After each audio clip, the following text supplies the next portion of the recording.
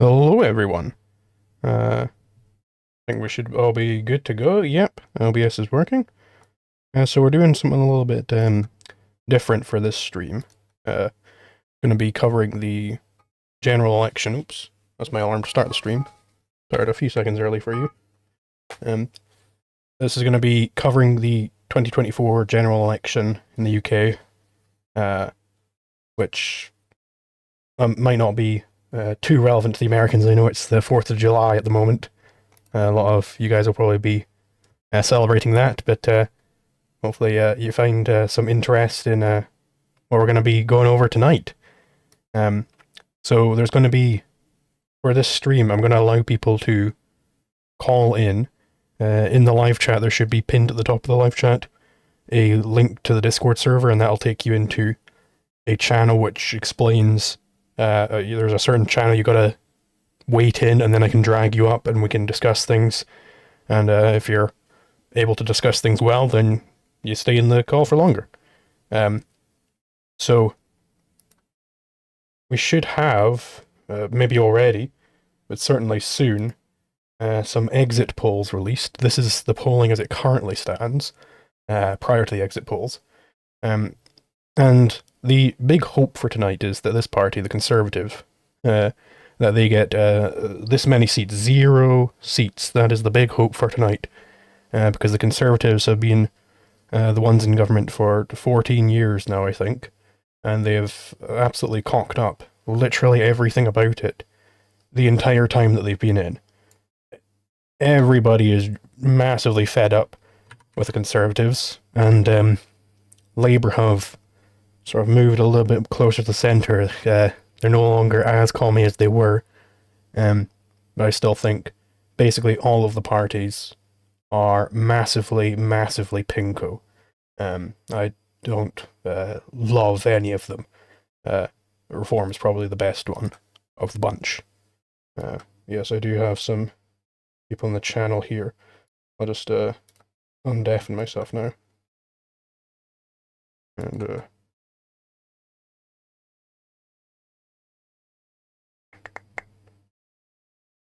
move to the discussion.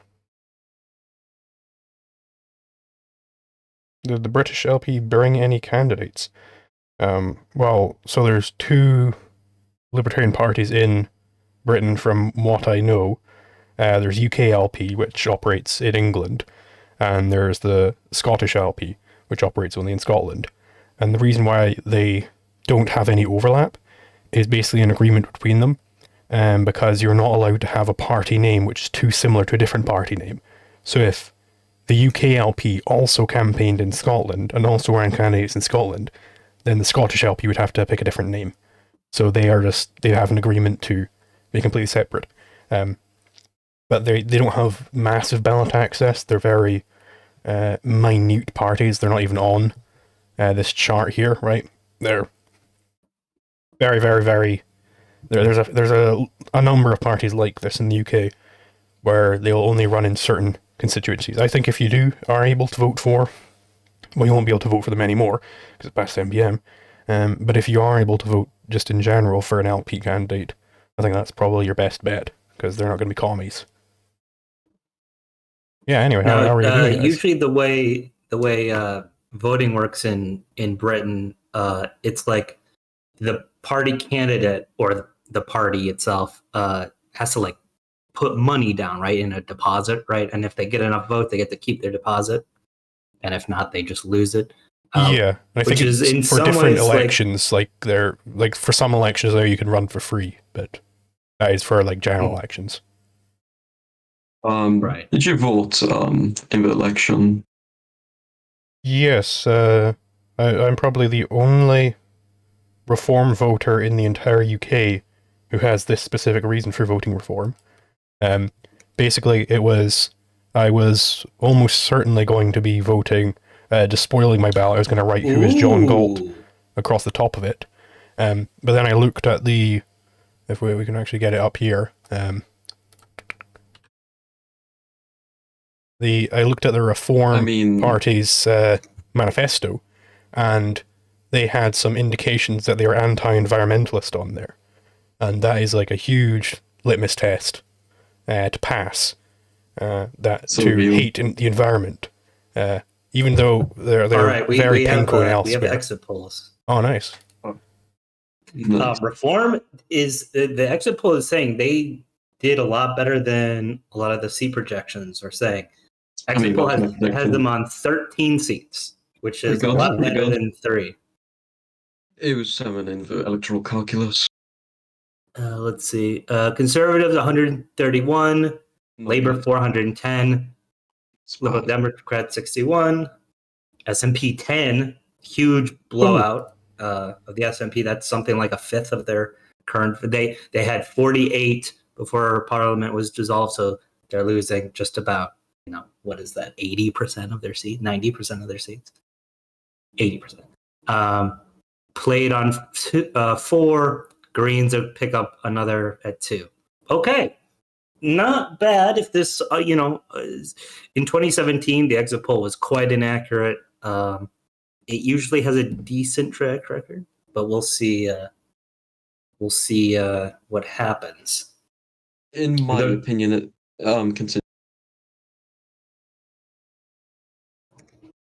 You cut out. In my opinion, at least, it's I think a victory in this election is getting the Lib Dems into opposition. In my opinion, at least. I was also hoping for that. Does not seem that that's going to be happening, unfortunately. Yeah. But you never know, because, like I said, these exit polls have a decent track record, but they're not perfect by any means. I don't think any exit poll ever predicted UKIP getting any seats and them not doing it. So the fact that Reform is predicted to get seats, that makes me feel good. They were predicted in the electoral calculus. At one point it was actually 18 seats, but for the high seats it was 89, I think. So they have a very high potential. It's just that made a lot of scandals, so to speak. If you can really call it that. That's all.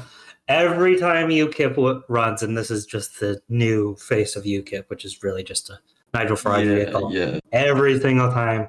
There's always crazies in these parties, unfortunately. Yeah. I mean, that's why we love them. Theory going around that is why I love them.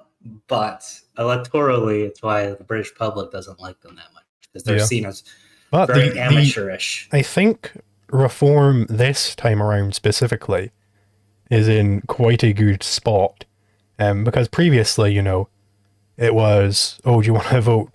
You got to vote Conservative, or else you get Jeremy Corbyn, which nobody wants Jeremy Corbyn. But now it's like Keir Starmer isn't like, at least the percent. He's definitely a horrendous individual, but he's not like a complete like Trotskyite or anything. I think Conservatives are in for like a horrible decline here. And, their voter base isn't massively swinging to the left or anything, so the more right-wing parts of them, where are they going to go except for Reform? Yeah, I mean, my hopes were, and my hopes are still that the Lib Dems enter the opposition, Reform gets around 10 to 20 seats, and this pressures the Lib Dems to go back to the Orange Book, which is like the centre-right, so that they can attract more Tories, while the Reform, that's still my hope, at least. So you cut out at the end there, you said you want Lib Dems to go more to the right, but then I didn't hear the second part. Well, logically speaking, if the Lib Dems became the opposition, and the opposition requires you to disagree with the current government, they would probably have to go slightly to the right. Not to mention, Ed Davey is an Orange Booker.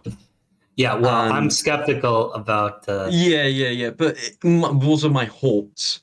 I'm not saying that I'm going to vote for. I mean, I didn't vote for them, but I'm going to support them. But my hopes were that because of the pressures electorally, they would shift to the right.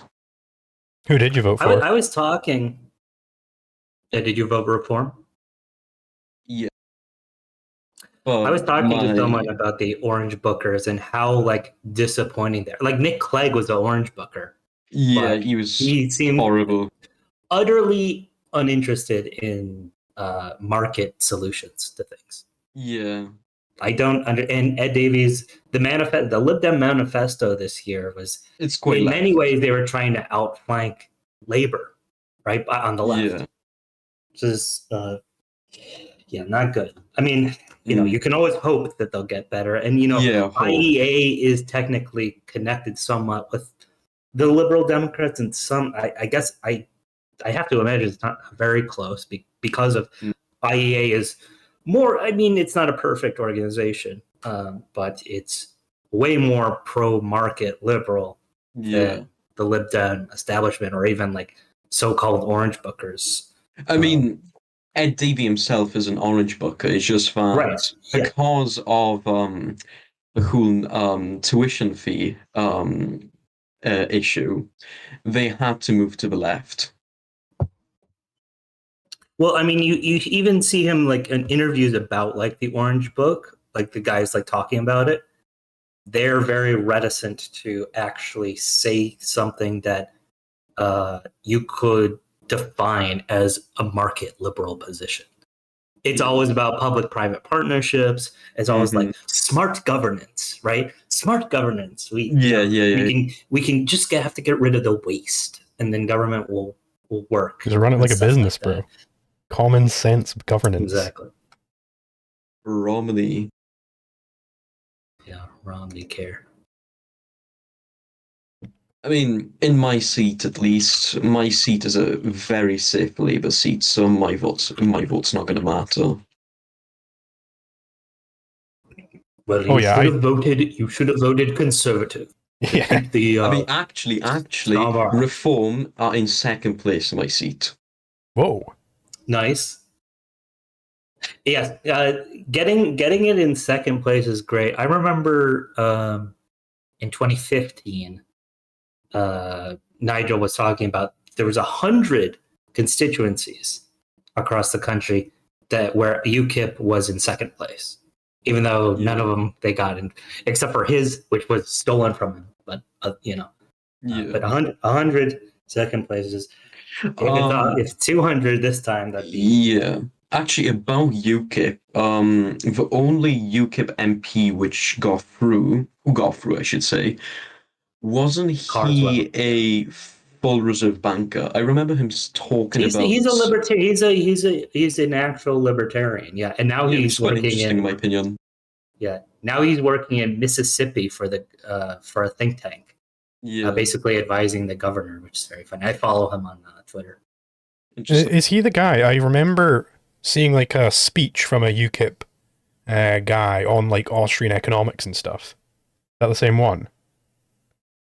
Now that could have been Godfrey Bloom, who was an MEP. I think it was that one. And he's the real deal. He's an anarcho-capitalist Rothbardian. And David Coburn's also libertarian, and he was an MEP for Scotland. I think he used to follow me on Twitter when I was doing stuff with the Scottish Libertarian Party. Yeah, he was a member of the Brexit Party, which became Reform, but unfortunately, I think he's an old man, like he's 65, so I think he's got out of politics. It would have been nice for him to run somewhere on Reform in Scotland, even if he wasn't going to win, because I'm a big fan of his. He had a tendency to put his foot in his mouth, like a lot of UKIP people. He's a flexible man. He was a good guy. Yeah. Yeah, I'm definitely expecting 0% chance of Reform winning in my constituency. I would put every penny I own on that. Probably the only Reform voter in Scotland at this point. Yeah. There's like 5% they were pulling at, so not the only one, but Scottish people. It's a left-wing place. Let's just say. It is They kind used of to be. crazy They though. used to be the heart of liberals. Just how much of a swing there has been towards Labour this time. Like, there are areas around me where not in a million years would you expect like anybody there to be voting Labour. I'm walking around these areas, and it's like I'm seeing Labour signs up all over the place. I think people are just really, really sick and tired of the Conservatives just doing nothing. Not even doing nothing, doing horrible things. Just the worst stuff for 14 years. I do wonder what exactly Rishi Sunak's play is. I was thinking about this earlier, because there's no way he's delusional enough to think the Conservatives could have won this. Like, I wonder if he just wanted to get out of office, he was just bored of it or something, and he just wanted an excuse. And he didn't have like any big scandal to like resign, so he's just like, you know what, fuck it, and call a snap election, and then I'm out. It would be so funny if he loses his seat. No. Yeah. I wonder if he hopes he will. It's a good chance. Anyway, about Scotland. I think it was about 50-50. About Scotland, I heard that a lot of Tory seats in Scotland, like the ones that still exist, the likelihood is that the people that are going to vote for the SNP tactically. I'm not sure if that's true though. Well, looking at the exit polls, I'm skeptical. I mean, then again, there weren't that many Tory. There was like, 3 before dissolution. So I'm maybe not so that sure did happen, right? Oh, sorry. Didn't mean to interrupt. No, go ahead. I'm not so sure that SNP makes much of a sense as a tactical vote, because in Scotland, basically, if you're voting SNP, then you're just basically voting for Scottish independence again, is my understanding of SNP voters. It's just England bad, the vote. I mean, from what I heard though, people in Scotland still want independence. They just fed up with SNP. Yeah, there's a large amount of that. Also, I think it's probably correct to make that the SNP's representation in Westminster is of somewhat importance, but it's way more if you are like an independentist in the Scottish Parliament. That's what matters, right? It's not as important for SNP. From what I heard, at least, the SNP vote is important. Well, SNP seats in Parliament are important when when there's not a majority. So let's say Labour doesn't get a majority. I know this is unlikely, but hypothetically, the SNP can enter into a coalition with Labour, which then and then Labour's pressured to do another independence vote. That's why it's very important. Right. Doesn't seem to be panning out now, because obviously Labour has a very comfortable majority, bigger than Blair's in '97, if the projection is to be believed. Yeah, they don't have as many seats as Blair, but because of the Conservative collapse, they have a larger majority. Yeah. Hmm. Yeah, and like so Blair is like continue. Yeah, sorry. Blair is like the exception to the rule, which is potentially another thing that the Conservatives are banking on, which I think would still be somewhat delusional, is that Labour historically does not stay in Parliament for very long. They'll stay in for like 1 or 2 terms, maybe, and Blair is like the only exception to that. So that they are getting a bigger majority than Blair is a big problem for the Conservatives. And the reason why I think it's delusional, just even before, all of this, obviously we're in the future for when this was decided, is because this is like, people are so fed up with the Conservatives, this could just be the death of the Conservative Party for like a decade. I hope so. Well, I mean, people have been talking about the 1997 Canadian election. I think it's 1992, which is where the Conservatives in Canada united with the Reform Party and created a more right-wing party in Canada. But that was predicated by a total collapse of what was called the Progressive Conservative Party, which was the opposition. It had fallen so far, and then there was this rising right-wing populist party, Reform, coincidentally named. Maybe not coincidentally. Maybe people in Britain were trying to like wish cast that. But yeah, Reform beat the Conservatives in seats, and then like that following cycle, the Progressive Conservatives and Reform merged, and the leader of Reform later became the Prime Minister of Canada.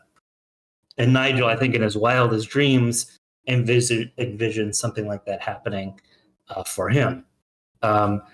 Given the exit poll, it's hard to say because it's very disappointing for the Conservatives, and there is a risk that a bunch of MPs who actually are returned will just bolt to Reform, to Liberal Democrats, to Labor, and that 131 can go down real fast if people sense that conservatism is a sinking ship.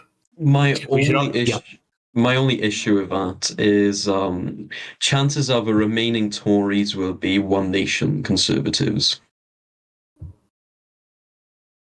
Yeah, but I mean, if it's enough of an ineffectual party, then it doesn't really matter what they believe. Yeah, and right? I think it'll become a rump party like the Liberals did for a long time. Yeah, and I think you're 10 seats. You're touching on an important point there, which is like maybe alien to American viewers. Like it's not uncommon that somebody will be elected as Party X, and then they will switch to Party Y at some point. Like people move between all these different parties all the time. So the Conservatives could get seats and then just start losing their seats over time to other parties, which doesn't really happen in the US. If you're a Republican, you're a Republican. If you're a Democrat, you're a Democrat. Yeah, it happens, but it's rather in American politics. Who's the governor of Florida from 2007 to 2010 again? I've got his name. Jeb? Bush. No, I don't think so. In 2010, I think. I swear that was him. But Republican. He changed parties a lot in the US. Now there is someone I do know who did that, Joe Lieberman, and he's in New England's Connecticut, maybe, and I think he flipped twice, Republican and Democrat, or he became an independent too. Let's see, Charlie Crist. Oh yes, you're right. You're right, because he ran against Rick Scott, I believe, in 2022, or no, against DeSantis. He was a Republican and became a Democrat. He also ran as an independent, I think. Yeah, it happens, but it seems far rarer. I mean, certainly in this iteration of British politics, where I mean, it was something like 14 Tories became some other party, mostly independent. A couple became Labour, but it's pretty rare. Actually, rare. It wasn't Justin Amash defect to the Libertarian Party while he was still right in his last year and a half or something like that. Which I mean, it's kind of annoying that he didn't choose to actually run as a Libertarian. I mean, I don't know if he would have won, but a Libertarian getting 30% would have been nice once in a while. It would be kind of funny to just do like a sort of ping pong where you take up the nomination for like the Republicans or whatever, and then the second you get into office, you turn Libertarian, and you just keep doing that over and over again. Yeah, although something tells me that that doesn't get you a lot of fans, even on the side that you're joining. You know what I mean? Actually, wasn't there a race in Colorado where the Constitution Party got 30%. Well, California's electoral shenanigans are. I mean, they have like a jungle primary. I mean, Colorado. I mean, not California. Colorado.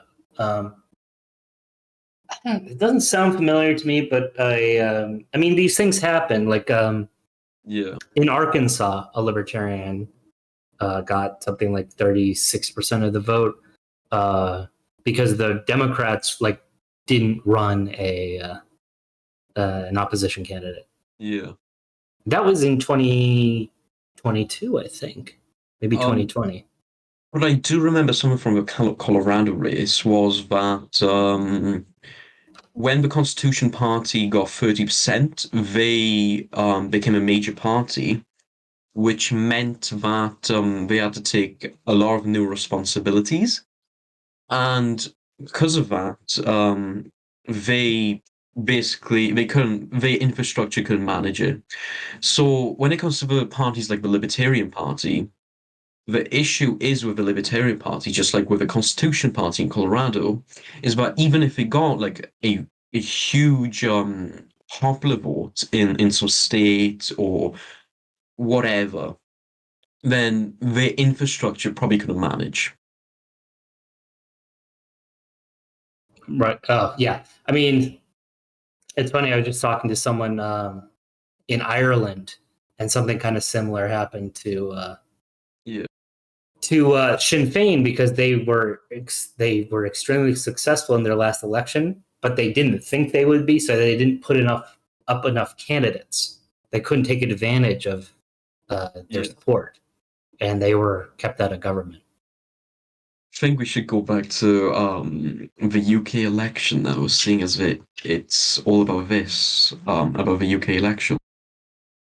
Yeah. You know what? Apparently, sorry, I misspoke that the Blair had a majority 9 seats larger than the projected majority. So it's not quite the level. Although you never know, it could exceed it easily. I mean, we're talking about a lot of seats where things could happen that aren't shown in exit polls. But for now, Blair's majority was 179 rather, versus 170. About reform, out of 30 seats, who do you think got elected in those 13 seats, reform seats? Is there anyone really well known other than Nigel? Are there all UKIP guys?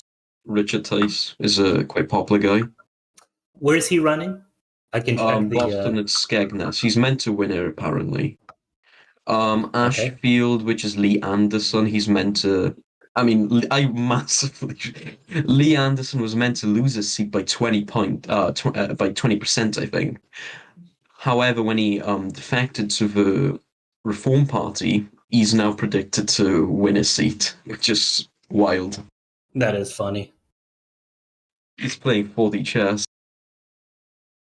You gotta do what you gotta do. Any old UKIP hands though? Like, oh god, Paul Nuttall. Did he join the Reform Party? I remember there was kind of bad blood with I'm not seeing Reform on here. Nigel had a lot of. Oh wait, is the Brexit Party? No, it looks like at least he's a member of Reform. It seems like still, but I don't know if he ran. He, by the way, Paul Nuttall, he ran in Boston and Skegness in 2017, but he obviously lost because UKIP didn't get any.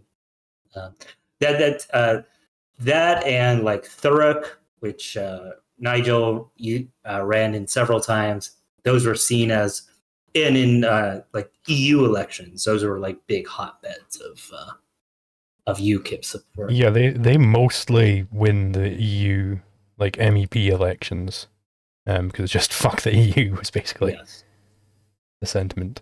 Yeah, especially in the south of England. Southeast England is their biggest like hotbed, or was their biggest hotbed of support. Clacton, south in the southeast, Boston, Skegness. I think Farage is running in think. Clacton, isn't he? Like this time. Yeah, he is. Yes, He's probably going to win a huge majority there. One can inshallah. hope. Inshallah. Because I think the safest reform seats are going to be Clacton. Yeah, there was a third one. I linked a. Let me see. There's Ashfield, like you said, was considered fairly safe. Great Yarmouth. People were saying that there would be. Yeah. And Boston Skegness looks like the other one. So four like somewhat safe ones, and then... Is it just me though, but does I swear Richard Tice looks like I don't know how to pronounce his name, Herb Island, or however you pronounce his name. Oh, Perbiland, or I Like might be Island, I don't know. Yeah, I don't know how to pronounce it. Let me take a look. The Swedish guy. He's got an interesting physiognomy. Like, does he have like No, he looks like a mix of Herb Island, or however you pronounce it now. You can correct me. And Jeremy Fragrance. Who's this guy you think looks like Perbiland? Yeah, I think so. Mixed with Jeremy Fragrance. Who's the guy you think? Jeremy Fragrance? I want to get a picture of him up, see if I agree. He's from the south. I would LARP and say, like, if he was from like York, I'd be like, oh, it's a Scandinavian genes. But he's from southern England. Yeah. So I don't know where he got that interesting physiognomy. Who is this guy? It's kind of like Hoppa. I want to get a picture of him up. What are you talking about? Richard Tice, the chairman of Reform. Let's see. He does look somewhat Nordic, I think. Yeah. I can see it.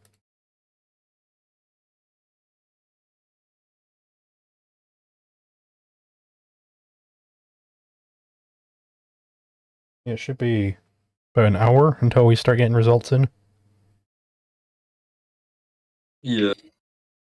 Yep, just about. I'm gonna take off. I may pop back in if you guys still have it running later. But it's fun hanging out. Hell yeah. Yeah. See ya. Hey guys, so I'm from Canada and I don't particularly know all the parties very well. I'm just wondering how different is, like, what particularly makes the Reform Party different? Or better, I guess. From what party? The Reform Party in the UK. Yeah, the Reform Party compared to the Tories, or to which I mean, party? they are. I think they are just. Honestly, I kind of just want to what's your opinion of like all the kind of parties? If you were to give like a general statement about them. It's like basically the Labour Party. Okay, you continue, Zulu. Yeah, I think basically all the parties are very lefty, at least in compared to America or something like that. Liberal. All like massively lefty, but the Reform Party is somewhat right wing. They adopt a lot of the same language. Like I noticed in their manifesto, it's stuff like, this is why I wasn't going to vote for them initially. It was like, oh yeah, we're going to reduce these corporate taxes, but we've still got to tax the rich. We got to get the rich taxed. Just release the tax burden from the poor, which is like, I absolutely despise that. They're swallowing the same pill as the rest of them. It's hatred of the good for being the good. But the reason why I voted for them because they passed one very large litmus test, in my view, which is that they are somewhat anti-environmentalist in their manifesto, which I very much like. And like, the reason why most people are voting for them is because they're anti-immigration. But I don't really care about that.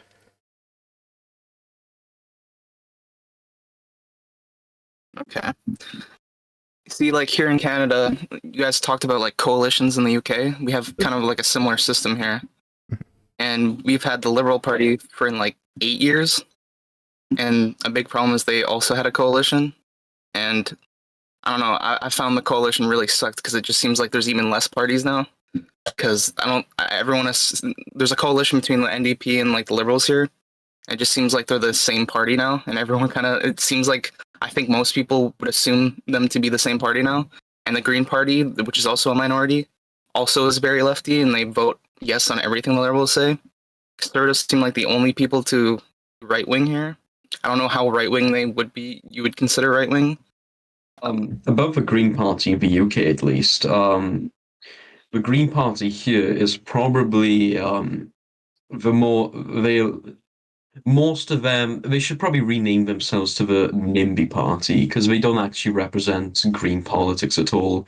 Because in all the councils they've been, a few of those councils, green councils, have voted against green energy just because it goes against the NIMBY policies they like to implement. So they're huge grifters. They don't actually care about the environment. I mean, Yeah, I don't think anyone cares about our Green Party either. Yeah. Like our Green Party's leader literally got kicked out because they used the wrong pronoun, so it's kind of stupid.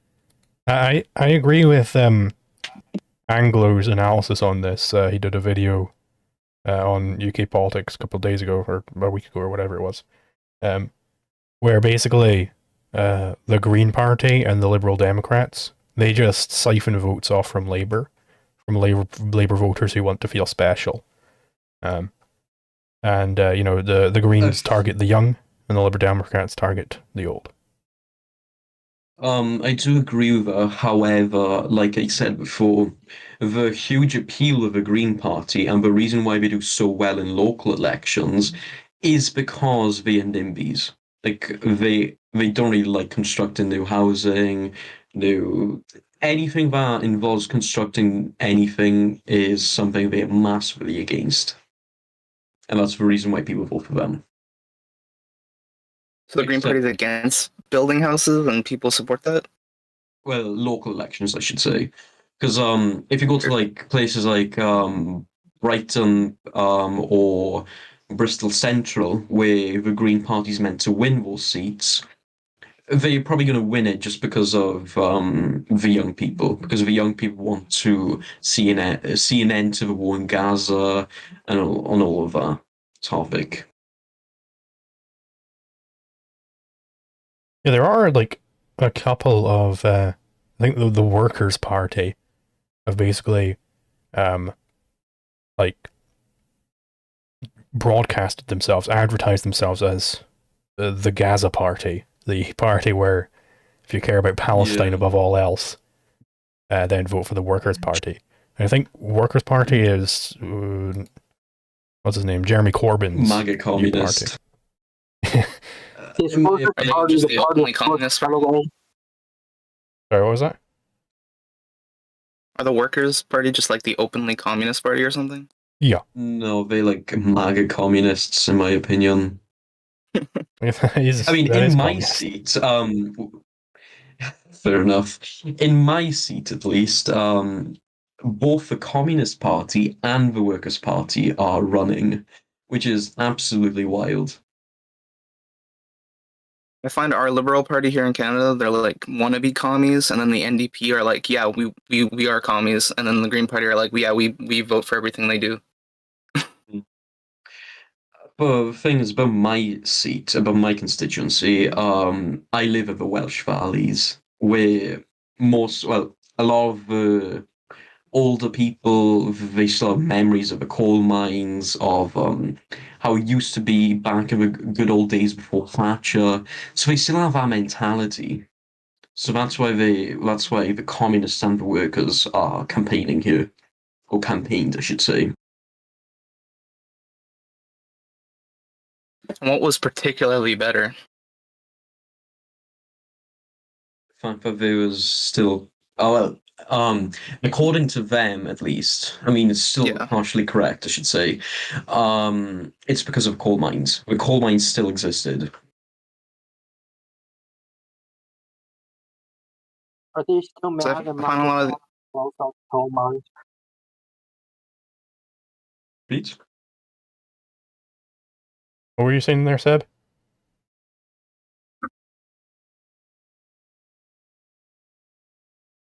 your mic was quite hard to hear. I said, are they still mad that Margaret Thatcher closed all the coal mines? Are they still mad that Talking Margaret about Thatcher Margaret closed all Thatcher. the coal mines? Is he saying? That Margaret Thatcher closed all the coal mines. Are they still mad about it? Oh yeah, definitely. Like, where I live, we are probably the number one Margaret Thatcher haters here. And they're not mad because the state did it, but just mad that they liked coal mines. Well, it's because they still had jobs. Now, like, there's like a 30% unemployment rate here. Like, something like that. I feel like that's Yeah, it's similar here in that's- Canada, like with Alberta. I feel like that's a very funny thing to pin it on, though, because if Margaret Thatcher, she closed the coal mines decades ago. If you can't build up anything in that amount of time, I don't think you were worthy of the jobs. Yeah. So what is your constituency? Mine? What does your constituency think of renewable energy? Something about renewable energy, I think. What does your constituency What think does about your constituency renewable think energy? renewable of- energy? Oh, renewable energy. I'm actually not sure. I'm not sure. Wouldn't that be like competition against the coal industry? Well, the coal industry doesn't exist anymore. Okay. Like, It's a little off topic, but I know my province is crazy about it. Because basically the government runs all our energy production, most of it anyway, and they use like BC Hydro. It's called BC Hydro that we have to pay. And it uses like hydroelectricity, stuff like that. I Yeah. see.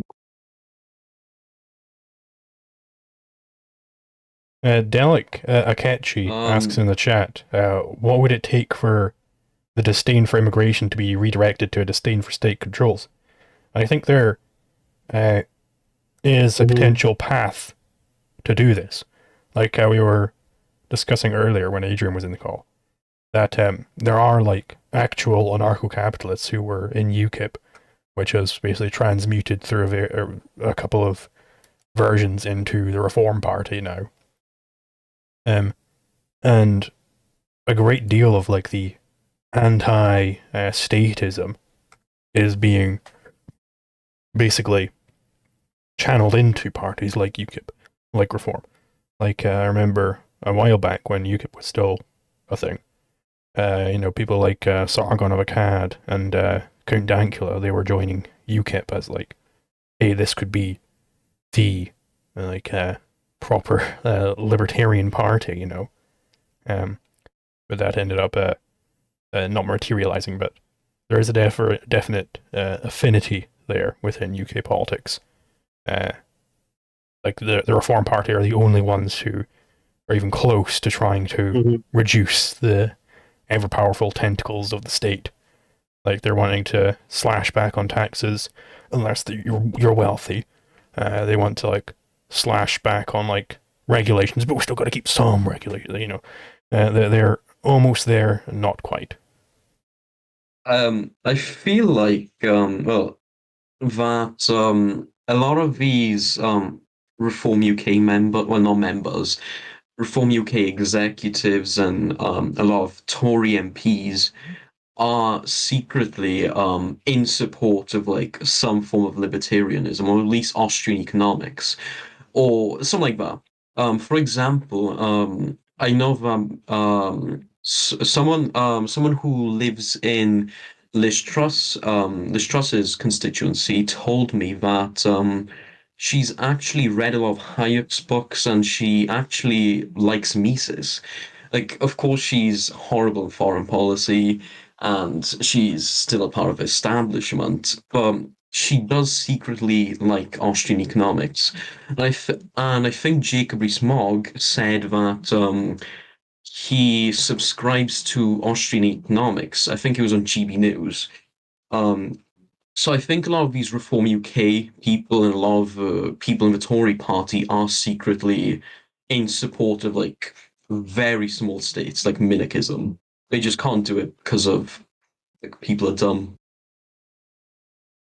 And maybe I maybe just if find they like the maybe if they immigration. Sorry. came out, maybe if they came out and started openly campaigning on it, like, you know, Brexit was a pipe dream for years, Yeah. and it happened.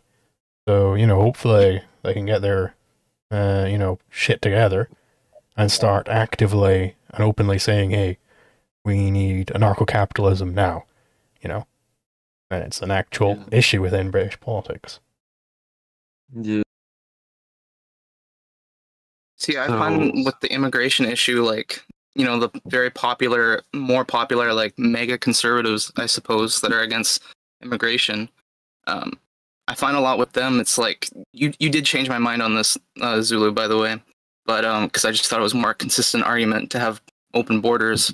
I was just thinking a lot of the problems that they're talking about, like that all these immigrants are costing jobs, quote unquote, or they're costing like subsidies, because a lot of these times I find the state is subsidizing these people for some reason, right? And then I just note that it's all the problem that's with the state that's causing the problem with an open border.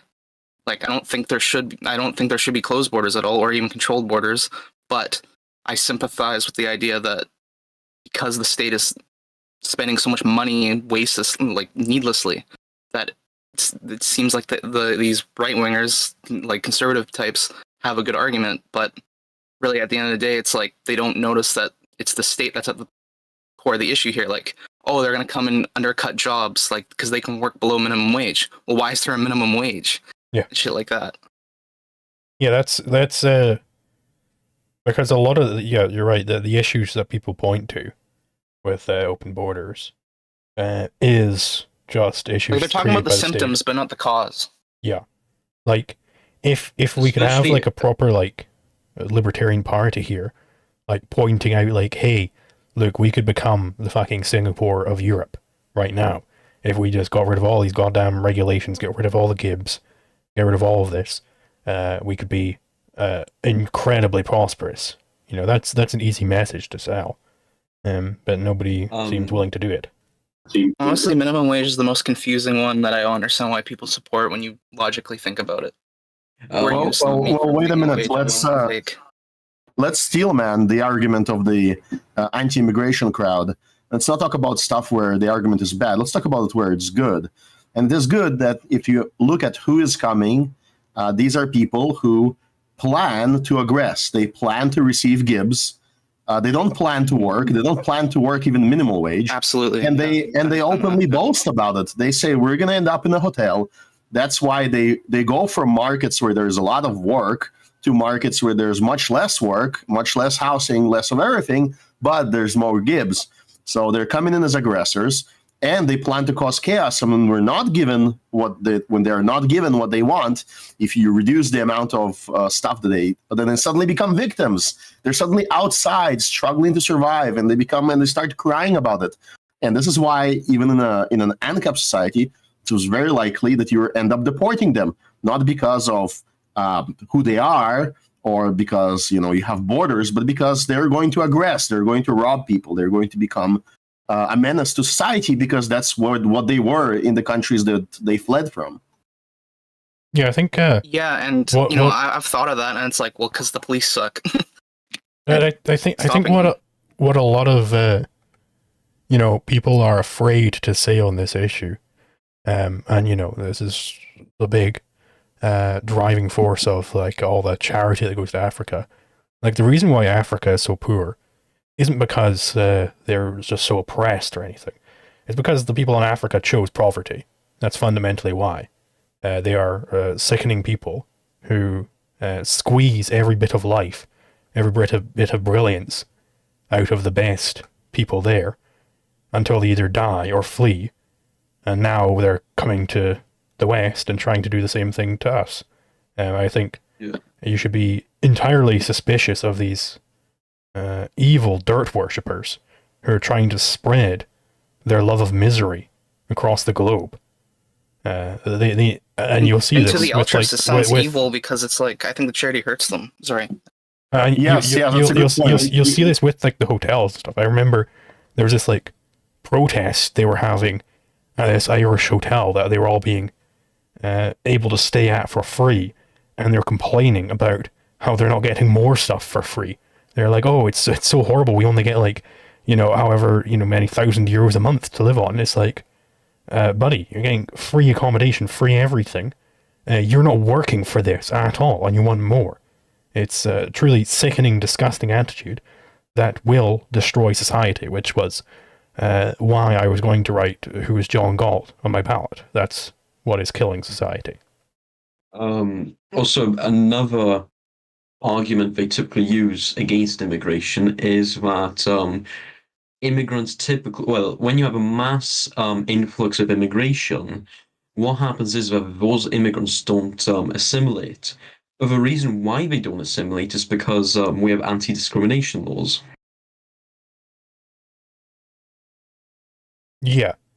Well, yes. not To necessarily. elaborate on that, we don't have the pressures that exist in society. That if you don't assimilate, you're out in the street starving. And so, if you don't want to starve and you want to be employable, you suddenly have to dress and speak and be approachable to the locals and be like persona grata in all these various places where they have behavioral and cultural standards.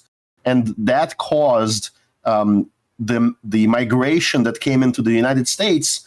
A lot of the different cultures that were Americanized. The way they were Americanized was not because people were nice to them. It was on the contrary because there was incredible pressure on them to survive at all costs.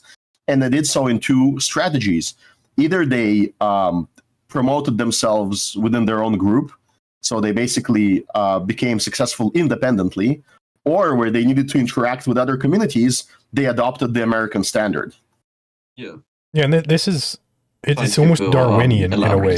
Elaborate. Like, if you're right that anti-discrimination laws are the big problem here, and I agree with Casimir that it's because if you're allowed to discriminate freely, then there's absolutely there is no legal forcing you to let in people who are openly declaring to you that they want to kill John Galt.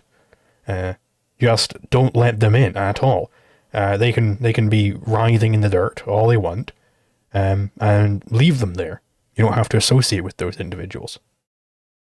Well, I think this most succinctly talk about the anti-discrimination laws is it's the abolishment of the freedom of association, really. Mm-hmm. It's at its core what it seems to be.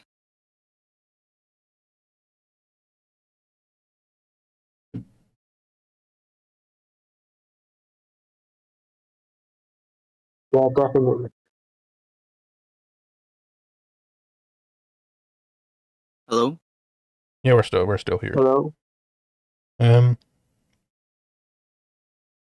We should be getting more poll results in about or the first poll results. No polls, actual counting. Maybe in about 40 minutes, 50 minutes, something like that. Inshallah, 0 seats. Yeah, that is the big hope for tonight. I don't think reform is going to win or anything, Yeah. but hopefully conservatives lose. I'm going to repeat myself, but if the Lib Dems became the opposition, that's a success in my book. Yeah. Why? Well, if So are you guys just basically hoping? Are you just basically hoping that the reform gets more seats so that these bigger parties have to like pander more to them? Hopefully. Well, it's more that I'm hoping. Well, in my opinion, after the Lib Dems become the opposition, the Tories they aren't gonna really have much popularity among people. So people are actually going to go to Reform rather than the Tories once Labour starts destroying the UK. Because they're conservatives. Yeah. Yeah, What you want is there's a thing you're trying to break through, which is this is a brand new party that is heavily demonized by the media, kind of like Le Pen's party was in France for various reasons. And then what you need is at least one election where they get enough votes where various political forces start seeing them as a contender for the entire thing, which is the victory in this election isn't to win the entire thing. That would be just amazing, but it's unlikely. But it is to break through this idea that they will get a lot of millions of votes in first past the post, but 0 seats, which seats like in power. If they get enough seats as the Reform Party, then they will cannibalize the remnant, if there is any, out of the Tories. The Tories will totally collapse afterwards, not immediately, but as a consequence, because they won't be able to form that coalition, that monster that they've been serving for you for many years. And then the next election, that's when there is a real chance to do something. Unfortunately, because you're appealing to the center, it will involve leftist policies. You can't get people off the drug immediately. I just find when like a minority party like decides to go into the coalition with the bigger one, or to some degree, I find they pretty much kill themselves. At least that's what happened in Canada. And the UK. You're from Canada, right?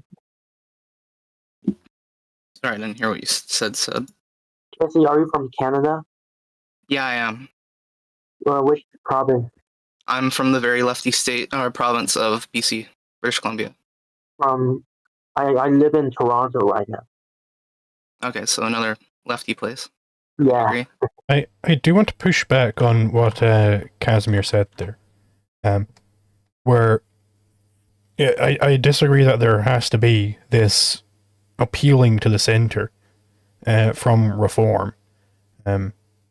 They could try something entirely new, which is not becoming this big bloated egregore blob that just kind of rotates around the center over and over again. That's exactly how the Conservatives got into this pickle.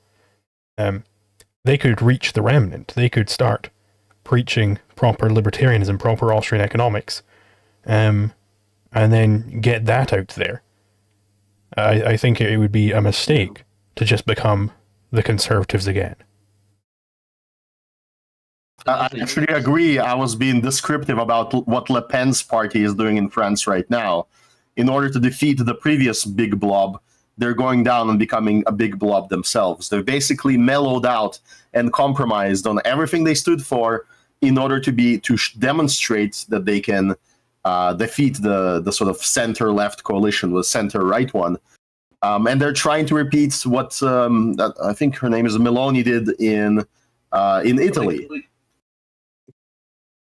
I'm not saying that's a good thing. I'm just saying it's what people typically plan when they don't have the vision that Liquid Zulu is talking about in their minds, which is more of a like a Khomeini approach, which we apparently like more, I guess. I'd like to add to Zulu's point. As I stated before, a lot of MPs already secretly subscribe to Austrian economics. So if they actually publicly went out and campaigned for Austrian economics in a party like Reform or like maybe some other party in the future, hypothetically, then we could probably see a rise in libertarianism in the UK. There are some UK politicians that follow Austrian economics. Could you repeat? Trust? Could you repeat?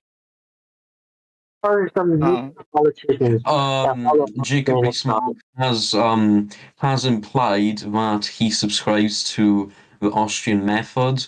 Liz Mhm. Truss has told my friend in a conversation that she's read a lot of Hayek and Mises, and she subscribes to the Austrian method. There's the UKIP politicians that were Rothbardian and all that lot, among others. Okay.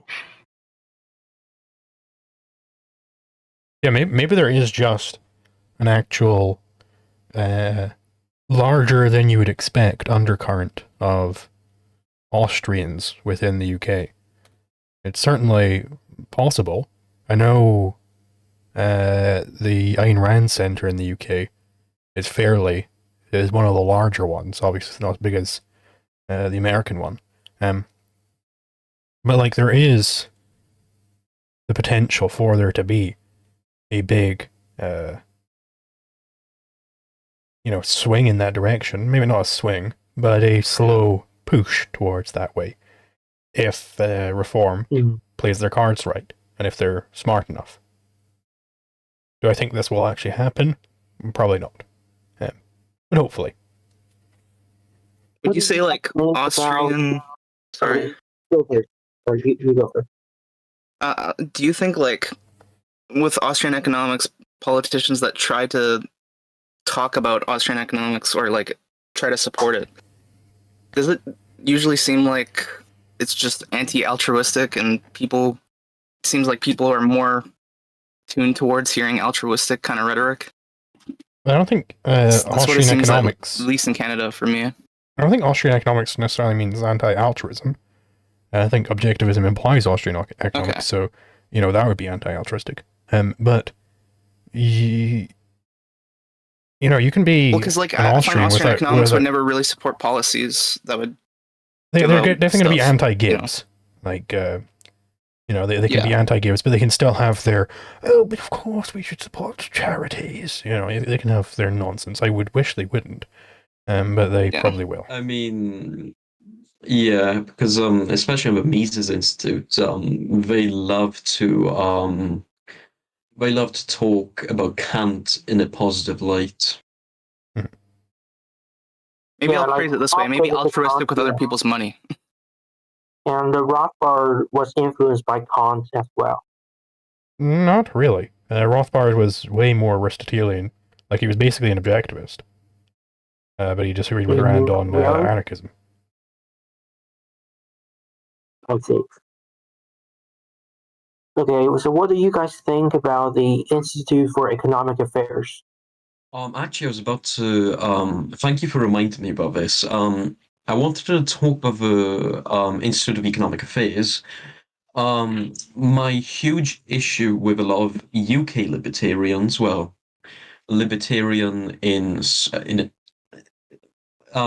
little L libertarians, so to speak, is that they're quite conservative. So a lot of the people you see, like Jess Jill, or like the Jess Jillers, they're self-described libertarians, but they subscribe to closed borders, to conservative policies like I can't remember now, but anyway, so that's my issue with that.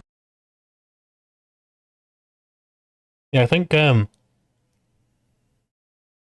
sorry, there's not going to be any big liquid Zuluian wave in the UK anytime soon, because I think a lot of the more libertarian leanings have been packaged together with things like closed borders, and other standard Republican policies.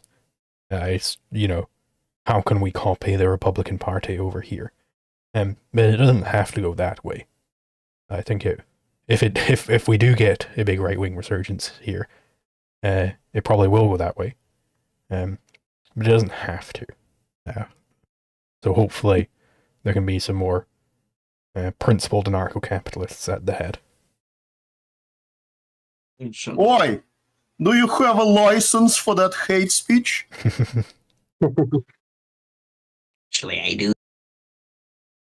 And, one surprising maybe thing disagree that I with- have seen is that I think Keir Starmer, this was a prediction that Anglo made, and I agree with it. Keir is because he's more centrist, he's gonna focus more of these like draconian measures on the left. At least that's the idea. So maybe us right wingers can have some actual breathing room to not get hit with hate speech regulations every 3 seconds for saying a bad thought out loud. Maybe start publishing in our real names, start actually doing some of this work, some of this groundwork that could lead to this ANCAP reform push. Because, that's the Tories, they're supposed to be right wing, and they crack down on the more extreme right wing people, the more correct people, I would say. Because, they don't want to be eaten out from that side. Then they can just present themselves as the right wing. So if the same thing happens with Labour, which, they already ousted Jeremy Corbyn, so it looks like they could go that way. And I think that would be nice to give us a little bit of breathing room. Let the lefties deal with the fucking horrible shit that they've been pushing all these decades. And let them fight. I partially agree with that point. However, my other issue with it is that even though I believe Starmer's gonna govern as a centrist for like the first 1 or 2 years, but after that, I believe he's gonna shift to the left. That's my personal opinion. Why do you think that? Starmer? Well, because he first of all wants to complete everything. He wants to get the economy back on track. He wants to appeal. He wants to decrease illegal immigration, at least now. But he has a lot of he has endorsed Jeremy Corbyn before. He used to be I think a Trotskyist in the past. Ooh. So he was quite radical before. And also, like you said, and um,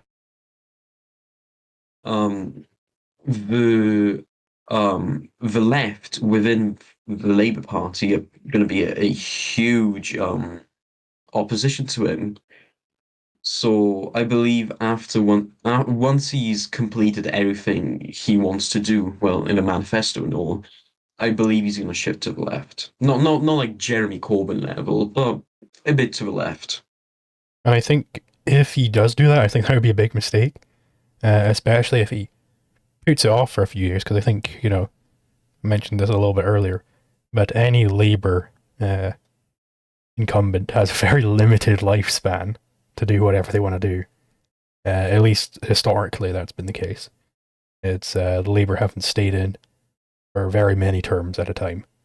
And if people start sniffing him going in the commie direction, in the Jeremy Corbyn direction, and there is a proper reform bloc formed, then that could spell big trouble and maybe help us out even more.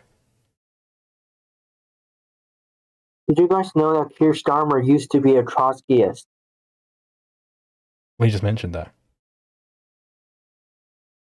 I just, Yeah, you just said that. yeah. Wild. What's with commies and their underdogs, man? What if Keir Starmer just like in 2025, Keir Starmer does a speech in front of where he just does a speech and he comes up publicly saying that he's an anchor. That'd be That'd awesome. be great. Not gonna happen, but it'd be awesome. Yeah. He says, I watched this guy on YouTube, Liquid Zulu, and his arguments, they're brilliant, so I'm now officially an anarcho-capitalist. Thank you. Yeah. We'll have no roads if that happens. What are you gonna do about the roads, Keir Starmer?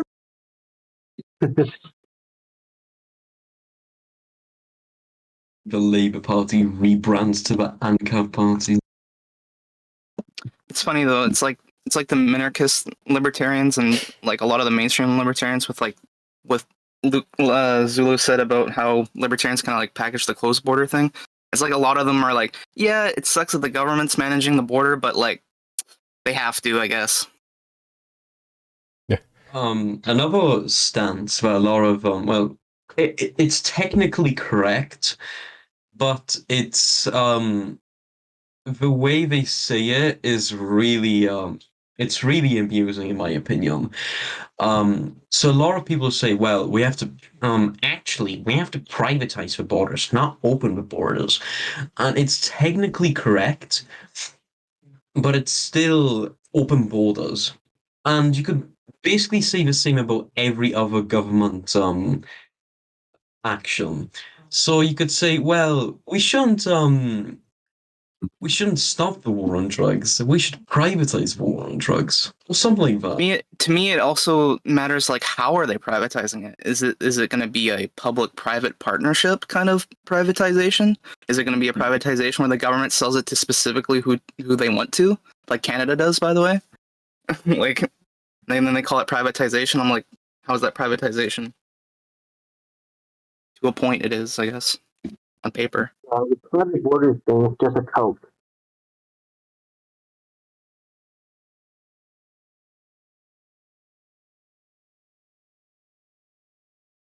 Well, like Casimir said, like these conservatives, they have a fair point that there's dangerous people that genuinely want to just come in and aggress, but it's like, why do you think the government managing it and regulating it would do a better job?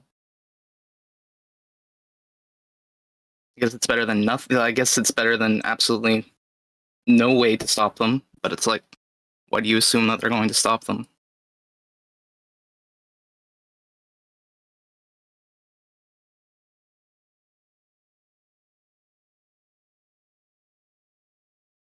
Yo.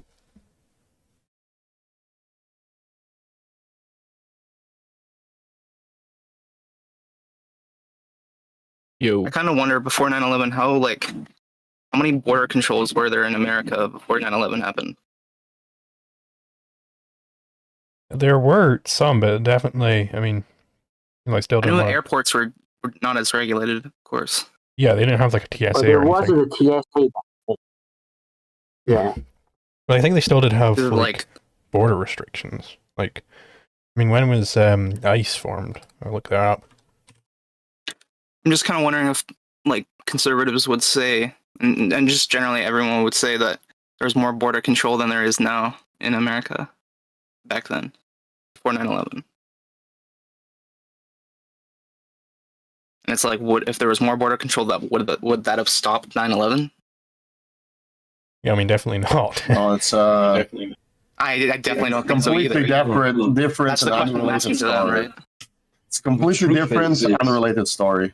Okay. 9/11 would have been stopped if everyone was an ANCAP. But that's the end of it. For that.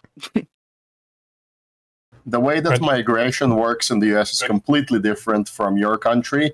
Here, it's more of like a vibe.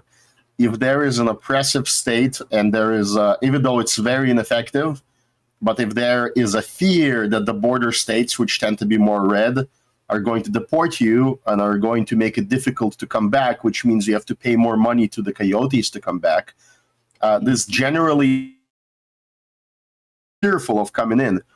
And the level of enforcement didn't change. It's just that the president said, on the federal level, covertly, we're going to be more friendly.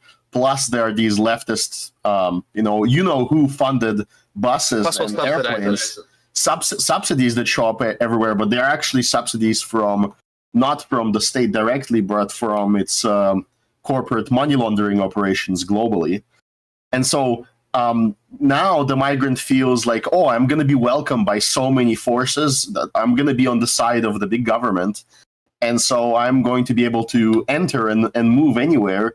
And so it's very welcoming. But that's a vibe. The difficulty of entering... Well, my brother told me I would get money if I go there, so...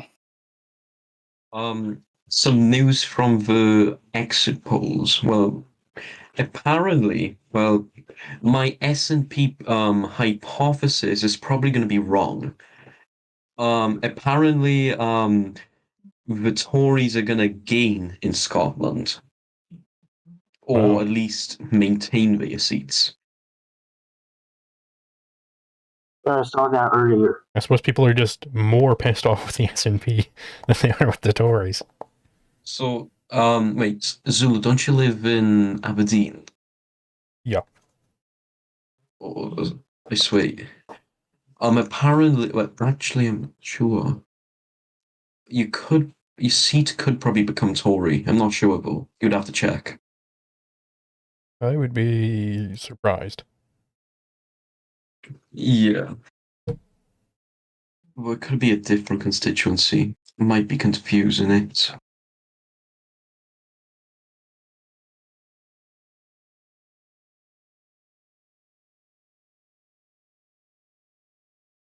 Well, there The are SNP is the party that different just wants to. different constituency Aberdeen results. constituencies. So maybe one of them is more Yeah, Tory than fair other enough. ones. Like there are multiple constituencies for Yeah. Aberdeen.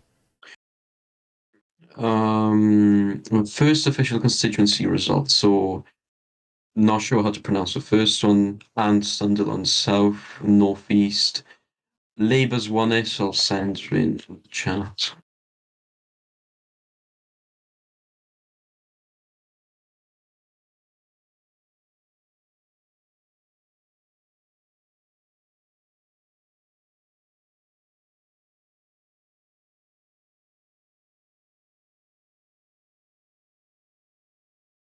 I'm not seeing. Are you seeing Labour's started getting votes in one of the seats? Yeah, if you check general chat, it should be. You should be able. There is like a text chat attached to. the Oh live yeah, chat. I'll check that. I'll check that. Live discussion.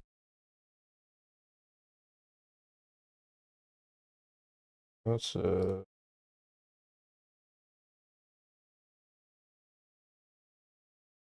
and Sunderland South. Are these like actual votes or are these polls? This is the first constituency results. Yeah.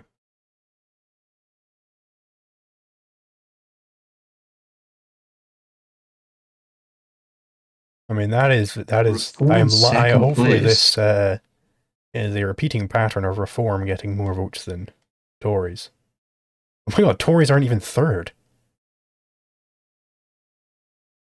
No, I was mistaken there. I thought this was like 500 and this is 2000. Because the twos are wider than the fives, I guess. Or the one is thinner. Yeah. Bad design. And then you just use a monospaced font, bro. Yeah. Yeah, hopefully this is a repeating pattern of I don't really care much for Labour. I mean, they're gonna win. I wish they wouldn't. The Reform getting more than Conservatives is winning enough. I think Matt Godwin, or whatever his name is, I think he said that after the election, there'll be a speech by Farage about second place votes. Because the Reform has it's probably going to get a lot of second place votes.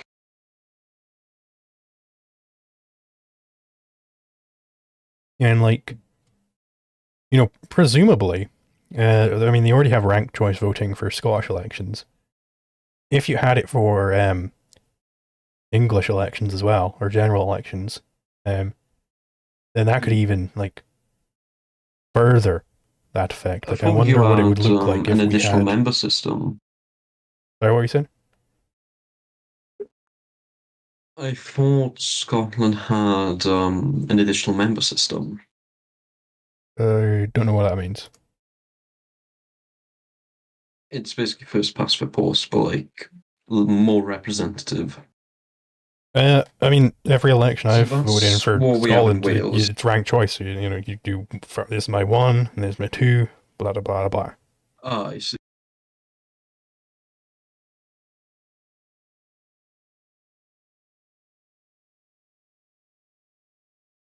And like that way you get like actual like hard data on, hypotheticals of like, hey, look, a lot of people, would have wanted this guy, but as their first choice, but they've settled for the Conservatives, something like that. Yeah.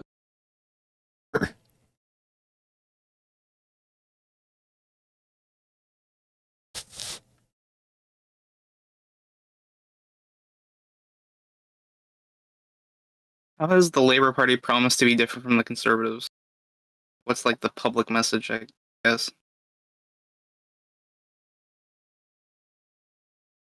Well, I don't really pay attention to their campaigns, so I'm not sure. That's fair. That's fair. It's very fair. But they aren't the Tories. I think that's enough. Not equal. The next seat should be Aberafan, which is probably going to be Labour. After that, it's Aberdeen North, then Aberdeen South. Were you getting the intel on which seats are going to be next? I think it'd be nice to have Financial that on Times. screen.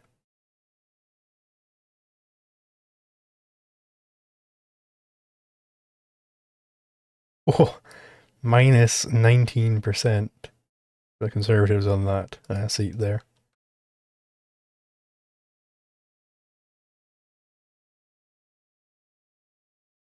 Thank you.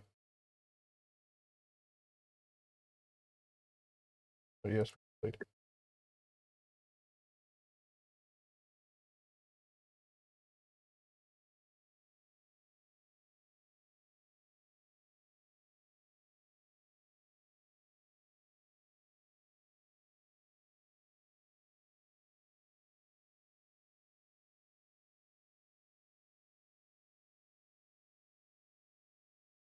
That's not too surprising that this would be. Let's see. Let's see the historic results. Yeah, this is fairly Labour. Big uptick in reform, though.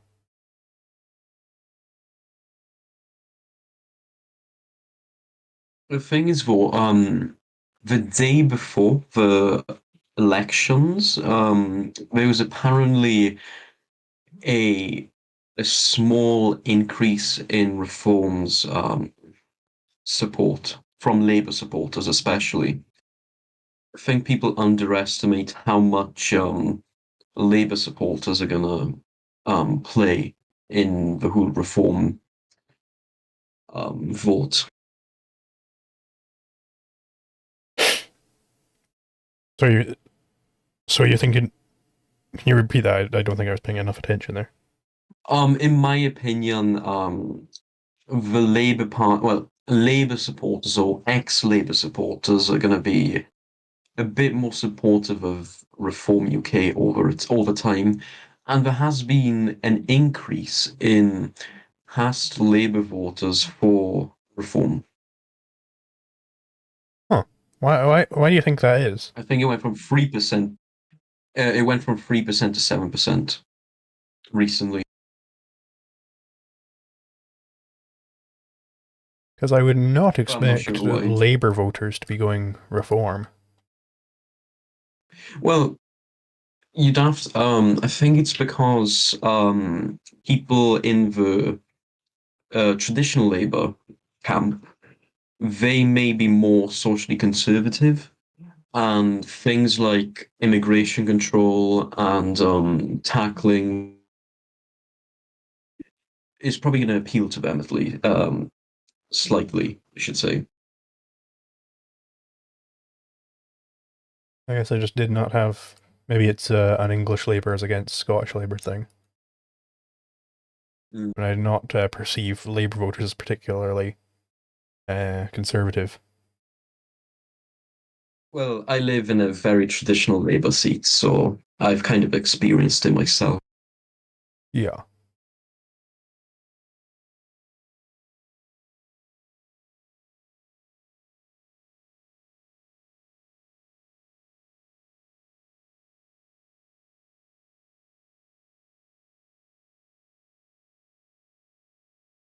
I wonder if I reckon this will probably happen. But I wonder how soon it will happen. That Rishi just says, "Yep, okay, Labour won." Because that does happen quite a lot, where they'll just do the I mean, preemptive he's already admitted that he's not going to win the election. Well, at least he implied it, and that's why he switched his campaign from winning the election to stopping the supermajority, which it seems like it's working. Maybe that's just the plan. Maybe they just Conservatives already knew that they weren't going to win the next general election, so they were like planning for like, okay, what would be a good time to just force an election, and maybe we can get second place. Cash out, as it were. Yeah. Yeah, I do remember seeing this video on Twitter. Yeah. Oh my god, we gotta stop the supermajority. So yeah, that is just already admitting I'm not going to win. I guess 0 seats for them, hopefully.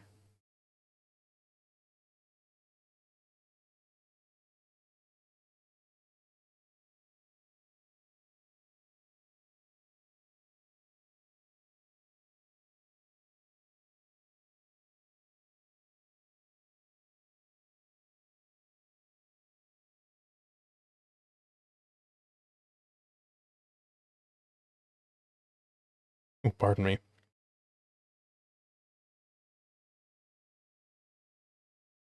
Seems like the electoral calculus updated their prediction again. Yeah, 4th of July.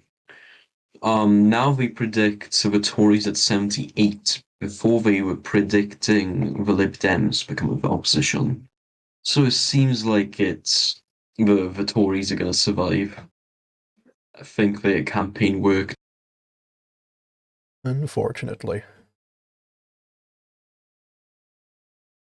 Are Lib Dems like less lefty than the Labor, or the other way around? They're basically the Labour Party, but against unions and more supportive of the EU. That's basically the difference. Oh yeah, and they support privatization, but they're basically the same. So a lot of lefties would say they're less left than.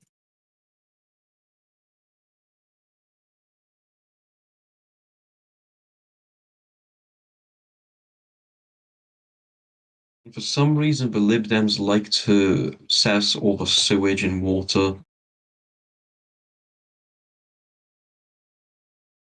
They like to assess the sewage and water, did you say? Well, the Lib Dems like to. One of their key issues is to fix the water. They don't want sewage being pumped into the water, not water supply, but into rivers and oceans. Oh, okay.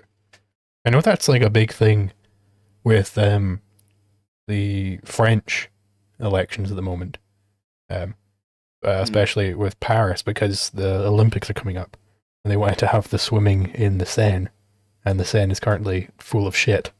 So there was like this big meme in France where, the mayor of Paris and the president were going to do like a swim in the Seine to prove that it's clean, like because they were doing this whole big thing to clean up the Seine, and they had worked out exactly when everybody would need to shit into the Seine for it to all float up right at the moment when they're doing their swim. Like, so there was like these calculators online. If you live this far up the Seine, here's when you need to shit in it, and all that stuff. But above the water, rivers and oceans and all of that, It's just another instance of the tragedy of the commons, because if people are allowed to homestead, or like I guess you could say seastead, rivers and oceans, then this wouldn't really be an issue. Yeah, and also to be honest, I've not noticed particularly pooey water anywhere I've gone in the UK. So it seems like a kind of niche issue, maybe. Yeah, like nobody really cares about it. I was in London once. I was specifically told not to drink the water. It was in the center of London. Some years ago, though. Yeah, I think that's because they've got I don't know if it's soft or hard that you're not supposed to drink, but like they've got a lot of limestone in England, so English water isn't the best to drink. But I drink tap water up here all the time. Isn't British water considered like one of the cleanest in like the world? Well, the water supply, I should say, not like the rivers and oceans. Yeah, like I wouldn't trust it. British water is relatively far cleaner than a lot of countries. But there are certainly certain areas in Britain where you probably shouldn't be drinking the tap water. Yeah, I mean, I live in Wales where we get most of our water from like rain, so we have quite a high reserve of it. We actually export water to a few cities in England, I think. So yeah, I'm pretty safe. Well, it doesn't really hurt with the filter, but maybe it's a bit somewhat expensive. Most of water in Wales doesn't come from urine, so that's good. Mm-hmm. Always a good benefit. Sure. I did see something on there being some trace amounts of bad things in it, like some trace amount of fluoride. I think it was someplace in the UK, but I haven't looked too much into it. I mean, I'm not really into conspiracy theories, but I don't think it's from what I heard, like a small amount of fluoride is actually quite healthy for you, especially for your teeth. But like in high amounts, then yeah. I think I don't believe that it's not a trace mineral, and for your body. Yeah, fair enough. There's some disagreement on that. I think I from what I heard, I think it's probably bullshit because it has negative effects if it's a lot of it or just some of it, I guess.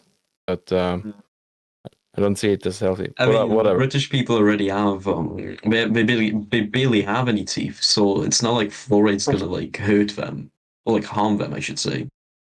Right. I live in Norway. I mean, I might be like what you call it, paranoid. So I just filter or even distill water. I mean, Norway's quite mountainous, so I assume you have quite a lot of rain. Yeah. It should be very clean here. Yeah, it should be clean if it's just rainwater. But I have like done like piping of pipes, screwing them together, and they use basically rat poison to screw them together, like sodium fluoride. It is the same thing that you use in like if you wash your mouth, but you're not supposed to swallow it and such. Yeah. About the same thing, I think. I assume Scotland also has quite a high reserve of water because it's quite mountainous, and mountainous areas usually have more rain. Yeah, I'm in BC right now in Canada, and it's extremely mountainous here, and it's like a rainforest. I have exceptionally clean water here. Like a lot of companies even bottle their water here and then distill it. Yeah, I think it's also to do with like there's different sorts of rocks you get from mountains than from like lowlands, which like different minerals will be seeping into the water. That's like why like highland water is generally better than lowland water because the lowland water goes through all sorts of like limestone and stuff.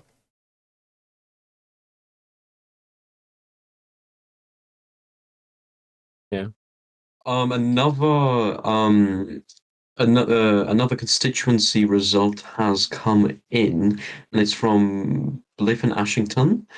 Labour, 20k, Reform, 10k, the Conservatives at 6k, Greens and all of those lot. I am liking these initial results. Reform. Hell yeah. It seems very optimistic for Reform.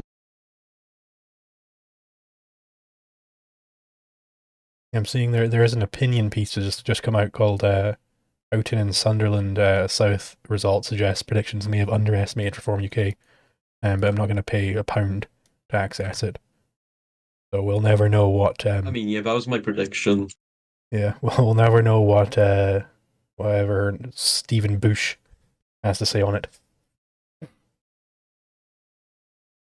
I mean, I was from the beginning I was sensing that Reform is going to be massively underrepresented in the polls. What do you think it is? Just like the pollsters not liking Reform? I think some of them, yes. Others, I think it's because we might just have bad methodology. And it could also, another thing, maybe people are less willing to Be based off the questions they ask. say, oh yes, of course I'm voting Reform. Whereas, if you're voting for Labour, then you'll be screaming it from the fucking rooftops. Yeah, there's been a thing going around where it used to be where silent Tory voters or silent Conservative voters, now it's silent Reform voters. Because even on a poll, and like they call you up and say, "Oh yeah, could you? We'll give you a few questions, blah blah blah blah," and even to a pollster, you still might be quite how should I say it? You still might be quite shy about revealing your not shy, but you might be still you may think that they'll judge you for voting Reform, so that's why you may not say that you're voting for Reform. Yeah. It really depends what type of polling they conduct.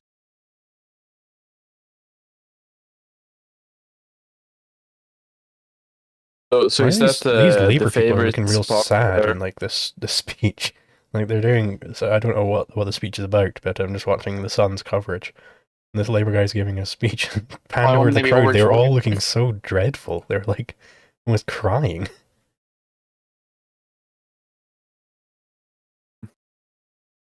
Maybe overjoyed.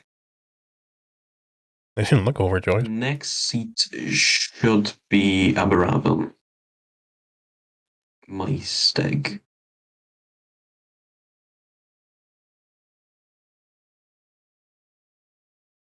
How are you What getting? is, How are you getting the intel on the favorite? on what seat you're expecting next? I'm on the Financial Times website. I already sent you the. I'm on the Financial Times website. I'm not seeing where on that page it's saying, "Oh, we're thinking this seat's next." Let me check again. I'll check because I can't remember. Wait, I'll go back. See.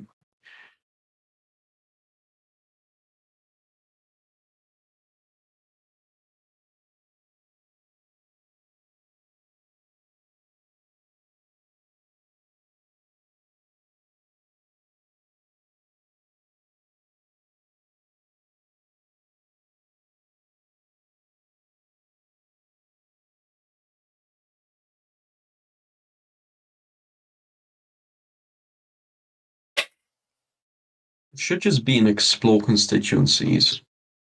Let's see. Explore constituencies.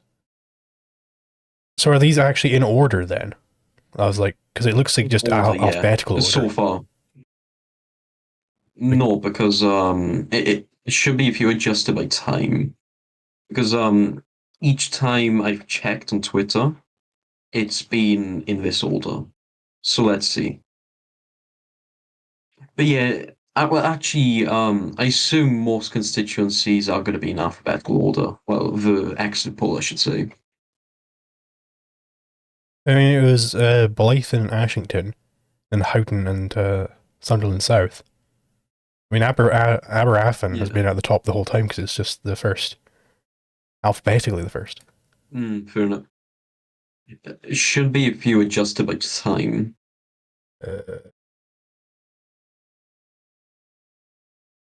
I think that just changes the ones which have been called. Fair enough. Or rather, it was those two with the other way around. But yeah, they usually do in alphabetical order.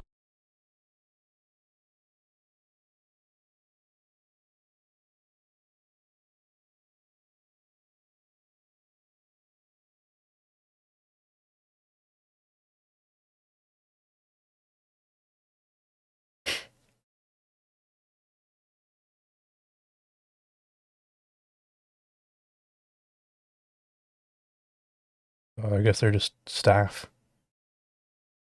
I wonder if if there's some weird black and orange party going around.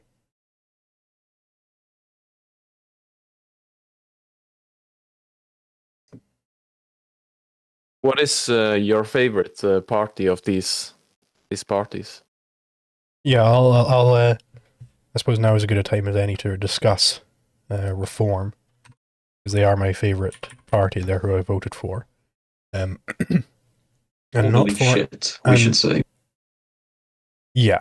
Yeah, I voted for them probably for a different reason than every single other reform voter who has voted in this election. I voted for them because they're somewhat anti-environment. I didn't care much for the immigration stuff. I didn't care much for any of that. I think their tax policy is better than the others, but they're still going on about like, oh, of course we've got to still, charge the rich taxes. We can't be letting the rich off with taxes. We just got to simplify the tax system and make it simpler, and then we won't have, and then the rich can pay their, stuff like that, which I absolutely despised. I wasn't going to vote for them because of that. But then, the NHS needs to reform, save, do all these things. It doesn't just say abolish the NHS, which I don't like. But this stuff, net zero, where it's talking about, all this, the environmentalism stuff, read between the lines a little bit. The environmentalism stuff is bad on their view. Like, they're not as hard on it as I would like. But that they are even slightly calling out environmentalism in the UK, and Nigel Farage has said that he would privatise the NHS if given the chance. Those are two big litmus tests right there. I think that's enough to get me to want to support them. The other option I was going to go for is just writing who is John Galt across the ballot. Because I think, read Atlas Shrugged and you'll understand why the UK is in shambles. Yeah. Kind of the Apparently, same George Galloway is set to lose his seat in Rochdale.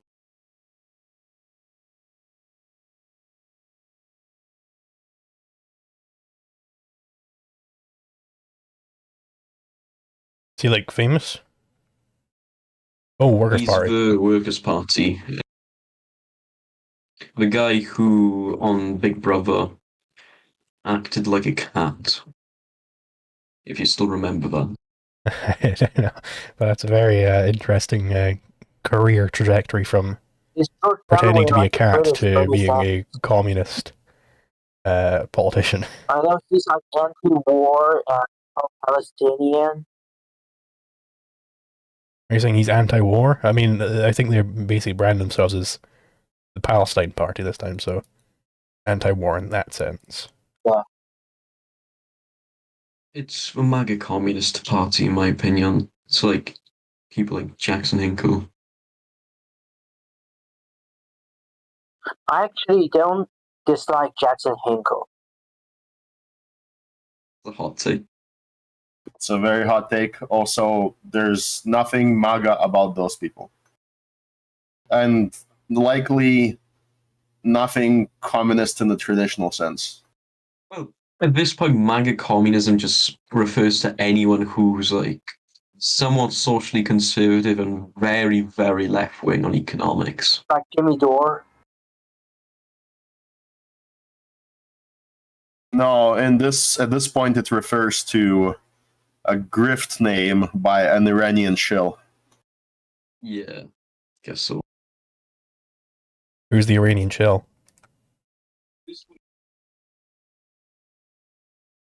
Hinkle. I'm surprised you're not as upset, right? That Labour is winning a majority of seats, considering that they're the more consistently applied socialist party. Well, the big win I'm trying. In terms. The big win I'm looking for from this election isn't for Reform to win, because that's not going to happen. It's for the Conservatives to lose. The reason why this is the case is because if the Conservatives lose, and if they lose very, very badly, which, as far as it stands, they are losing very, very badly in Conservative terms. Like, this party's been around for like a century or something, and they're coming third place now, behind Reform. If they lose horribly, horribly, horribly badly, then Reform can completely eat them out. We were discussing this earlier, that there's a potential path forward. You know, Lisan Al-Gaib sees the path forward for there to be a anarcho-capitalist push within the United Kingdom. Because General ANCAP was mentioning earlier that there are various politicians within the UK who are like secret Austrians. Maybe not secret, but like, you know, they're not out and out campaigning on Austrian economics or anything like that. But if we could have if we could get rid of this blob, this egregore of the Conservative Party, kill them off, have Reform take their place, then something new can come about. And that something new could be an Austrian economics party, which is very exciting. I actually see some parallels to this, to what happened in Canada.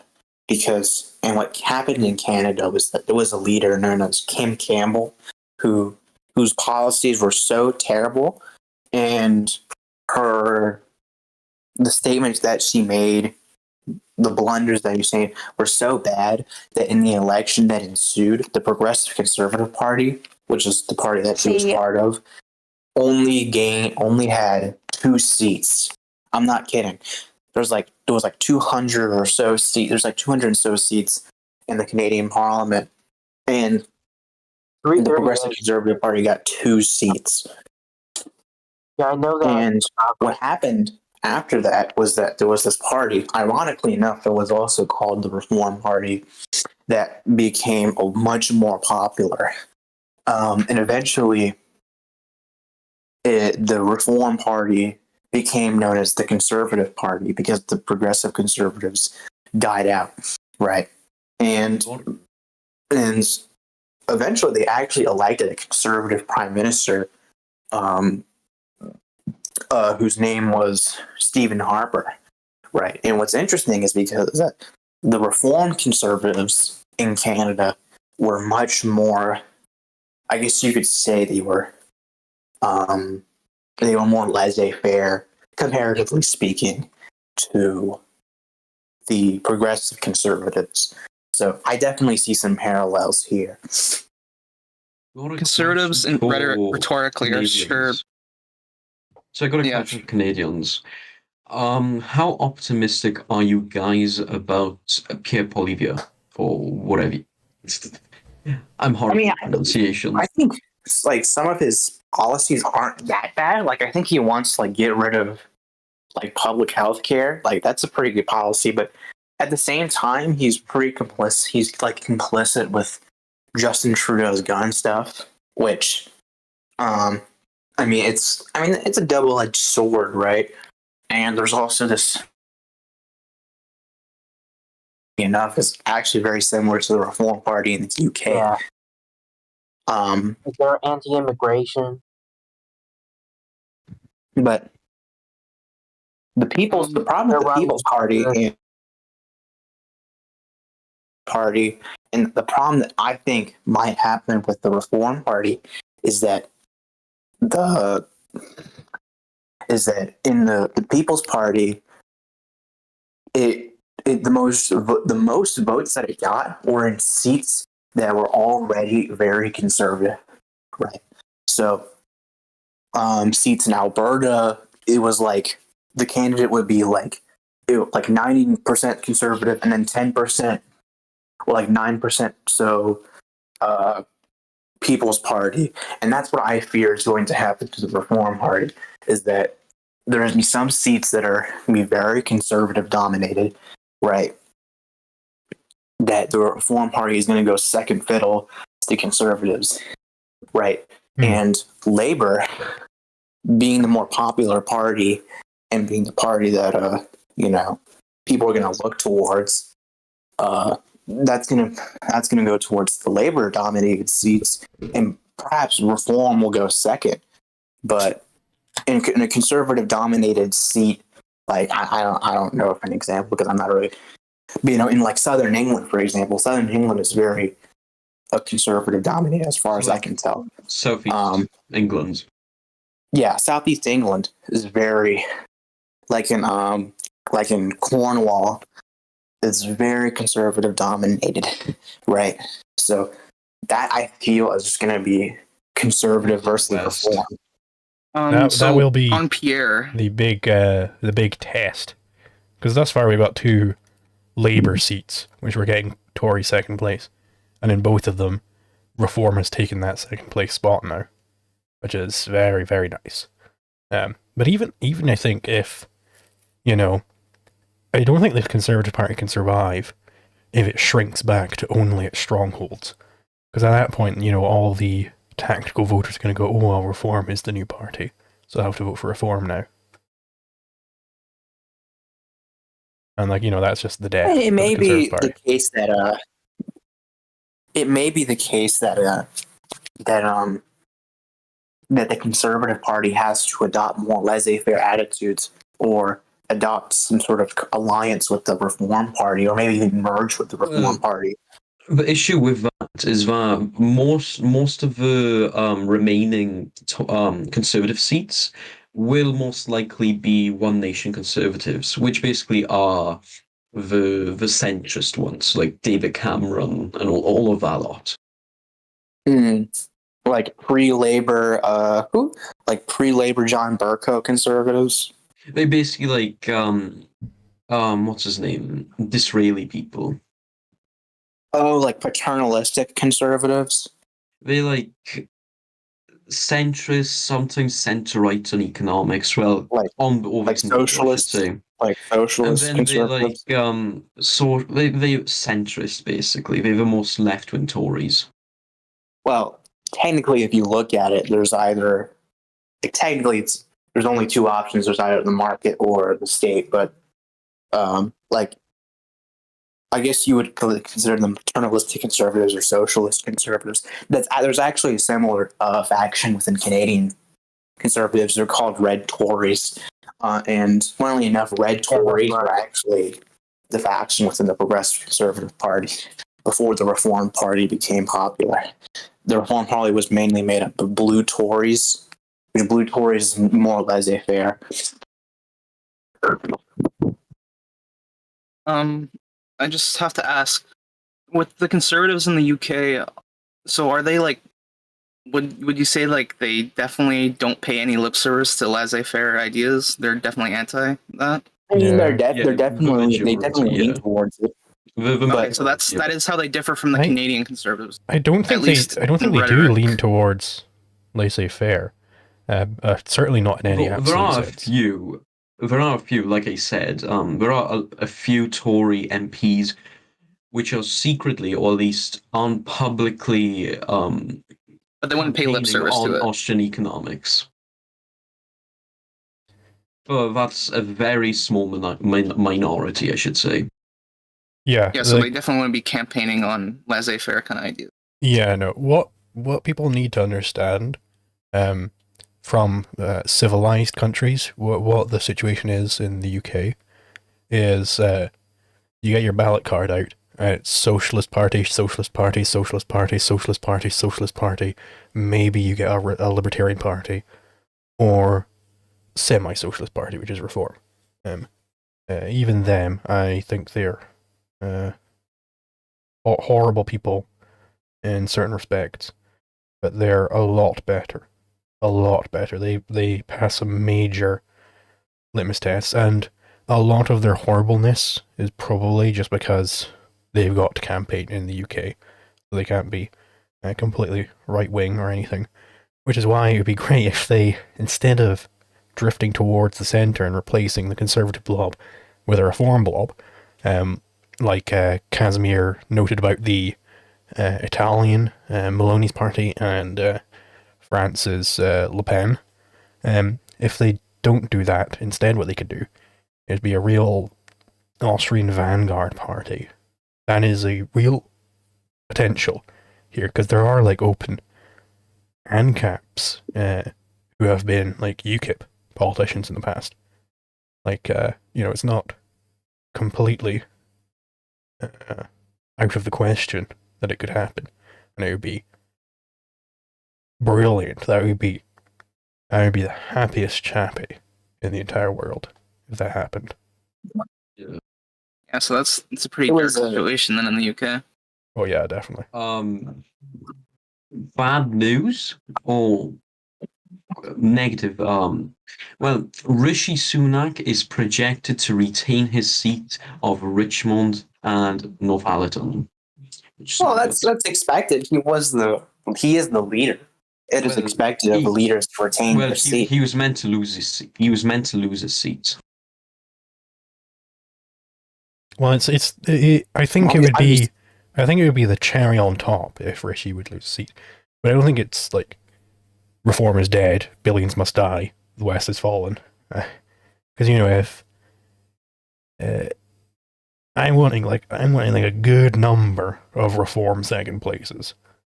That's what I'm looking for. The current PM losing his seat, that would be great. But I don't think necessarily expected.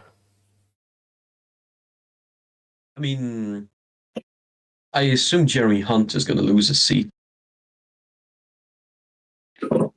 Why do you think that? Do you think Nigel? I'm sorry. Here you go. Yeah, why do you think Hunt's losing his seat?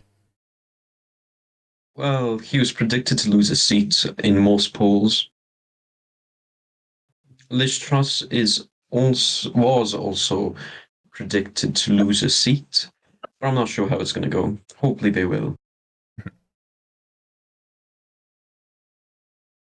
Well, it would make sense considering how the fact that she was a 40-day prime minister. Yeah. Absolutely botched it.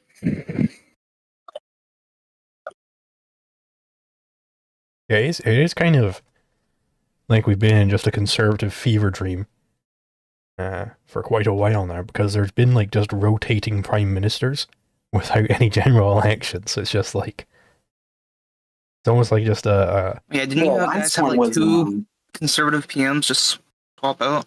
Boris Johnson, and then there was that like interim one. There was Theresa May, Liz Truss. Boris Johnson, and Liz Truss. I Which, don't even think Theresa May even voted in? I don't think so. She was in 2017. She called a snap election, but she did really badly. She had to get into a supply and confidence agreement with the DUP. I think. I think so.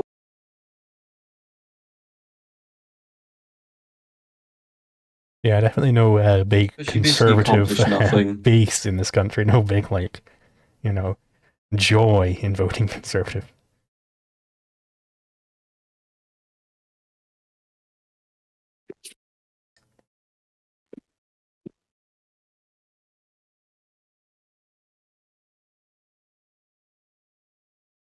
I hear the common narrative is that, and it's probably wrong, but the common narrative when it comes to Liz Truss is that she had these big tax cuts, and that's what caused the economy to go down. Was it refuted multiple times?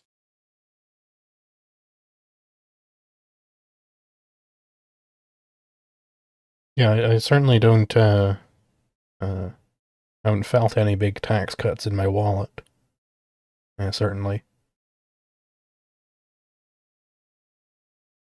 Don't the conservatives there in the UK just say, yeah, we just tax you, we just increase the taxes less than the other parties? At least that's what they say. Well, they say that That's what I've they heard, but don't I'm not- tax people. Well, conservatives usually campaign on we aren't going to increase your taxes, but they still do. While yeah, basically. And when they do, it's it's at a lower rate than what they would. Probably, I'm not sure. Yeah, a great deal of the conservative campaigning has been, well, at least we're not Labour, which doesn't strike me as a very strong base to be pulling from. Yeah. I mean, when I was watching the debates, Penny Mordaunt was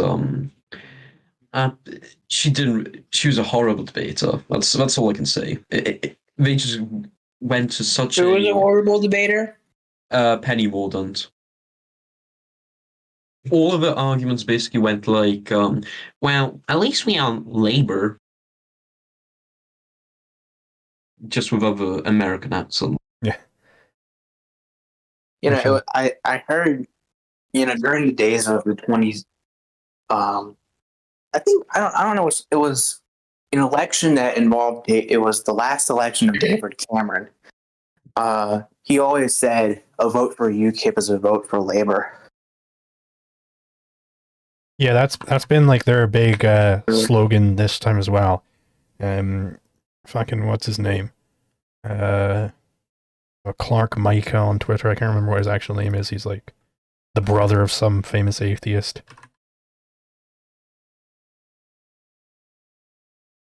I'll just do.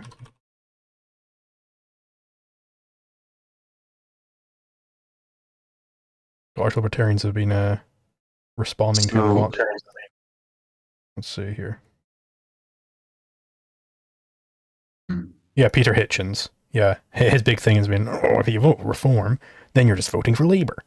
This has been like a big thing, which fuck you to the Conservatives. 0 seats is what I say. Wait, if I had a nickel for every time a person named Peter resorted to pragmatist nonsense, I would have 2 nickels. Got a question.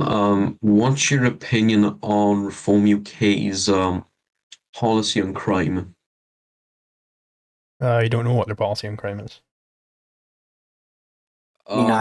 Basically the right realist stance. So stop and search, broken window theory, and yeah, basically it. Yeah, that's all bad from what you've said there. Yeah.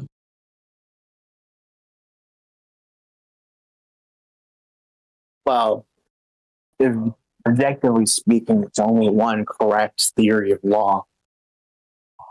Indeed.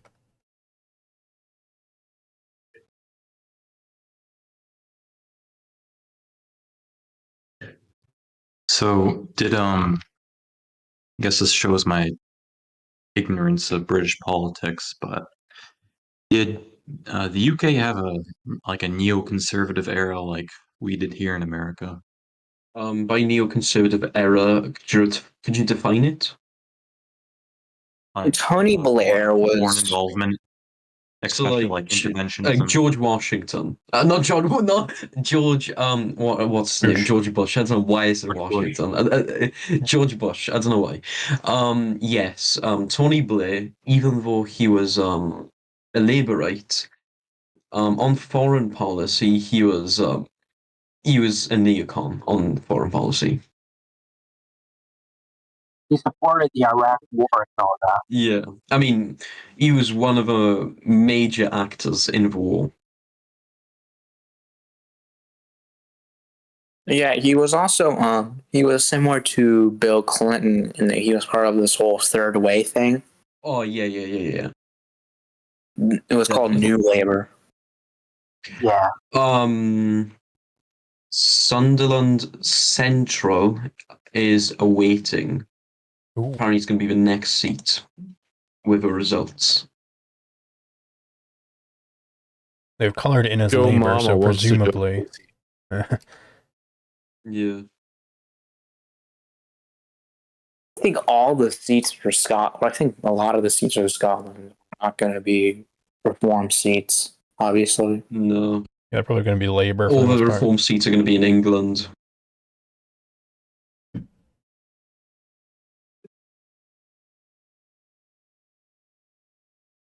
I think Joe Mama wants to join VC.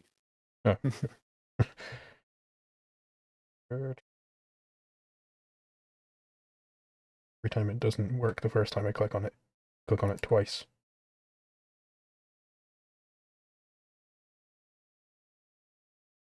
I'm not really familiar with the Scottish National Party. Like, is it like some sort of? I know it's a Scottish Independence Party. It's left wing and it's very woke. Yeah, it's basically There's some, like, all our socially problems are conserv- caused by England party. Yeah, another second place for reform from Sunderland Central. We have one like that in Canada too.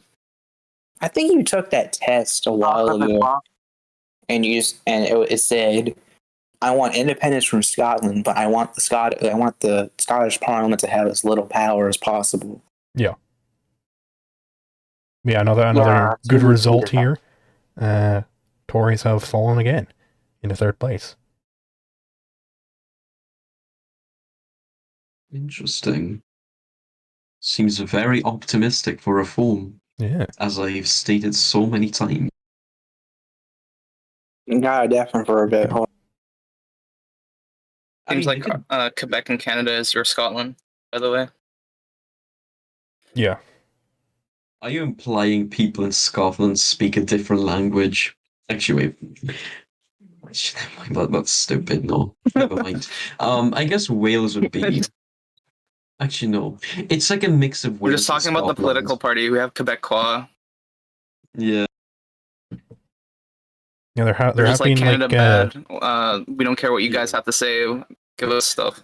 There have been a lot of there have been like various like performative speeches done in the Scottish Parliament where they do it in Gaelic, even though like basically nobody in Scotland speaks Gaelic. Yeah, because in Wales at least, like 1/3 of the population can speak Welsh. Personally, I'm horrible at Welsh. Don't ask me.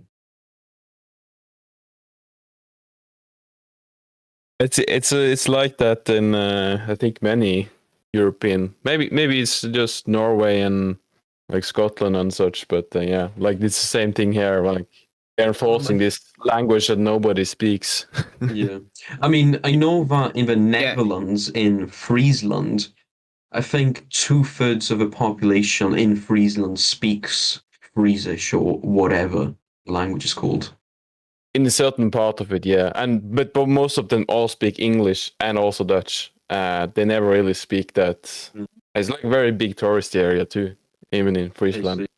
So is it similar in the UK with like at least, or maybe the local governments where they enforce like that language, like Gaelic or whatever? Because they do that here with French because of Quebecois. I don't think it's like as every politician has to speak French. I don't think it's as bad as in Quebec. Like in Quebec, like every sign, like you'll see like KFC will be renamed to be like the French version of KFC, even though it's not that way in France. Over here, like, you'll Yeah, have yeah. like some We have archaic Gaelic French. signs, like, and Gaelic will always be like second on the sign, and there'll be like performance pieces where they'll like virtue signal how much they hate the English by addressing the Parliament in Gaelic. I mean, at least in Wales, there are few villages that speak purely Welsh. In the Senedd, they they speak Welsh quite frequently. What else? More all the stuff about signs. They're in Welsh most of the time. There's Welsh schools, so people from Welsh schools typically speak much more Welsh than in English schools. But that's basically it. Seemingly Quebec has like a lot of special exemptions here. Like there's special pensions if you worked in Quebec. There's special like tax codes and things. There's all these like exceptions for Quebec for some reason. There's a lot of special privilege. And like the Quebec Co-op Party, anytime they talk, they're like, "Okay, that's all cool and all, but give us stuff. How is this not giving us stuff? You should give us stuff."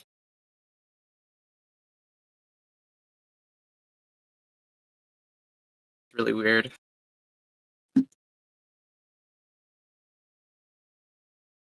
That's why they're particularly not popular.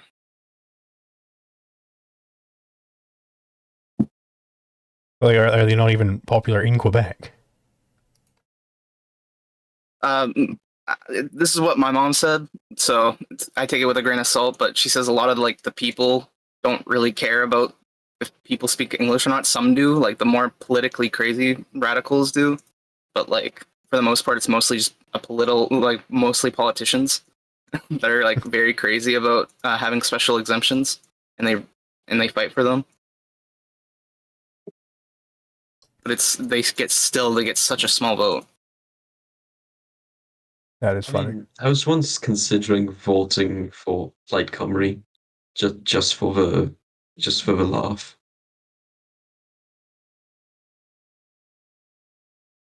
What are Plaid Cymru's policies apart from being Welsh?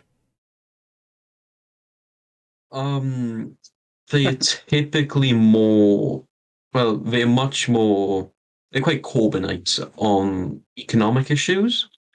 Socially, they are typically more socially conservative, mostly because in Wales, people in Wales are typically left-wing economically and socially centre-right.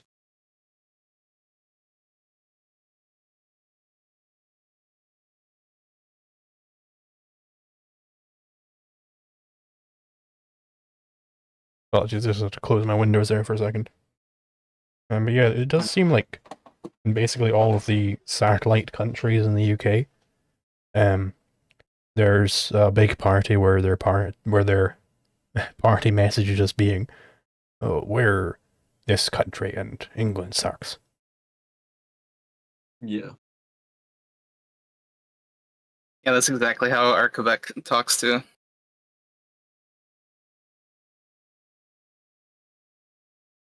Anyway, I'll be right back. All Gotta go to the Plaid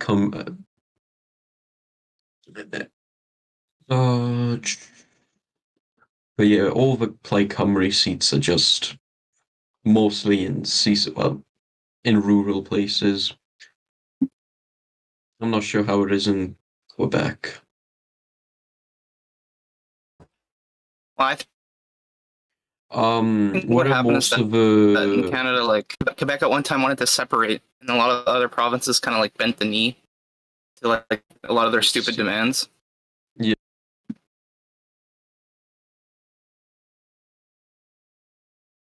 So it's in this weird flux where they're like treated as a country but not a country.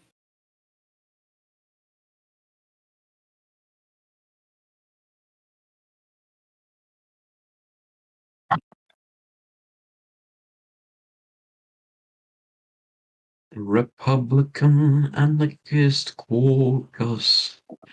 What are you doing?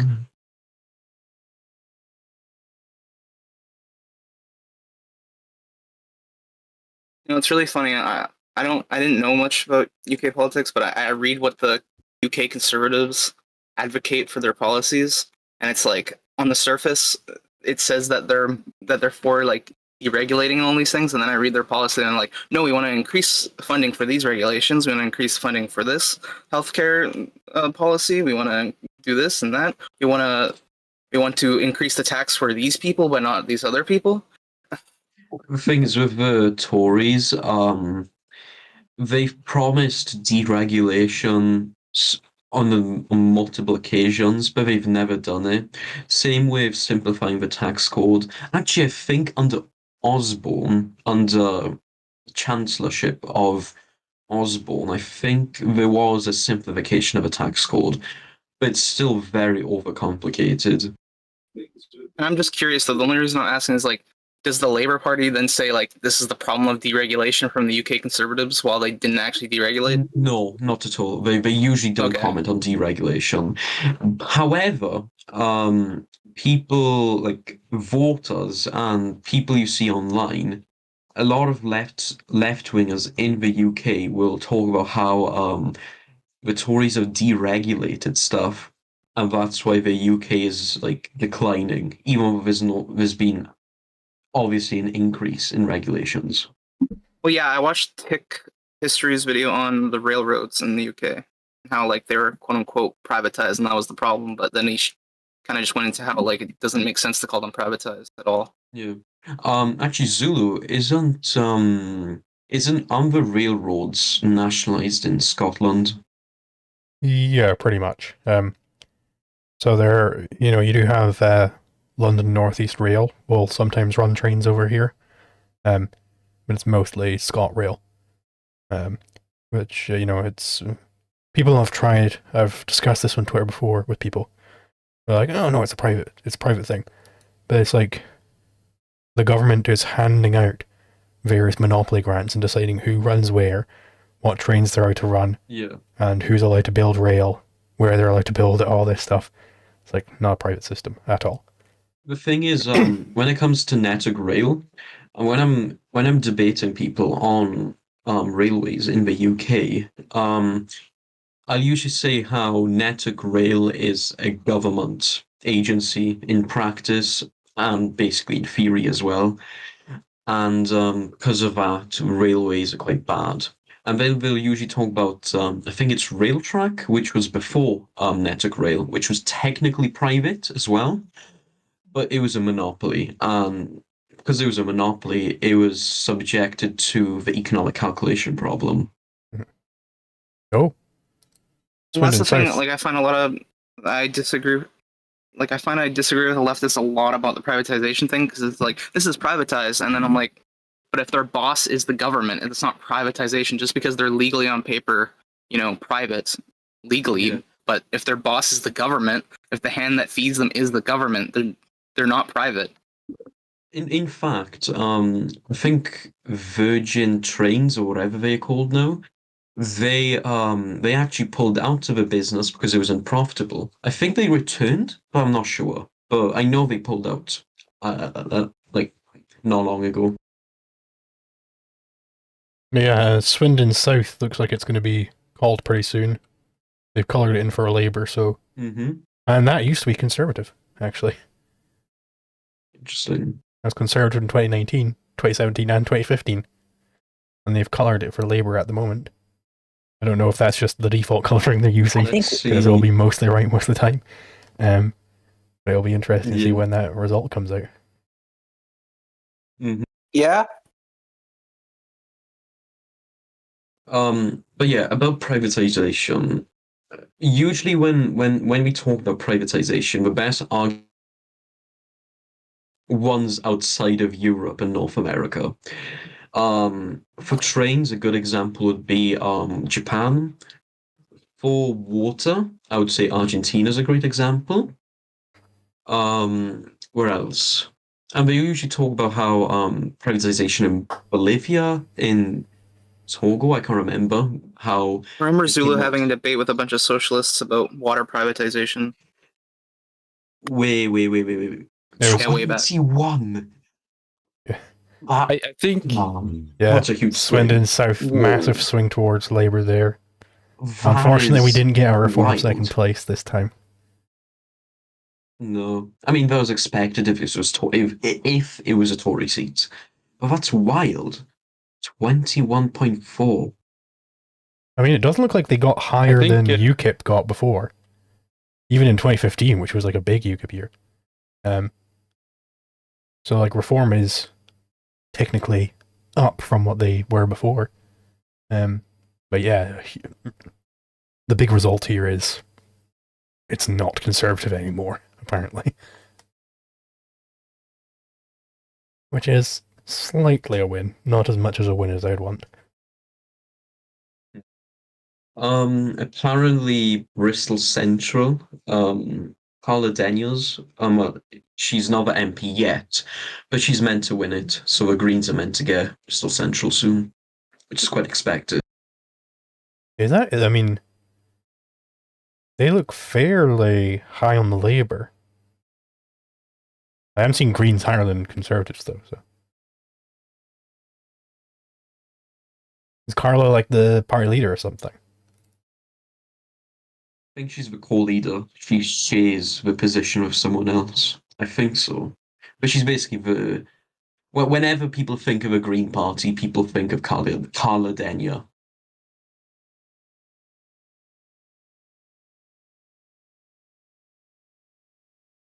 It doesn't concern me that Reform UK came second, says Ian Lavery. Do I care who Ian Lavery is? Let's see. I think she might be the. Is the pretty MP sure, for like, the Blyth Green and Party Ashley? has one. Apparently, Labour Party. I think the Green Party has like it has like two leaders, like it has like a co-leader or something. apparently Jeremy Corbyn's meant to win his seat That with is like unfortunate. like marginally. Is he just independent The this time? polling shows that he's taking his seat. Yeah. But apparently it's only a difference of 1,500 votes, which is tiny majority, but it still hasn't been confirmed. Your face cam went away. You know, I had to blow my nose there and didn't want people to be seeing it.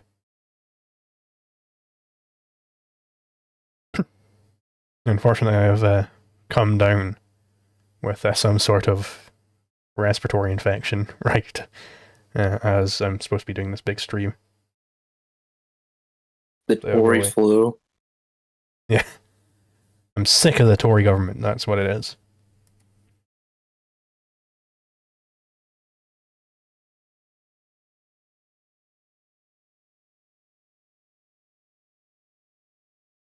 I heard you speak of privatization of and these different countries and such.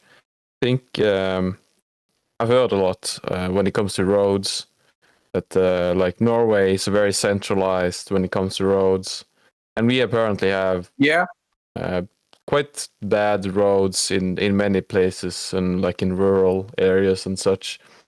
And I heard people who have been in Sweden and such.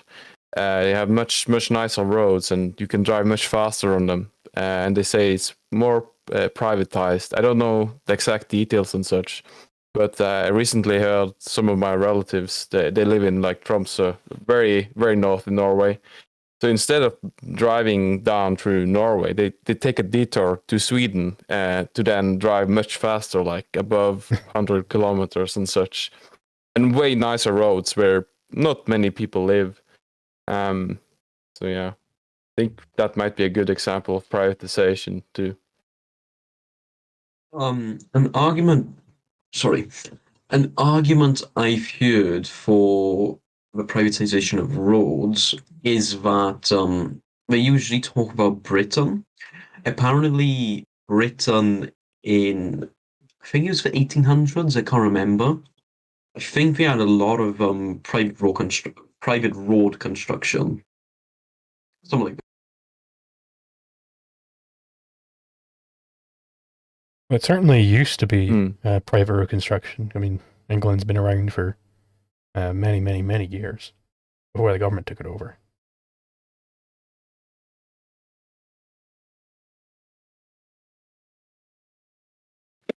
think there's that famous Mises article about the roads in America, how like it was some of the first big private companies, like big business, some of the first big businesses that politicians went, we gotta get a cut in on that.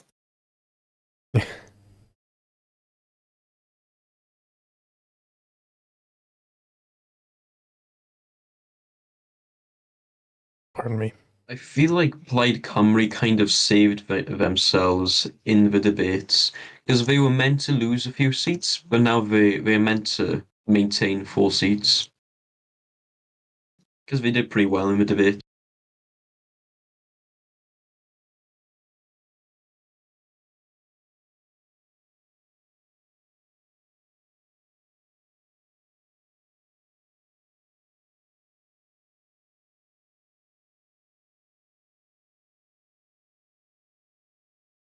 I'm wondering how they are, because they have been right every time with what they've colored it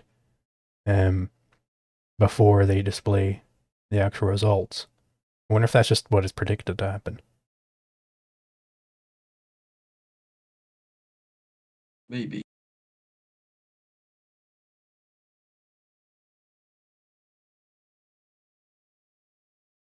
A minute.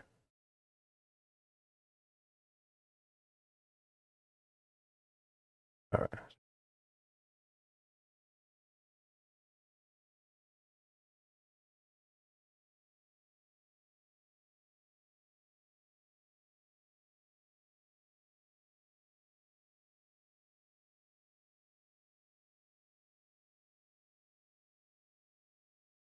Yeah, on the thing of privatization, yeah, you do get this sort of wink wink. Oh, it's privatized. Quite a lot. Like we see it with the Nazis as well. People will be like, "Oh, the Nazis, they're capitalists because they privatize things." But what privatization consisted of was stealing it from the actual owners and giving it to Nazi party members, which is definitely not privatization at all. And the evidence for It's that is definitely not overwhelming. meritocratic by any certain means. It's definitely not meritocratic. It's like the opposite of privatization. Yeah, and like, But the thing is, at the time, the communists were so angry that, like, hey, legally on paper, these guys are private. Mm-hmm. I think when these people say private, they're not meaning like controlled by private actors. What they're meaning is that they're operating within a market, which is definitely not the same thing. I think it's like a bait and switch. Like they say private in this case, and they use that to attack private in other cases that are good. I think this maybe sometimes they're equivocating, but from my experience, it's typically the right that uses the argument that just because something is on the market, that means it's private. It's typically a right-wing argument, from my experience at least, because when I've debated or at least chatted with some right-wingers, they've said that, well, worker cooperatives are not a public sector because they're on the market, because they do things for profit, but it's still a collectively owned entity. I think right, yeah. The way I see it more often is some opponent of capitalism. They'll say, "Look, the UK has private schools and they're bad. Where those private schools have their entire, curriculum, how they're supposed to run it, everything, just dictated to them by the government, and except you got to pay for it." And just like, yeah, duh. Or they'll say, "Look, the Nazis, they did this privatization, and they're Nazis." Which is like, no, it wasn't privatization. In all these different cases, it's like, it isn't privatization, and they're using it to smear capitalism. Yeah, I mean, it's almost like they're criticizing monopoly, but not realizing that we're not advocating for monopoly. A steelman of that position would probably be that, a lot of left-wingers will usually come more educated ones will usually say that, well, the reason why we have a state monopoly on this is because some industries, especially utilities, experience natural monopolization. But even if that was true, or at least in every utility, there was like a 100% rate of monopolization. Because of course we can agree that they're going to have less competition, but even if we assume they reach monopolization, then instead of nationalization, you could at least you could at least establish worker cooperatives. I think that's the argument typically provided by. Do you remember the number one Shrek fan guy that you debated, Zulu? Yeah. That's usually his argument. But yeah, some left-wingers will use that argument of natural monopolization. What was that? There's a headline saying that of Joe Johnson, who's I guess a Tory, saying that the Tories must not become reform light. Washington and Gateshead South is probably becoming it's probably gonna be a Labour seat. Looks like it. It was Labour before, and I'm not predicting many swings from Labour to Conservative this time. Yeah. I mean, it could be Reform or the Lib Dems, or of course the Greens, because Bristol Central is meant to go to the Greens. Oh my god, if that turns Reform, it's gonna be so good. I think it's great, Yarmouth. Apparently in that seat, both the Greens and Reform are polling very high there, from what I heard. It looks very high on the Conservative vote from before, so that would certainly be good for Reform. Yeah. If Labour Benjamin holds... Disraeli came back, would you vote for him? Sorry, what did you say? If Benjamin Disraeli came back, would you vote for him? No. I'm not sure who that is. He's the He was like One Nation. the laissez-faire guy in the 1800s. No, he was the opposite of laissez-faire. He introduced a lot of regulations. he was a paternalistic. Do you mean Robert Peel? Do you mean Robert Peel? No. Okay. I mean, the only prime minister who, if they returned, I'd vote for would be Gladstone.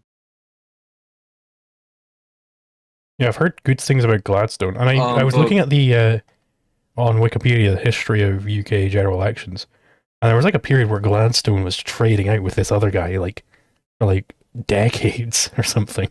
There was like multiple terms in a row where he was just trading out with this guy.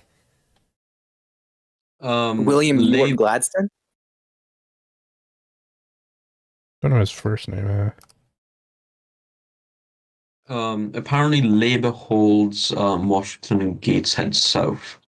17k for Labour, 10k for Reform, 4k for Conservatives, and the others don't matter. So for Reform second, did you say? Yeah. That's good. So what's your opinion on the Liberal Democrats as a party?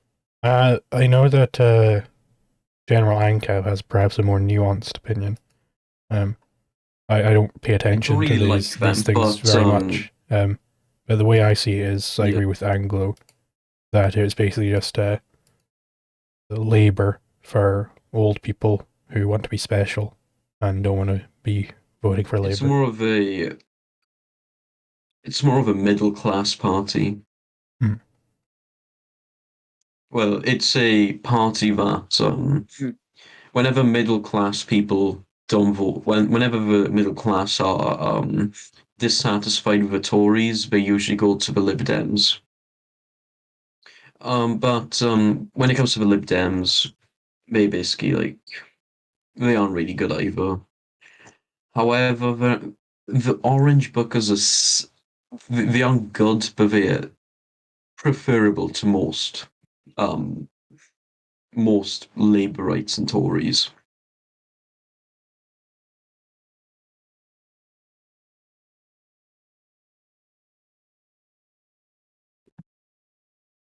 Yeah, so far, some very, very promising results. All of these ones in the north of England have Reform in second place, really crushing the horrible egregore that is the Tory party. Only one where the Conservatives sneak ahead of them, and that was a strong Conservative seat that has now swayed to Labour. So it's good to see the Conservatives losing, certainly.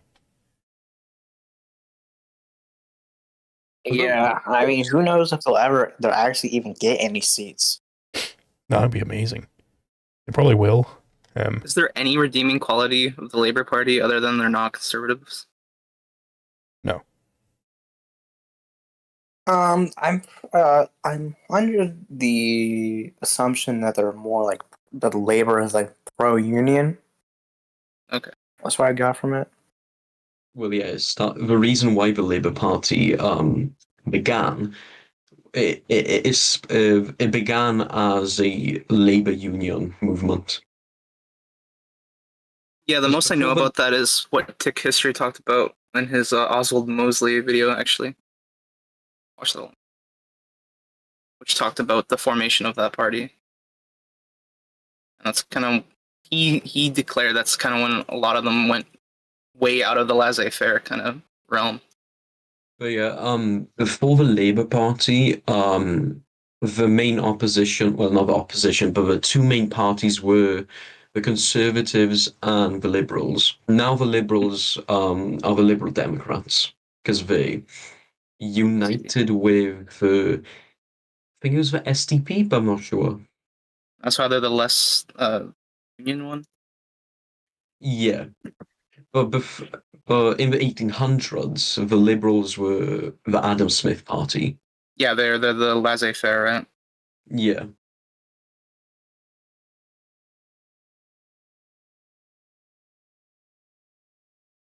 I have a question. Why is it 2015, 2017, 2019, and then a big wait, and then 2024? That's just when What's the about that? elections were called. Like in the UK, you can have a term up to 5 years, but you can call an election early if you want. Prime Minister can, that is. Huh. Interesting. Never heard of that before.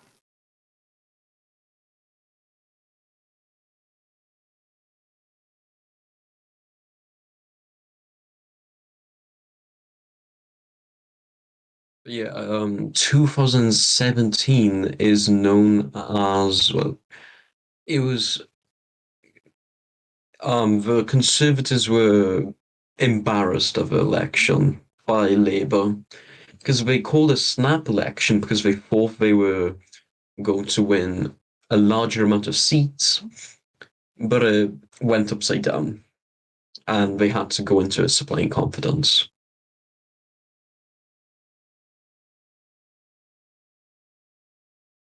Can you explain the term supplying confidence? It's basically you agree to vote on legislation. It's not a coalition. It's just why you agree to vote on legislation. Yeah, so like the coalition is like if we disagree, basically it's over. Like we disconnect. And then with that one, it's just like we agree just to vote on your stuff. But with the coalition, it's like we kind of have to. Yeah. From what I understand.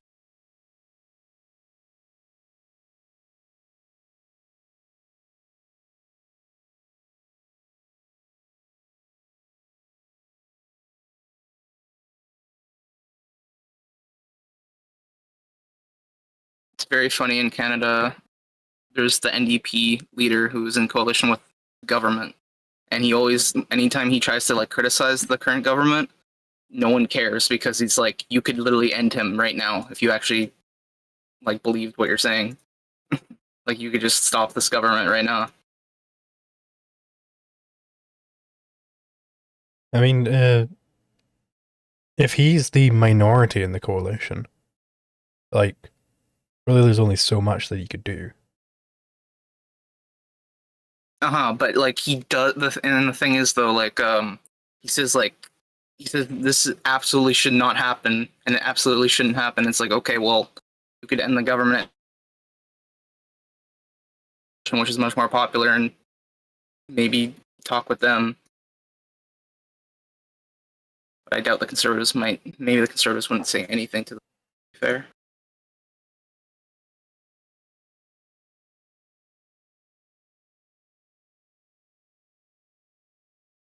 Oh, all of the chat messages only just came in now from you, General Ancap. Yeah. My chat's a little glitchy. I thought something huge had just happened, like fucking aliens invaded or something, because I see a massive stream of tweets coming up my right side.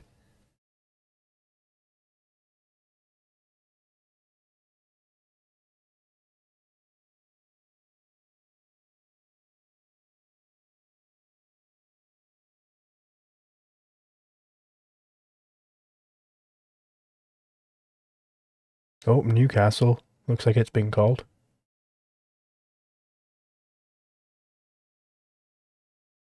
Reform beating Conservatives.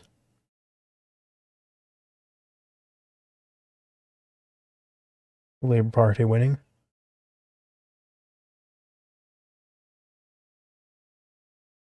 Yep, Labour Party wins, Reform comes second. For Newcastle, Pontine, Central and West. So Zulu, you're basically hoping that the remnant of the Conservatives go to the Reform Party, and then hopefully that changes the Reform Party to be like less of tax the evil rich.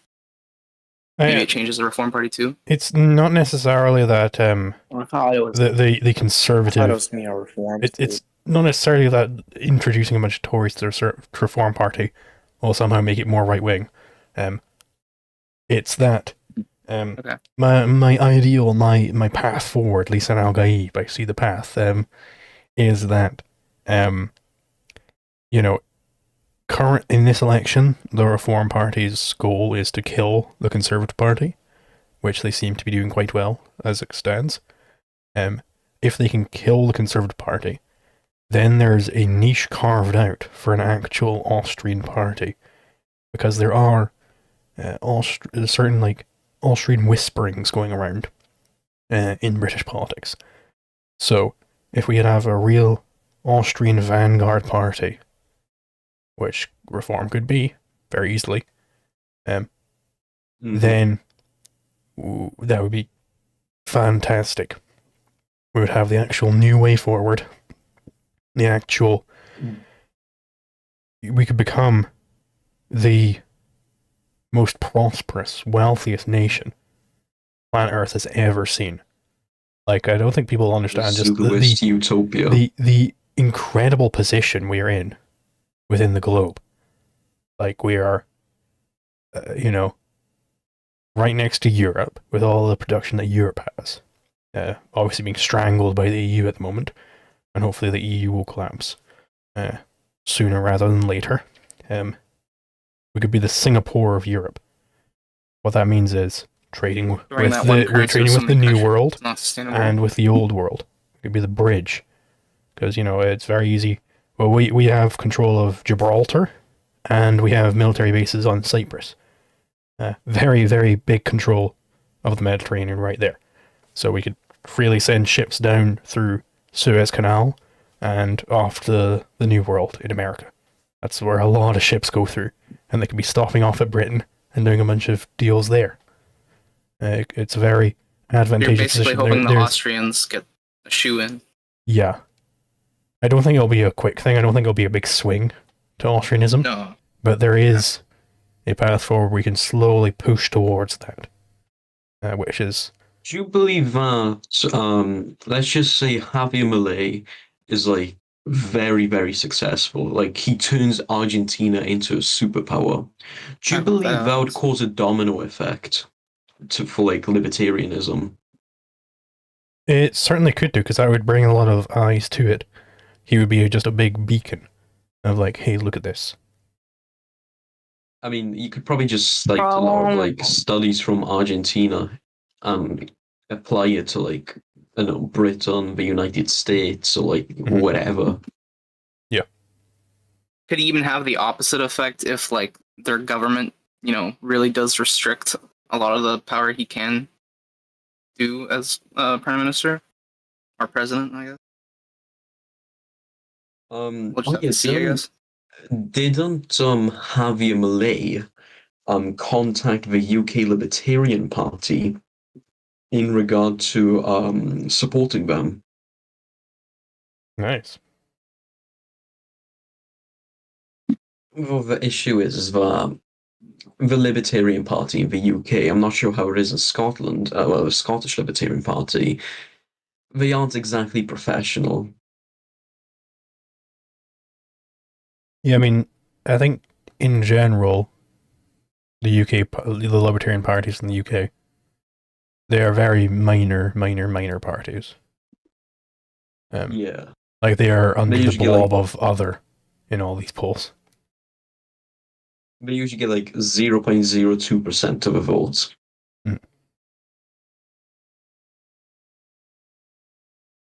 I don't think the libertarian wave is going to be coming from them. I mean, I'm a member of the Scottish Yeah, Libertarian I agree. Party. If I could have voted for them, I would have. But they might have some uptick if this reform path I see is taken. But maybe not. Argentina Just look does at seem like that. the Total biggest votes wave, for though. reform. Way more than conservatives and lower left. Reform second place in total. That's crazy. They still ain't got no seats though.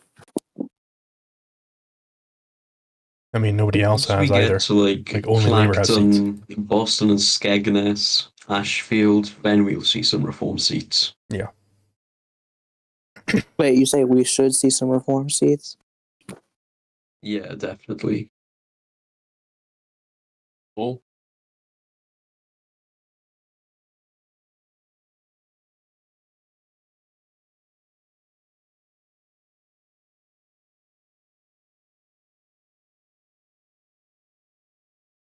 the Labour Party's already tweeting about the Labour gain in Swindon South.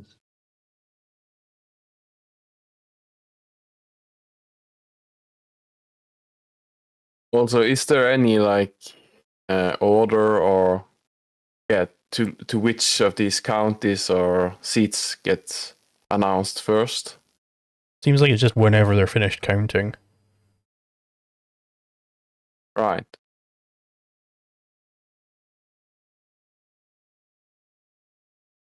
So I suppose like there could be multiple coming at once at some point. Yeah. Well, There is that's a great. There's 53%. Swindon South, which is different from South Swindon. It's very.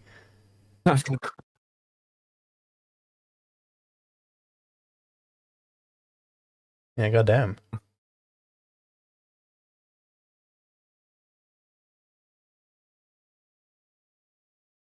Apparently, there is a 53% likelihood of Jacob Rees-Mogg losing his seat in Northeast Somerset.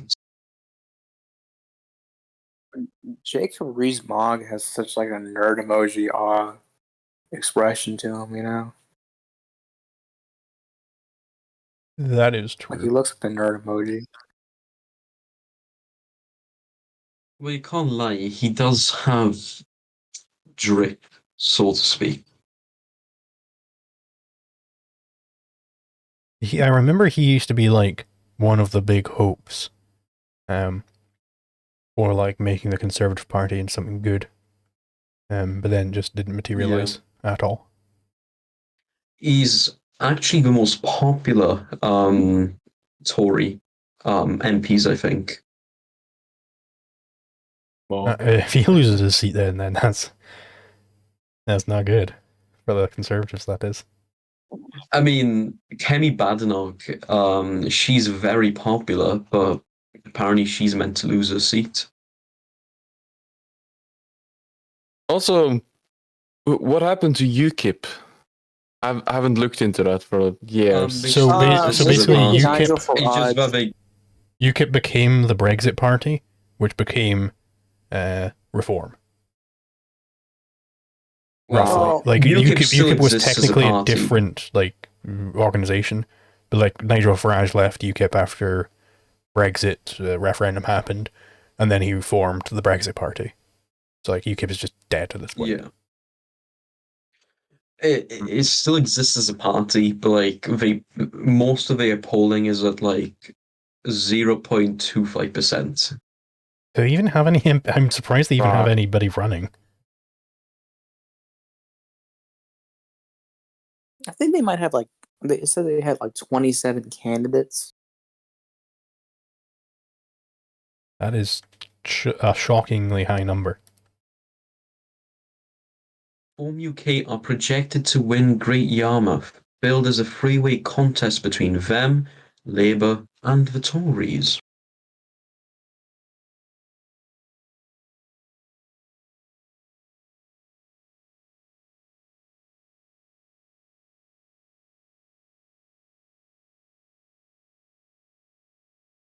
Is there any parties in the UK that like Apparently, Jeremy Corbyn regret has the won Brexit Islington thing? North, according to Labour.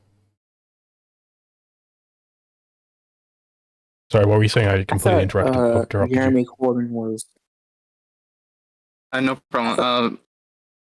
Is there like parties in the UK that still like dislike the Brexit result? Oh yeah, that's and like been that's been still the like the EU. that's been the SNP's big campaign point. Is okay now we got to do Okay. another independence referendum, so then we can get into the EU because we don't want to be ruled by Brussels. We don't want to be ruled by Westminster. We want to be ruled by Brussels. Ruled by another big government. Yeah, we want to be in an It's even gonna be ruled bigger by another big government, government. which is just like insane. It's kind of like how Quebec is like, yeah, we wanna leave the big Canadian government and make our own government just here, and make it so nobody can come into Quebec. Okay, weird. Some Labour sources in northern seats cannot believe the reform votes coming in and are now worried about unexpected losses. Well, that's good.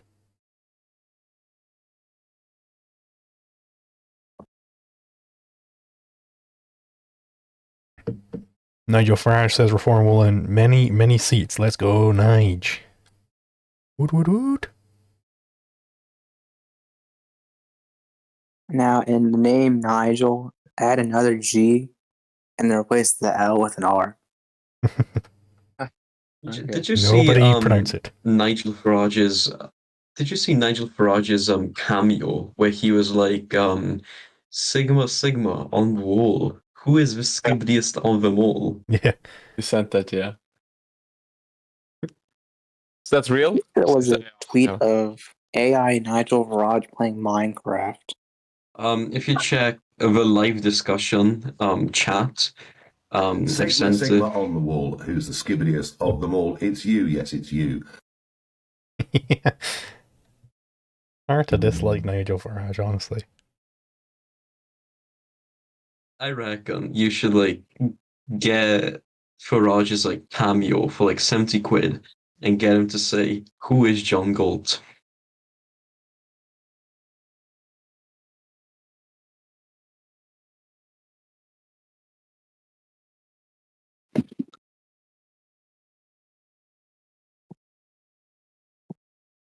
I better not wake up and see that man's insolent, smiling face.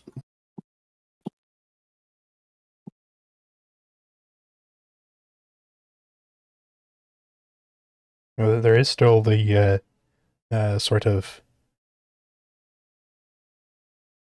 very over-optimistic sliver of me that is hoping for just every seat from this point on being reform. I know it's not going to happen, but a man can dream. Which one of these is new? I think we've seen all those. What if like libertarians created this drug that like turned every person who consumed it into a libertarian? Then you brand it as like, I don't know, like top medicine, and when they go out to vote, they vote libertarian.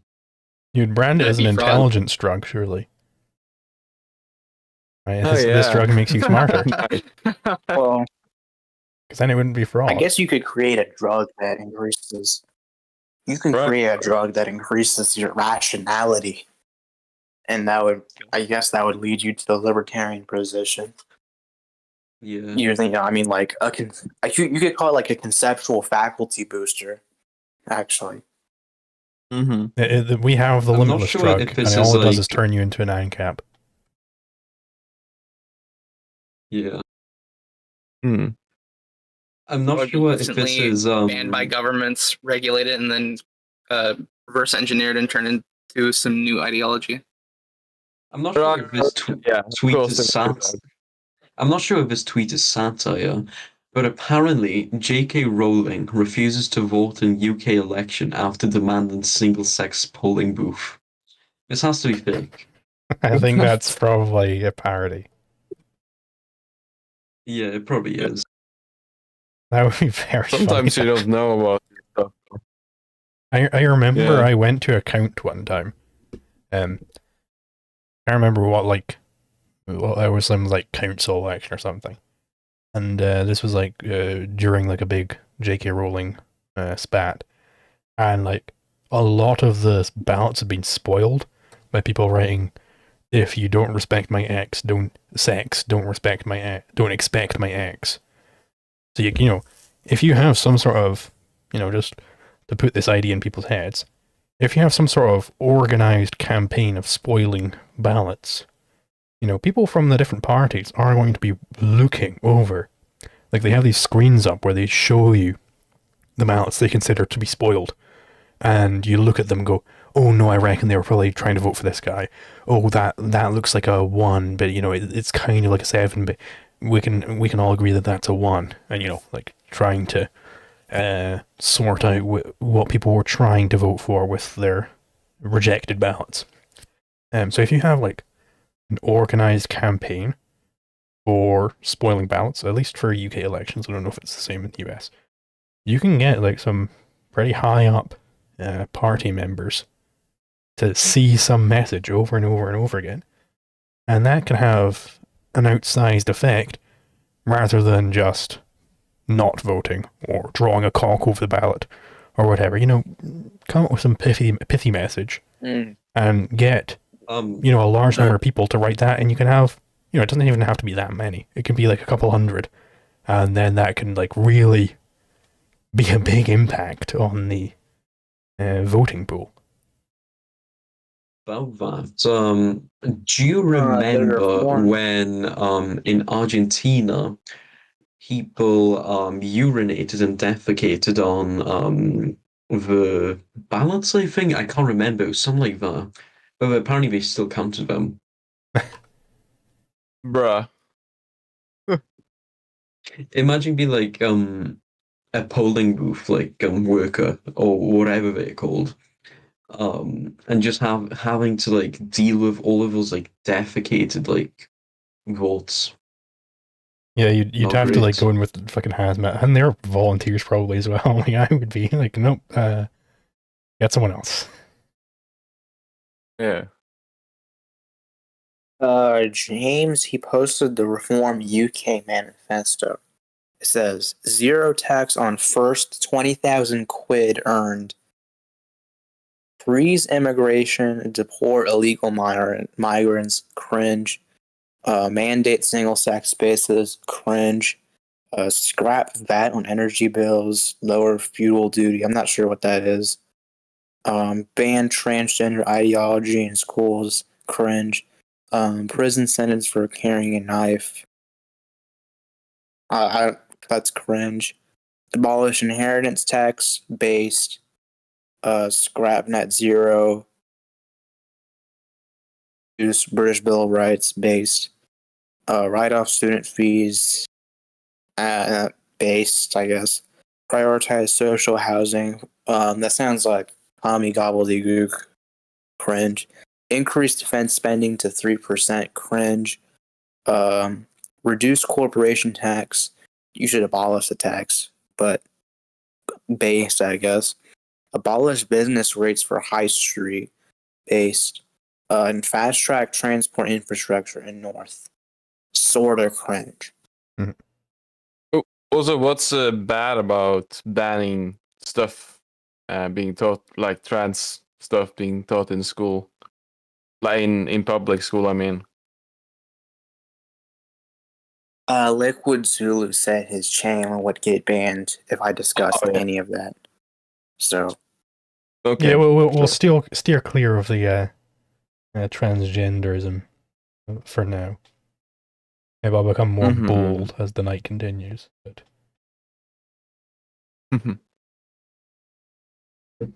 yeah, we're still waiting on Newcastle upon Tyne, Central and West, it looks like. But almost certainly Labour, given the past voting history.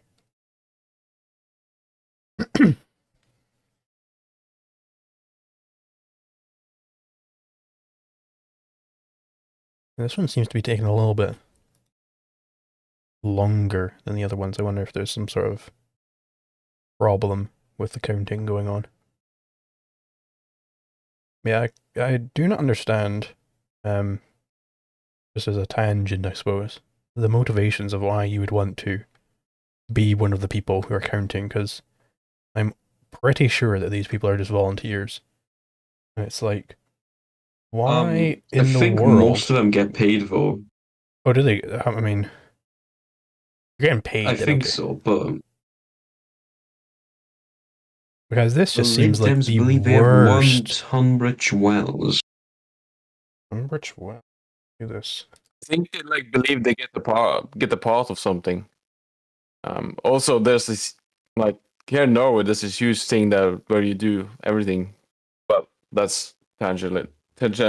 Sorry, it's late. Really, Liberal So Dems we'll could sell well it. have won that one because they did higher than Labour in 2019. Apparently, Boston and Skegness, it's actually a tight race for Richard Tice.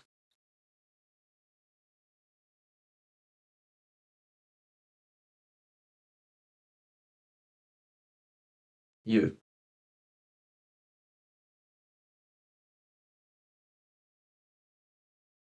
Oh, yeah, that is.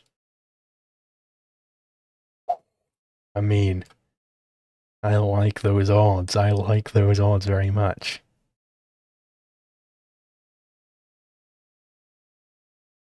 Let's roll the dice on that one, eh?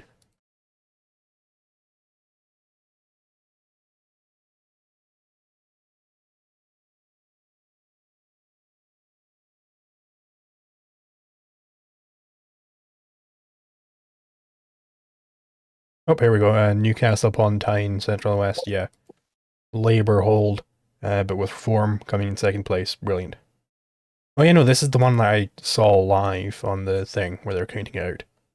I don't know why it took so long for Financial Times to update it, but yeah. We already saw that. The Sun being more The following on the cabinet ball. members are all expected to keep their seats.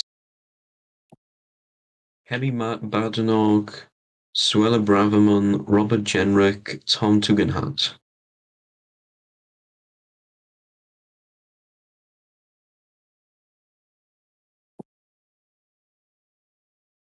It looks like the Conservatives are just dying.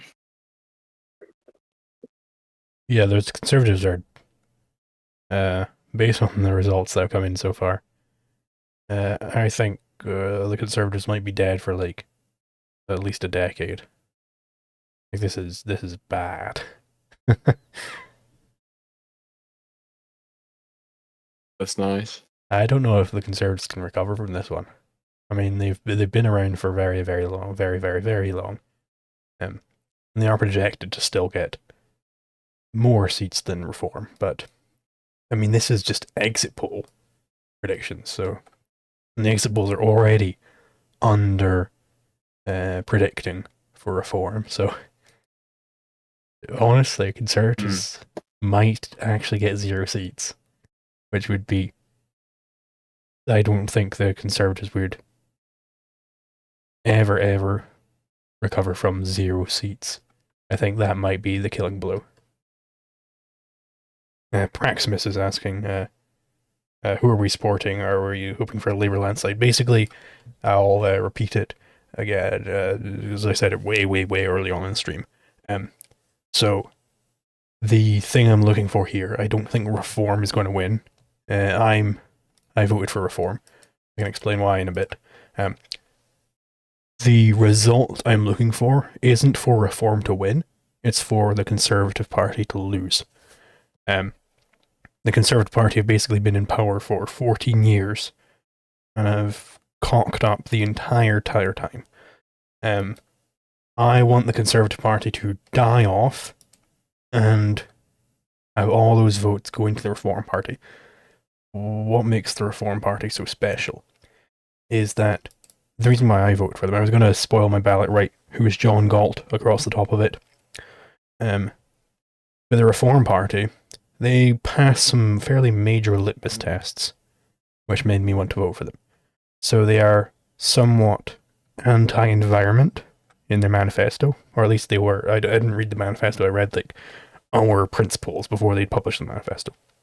They were somewhat anti-environmentalist, anti-net zero is what they call it. You know, they gotta couch it in these terms because their goal here is to kill the Conservatives. That's a big one. That's a really big one. Also, I believe Nigel Farage has said before that he would privatise the NHS if given the chance.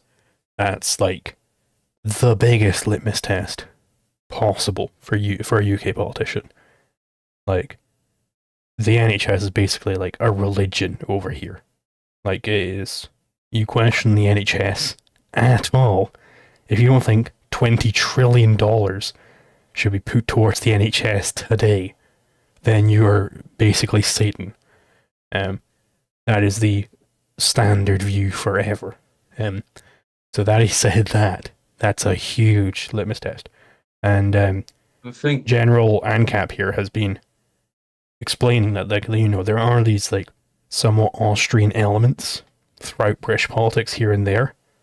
The path forward I see is that Reform kills the Conservative Party, and then they have a choice ahead of them. They can become the Conservative Party, they can become this next blob, nothing, and then just same bullshit, but a different day.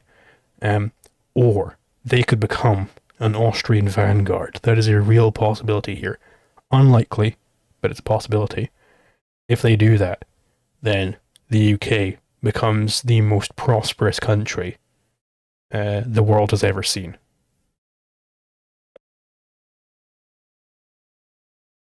another thing about the NHS is that even if you propose any reforms to the NHS, they're going to accuse you of privatization.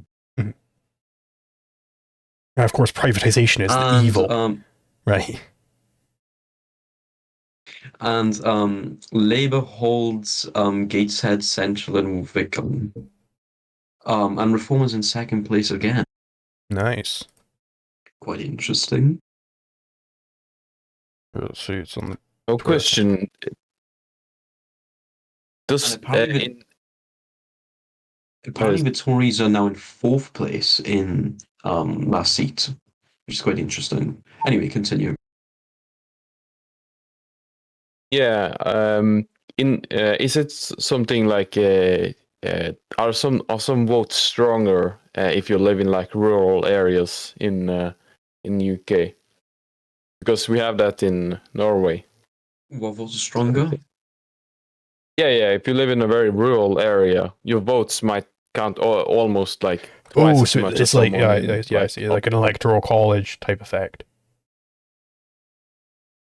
I'm not sure, but it's typically, well, it's usually fairly even.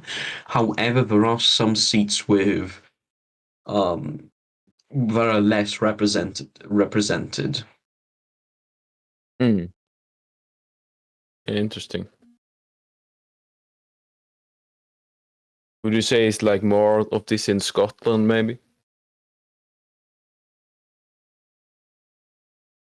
I think it is across the board fairly even between different constituencies. Like, you know, in the US, it's like you have a certain number of electoral votes. I don't know how it is in Norway, but in the US, you have a certain number of electoral votes per state, and that's like a very broad area, you know. So you don't get like very fine-grained detail. But I mean, on the map, the cartogram I'm showing here, you can see like they've really cut it down, the UK down into some very small chunks in certain places, and you know, like you most constituencies are fairly evenly sized, and you'll see as you zoom into certain like cities. Like I'll zoom into London here. Like there is a bunch of constituencies in London. I think there might be more constituencies in London than there are in all of Scotland. Like there's a lot of constituencies in these big cities. Yeah. Apparently, Reform UK are expected to be second place in 155 seats. Whoa.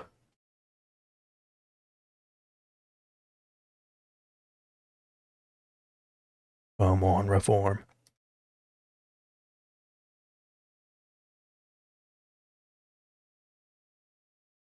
I mean, Financial Times is colouring it in as Labour, or Gateshead Central and Wickham. Maybe that's the same one I'm thinking of. Oh yeah, that was the Labour hold one. I was thinking of a different one. Tunbridge Wells. I don't think that's been coloured in yet. Yeah, no, that's not been coloured.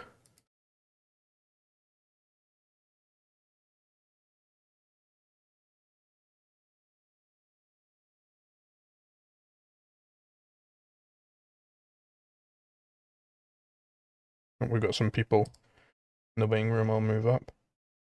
I want to here. Move you to here.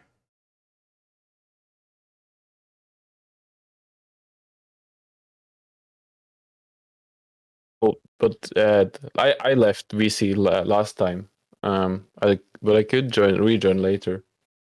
Yeah, I mean, because I gave you the live participant role. I'll give it to guy as well. Cool.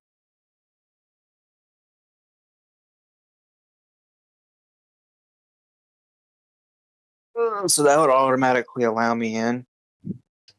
Yeah, that'll basically allow I- you to, even if you left the VC, you could still see it and still join it. I'm trying to, like, you know, if somebody's actively engaging in the conversation, I'm trying to remember to give them that role so they can come back in. You know, as long as they're not like an asshole or something.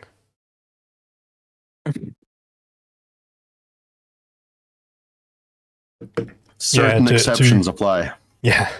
Yeah, to remind the chat, like anybody can join in on this discussion. There should be a pinned chat, which gives you a link to the server, so you can hop into the waiting room, and I'll try and drag you up as soon as possible. If you ping me, I might be able to see it faster. Yeah, it certainly looks like, yeah, Gateshead has been called for Labour with another, Conservatives 4th place. Wow. Fourth place is crazy. That is insane. Barely. Like, this is the establishment party here, the Conservatives. And they are getting ground into the dust. Wow. Yeah, that is brilliant. Nice. They're getting clapped. I think a similar thing's going to happen here in Canada with the Liberals because they've been in for 8 years. Yeah, any of these really like weren't the long Liberals, like, establishment parties, I massively- feel like, just end up Like, you know, it's funny. It's funny. The liberals. I think Sorry, I think with continue. I interrupted. with like the US system, because it's often just like, you know, Republican, Democrat, you don't get like any really big runs of like multiple decades where it's one party. And I think it's almost like a business cycle thing going on, where the longer this party stays in just as the establishment, the harder they fall. Like they just build up all of this bad blood. Everybody just starts hating them. And then when it comes to fruition, they just are demolished completely. I sort of like intuitively know that, like, I like from seeing like how much conservatives have been in power. I mean, I don't live there, but I'd imagine people would want some change, perhaps, because there's. And also, you're thinking about like applying the ABCT to these parties. I mean, these organizations aren't exactly the same as businesses in the same way. Like they do like perform activities which businesses often do, but not to businesses in the traditional sense. I'm not saying they're businesses and like, you know, the business cycle theory doesn't necessarily just mean like businesses about when you're getting busts. I'm more referring to the broader concept, divorcing it almost from economics. Not divorcing it, but abstracting it beyond economics.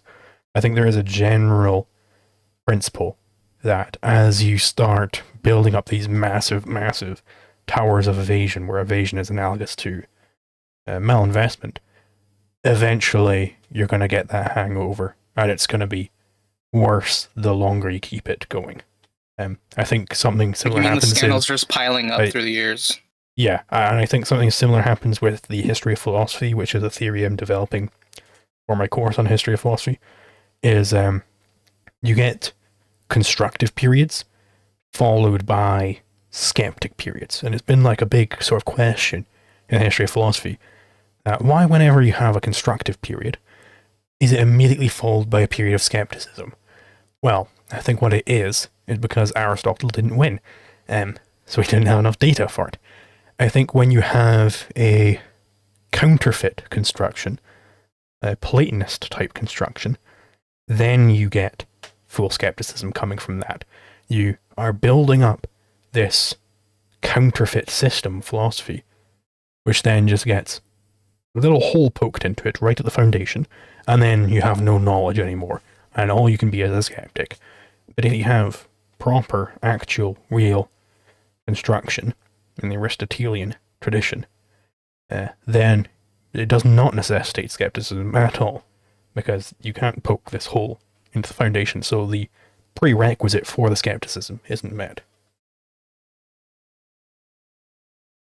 Well, That's great. Plato believed in a lot of like wacky things. Like he believed in like the world of forms and that like abstract objects exist outside, like they're a metaphysical issue and not like a epistemological issue. It makes sense why there's skepticism about him. There's more skepticism about him than there is about Aristotle, because Aristotle wasn't. It's not even necessarily that. It certainly is wacky. I agree there, but I don't think it's because it's wacky that you get the skepticism. I think it's because it is very, very incorrect, and what it's doing, it's incorrect in a very specific way. It's denying man's ability to know, right? It's denying man's senses, the basic root of man's knowledge. So, of course, like whatever perceptual and conceptual whatever random bullshit, whatever mystic bullshit they come up with to try and justify what knowledge they think man can have, all it takes is one skeptic to come along and go, that's nonsense, for reasons X, Y, and Z, and then the skeptic still accepts there are the mystic's arguments against sense perception. So like, yes, of course, you're completely correct that the senses can't know anything, obviously. But you're wrong about your mystic means of knowing. So then there is no knowledge anymore. And that's why this keeps happening over and over and over again in the history of philosophy. And that's why it's so very important to get philosophy right. I agree. I mean, there are certain philosophers like that's their kind of focus is skepticism. Like David Hume, for example, I think his ideas were more skeptic than they were constructive. Oh yeah, Right, definitely. so, David Hume was a yeah. complete skeptic, and this came from the nominalism essentialism, and the nominalism essentialism came about because they were trying to answer the rationalists. So it's again, they have this rationalist construction, a counterfeit construction, which then gives rise to, okay, well, how do we answer this? How do we answer these continentals? We're going to go for nominalism essentialism. And then that leads to complete and utter skepticism. And that has poisoned empiricism since it's been around. And just to get back on the topic of the election, Praximus asks what I think woke people up about them after 14 years. I basically just think this is the cashing in. Now, why didn't the cashing in happen earlier? Well, I think it didn't happen with Corbyn because Corbyn was an outright Trotskyist, and people just did not want to jibe with that. Whereas Keir Starmer, so that kind of let the Conservatives coast for a little bit longer during that election. Whereas Keir Starmer isn't an outright Trotskyist. Apparently he, at least maybe secretly is, or he was one at some point. But he's not campaigning on Trotskyism or anything like that. So basically, let's not seize the means of production, let's reform it. Yeah, and well, yeah, that's the Labour right position. Previously, and the Conservatives coasted before Jeremy Corbyn and contemporaneously a little bit by Brexit, because people wanted Brexit to get done. And they were like, just give us fucking Brexit. We already voted for Brexit. Give us fucking Brexit. And the Conservatives previously said, okay, yeah, we'll give you the Brexit referendum to keep the UKIP voters away from UKIP. They said, okay, we'll do a referendum on Brexit. And then they just kind of coasted on, okay, yes, we're going to get the Brexit thing done. We're going to get the Brexit thing done for another few years. So they've just been coasting on just, let us just, we'll get it done, guys. Don't worry. They've been coasting on, bullshit for a long time.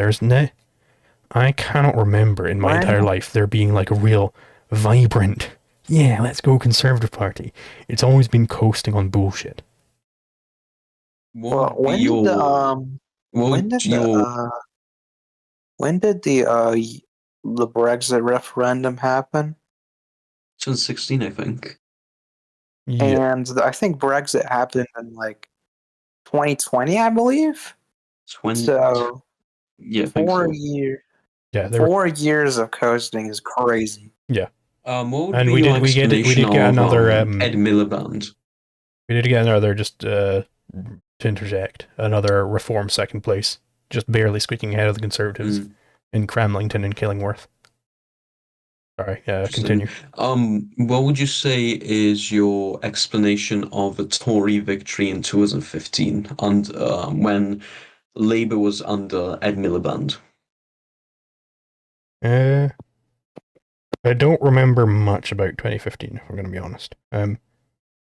Was Brexit a thing back then? Maybe that was the year when they were like, no. Okay, we'll give you the Brexit referendum. No, I think it was I think it had something to do with Ed Miliband had I think he was caught eating a sandwich and weird for some reason. And I don't know, it was some things of Ed Miliband where people just had an ick towards him. And because David Cameron united the party, people had enough trust in the Tories or something like that. But was this on the tail of the coalition they had? Because remember, David Cameron was in the coalition. Yeah. So it might have been the perception might have been that, oh, the Lib Dems are holding the Conservatives back a little bit, so, let's just let the Conservatives flourish. Yeah, maybe. I mean, the thing is, though, the Tories could have potentially lost the election, mostly because of austerity. Because austerity was a very large issue in 2015.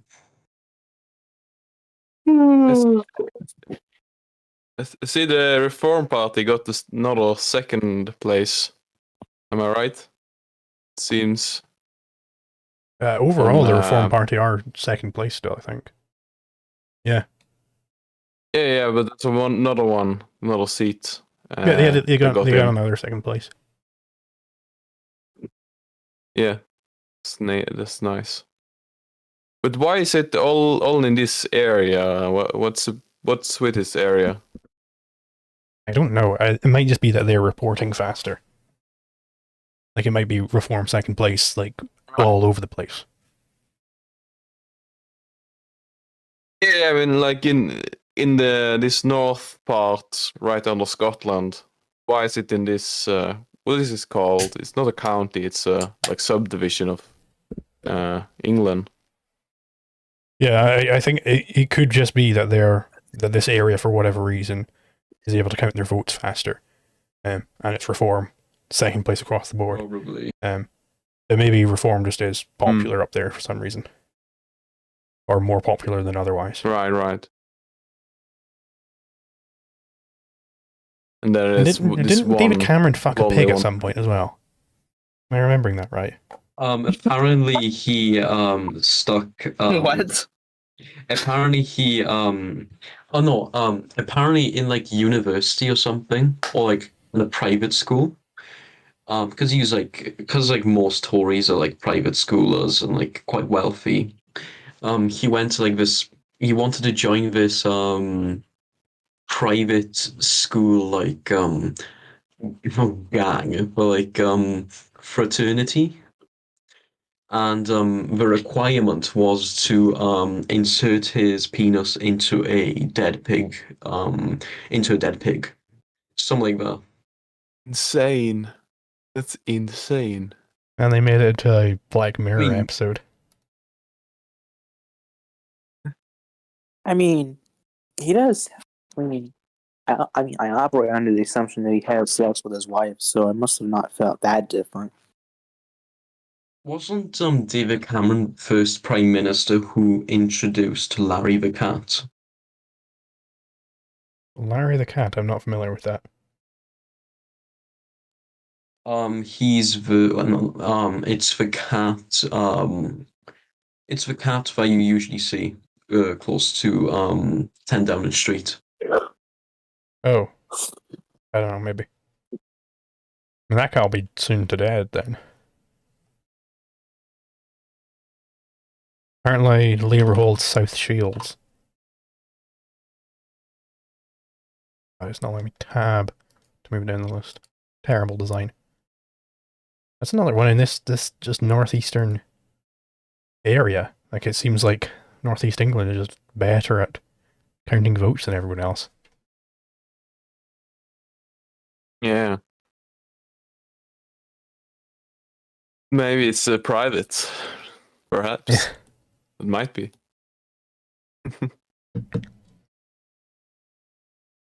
Oh, there's another one. South Shields, yeah, you said. Yeah. Oh, has it been reported? Oh no, it's awaiting details still. Yeah, I see. Do you have to refresh or something to get it earlier? Or It should automatically refresh every 10 seconds. I mean, the UK politics guy on Twitter, he's called it for Labour at least. So maybe just this website is slower than he is. I mean, this is a funny tweet from Ben at Based on Twitter. It's getting boring now. Reform beating Conservatives in every constituency. Indeed they are. And it's brilliant. Apparently, the Conservatives finish behind the Greens in South Shields.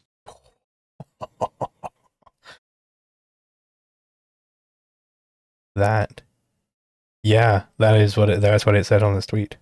Wow. I assumed it would be in order, but it wasn't. So that's another 4th place for the Labour Party now. Wow. I want to be like a fly on the wall in the Conservative Party HQ at the moment. Just the panic they must be going through. Yeah. I mean, to be fair, the exit poll has the Tory party over they were quite okay. Wait, my brain is okay. It has them in 2nd place, the exit poll. Yeah, I mean, these results thus far are not looking good for them. yeah. But most of these are from safe Labour seats. Yeah. I mean, still. Did you notice, 4th like, place. before the election? Yeah. They get Do you pensions? notice? Oh, you updated. So yeah, second place again. They got 4th. They got 4th. The Conservatives again. Oh my god. The end of an era. And the Greens. Yeah. It is literally the end of an era. If I go to list of prime ministers, you'll see Conservatives are this light blue color.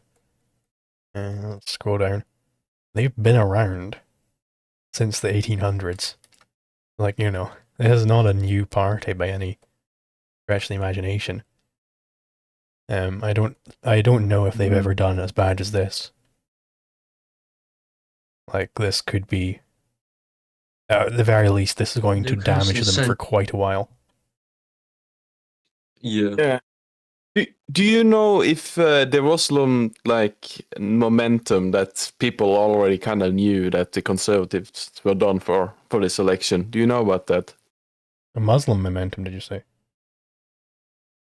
No. Momentum, like people. I forgot what they said. It's late. Sorry, I didn't say Muslim though. Like it, people. There definitely has knew been like a feeling in the air that the Conservatives are going to be doing very bad here. Since the snap election's called. So I don't even know if this counts as a snap election. I think it's just a regular election. Yeah, and then that makes sense psychologically. The leftist will vote Labour, I think, and then since people lose their hope in Conservative, they might vote something. I guess Labour will be the new establishment party. I mean, maybe not, because Labour historically haven't stayed in for very long. Exception being Ed Miliband, or not Ed Miliband, fucking, what's his name? The Iraq war guy. Whatever his name is. Blair. Yeah, Tony Blair, that's the one. He's the exception. Followed by Gordon Brown, of course. Then Gordon Brown was immediately ousted. Yeah, I don't know. I don't think this is necessarily going to be Labour being the establishment now. I think this is just killing off the Conservatives. I mean, maybe it will be. Who knows? Well, it might be the same thing where Labour will be in for a long time, and then people flock to the reformers. Oh, nice. Yeah, let's see something here. Harrogate and the Lib Dems are gonna win. Apparently, the Lib Dems are gonna win a seat in 4 Tory seats. Yeah. One of them being Harrogate and Knaresborough, apparently. That's the first other colour we've seen being the predicted result here. It's Liberal Democrats. Suppose that's slightly better than Labour, would you say? Maybe? Slightly better. Right. Apparently the Lib Dems believe they have won 47 seats.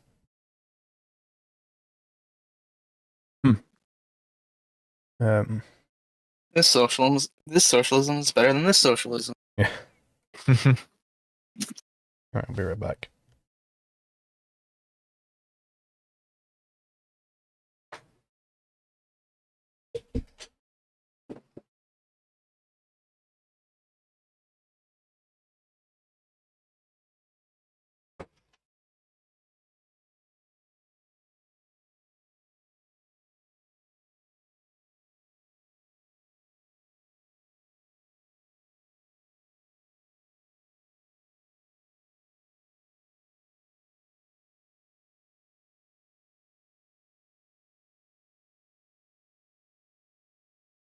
What if the Reform Party gets more than Labour in this one?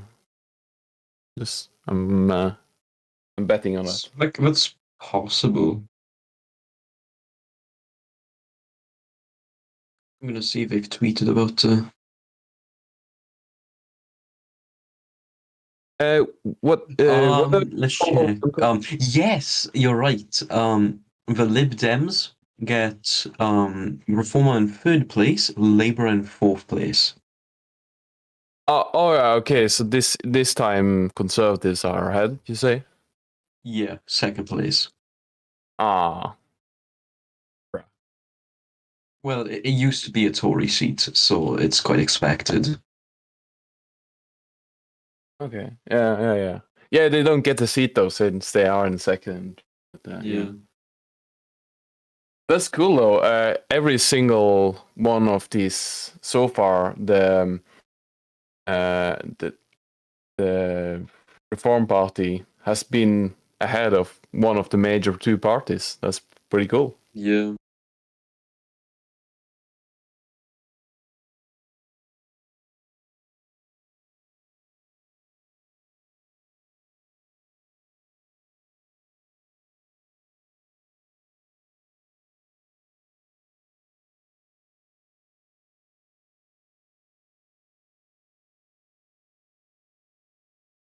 Yeah, they lost the seat. That's very nice.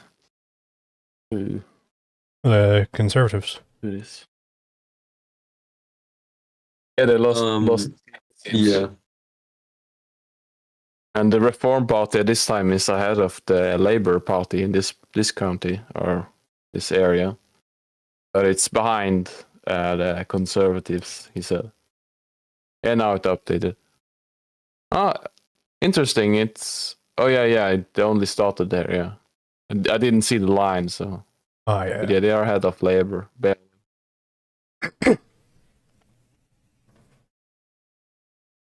Not the Conservative death here. I think that's the first. They won their very safe. They didn't win it, but they beat Reform in their very safe seat, and now in their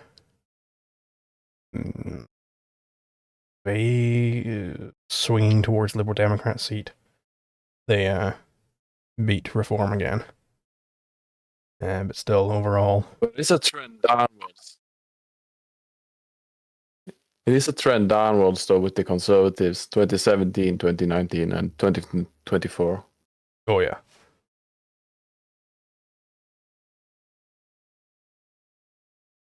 Looking great still. I see the voter turnouts are just barely above 50% on many of these. Oh, yeah. It's pretty. Is that a good sign, you'd say? Fairly standard for UK elections, I think. Right. Yeah, in Norway, here they are like concerned there are so few people voting and such. Like they want people to vote. Pretty cringe. If they don't want to vote, then let them not vote. Yeah. But yeah, we have more voter turnout, and this is like in the 70%. But it has been decreasing though, which is, I'd say, is good, to my understanding.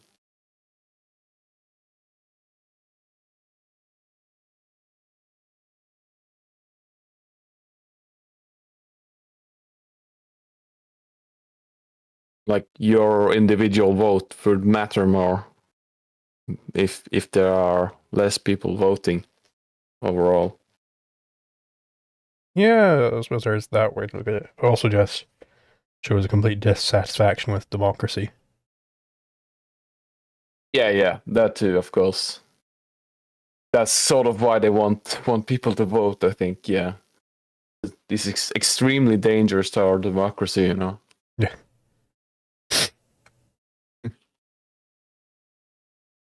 Well, if you don't So, like democracy, you obviously just want a dictatorship, right?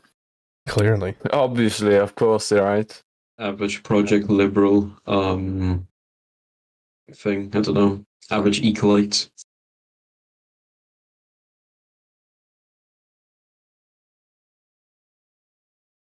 Josh Eagle looks like a lizard person, though. Mm-hmm. He's a bit apparently Joshua Eagle is aware of my existence, but does not want to debate me. What do you want to debate him on? Oh, anything. I would beat him in any topic. Yeah. I wouldn't have to know the topic beforehand. He Mm. picks it the second. He could prepare for years on end, and then spring it on me, and I would win.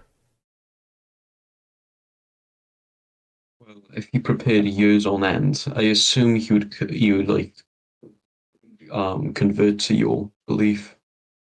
Yeah, right. Probably. Unless he's dishonest.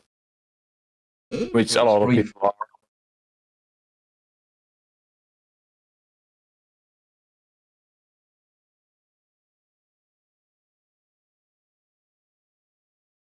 Oh, there's another one here. Stroud. They are calling this one, I think. Or they are working on this one. What do you call it? It's going to be Labour. We'll see. I mean, it was a tiny conservative Whoa, yeah. majority. That may be the thinnest margin we've seen yet. Yeah, I think they're gonna crush it in this time because the other ones. Well, no. Oh, they were okay. I forgot that they had majority in other ones, but yeah. I mean, they did I think in the southeast for Swindon South, they had a fairly large swing. If Yeah. Stroud is similar at all, then they're probably off the charts. right.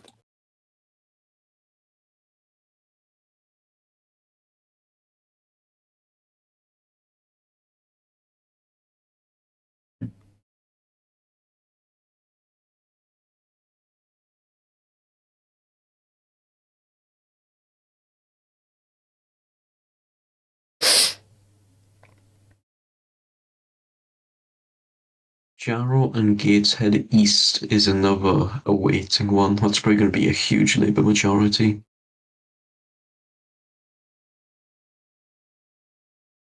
Oh yeah, I see it there. Jarrow. And yeah.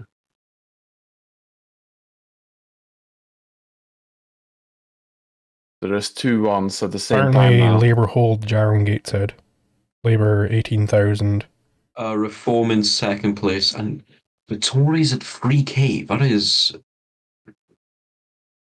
wild.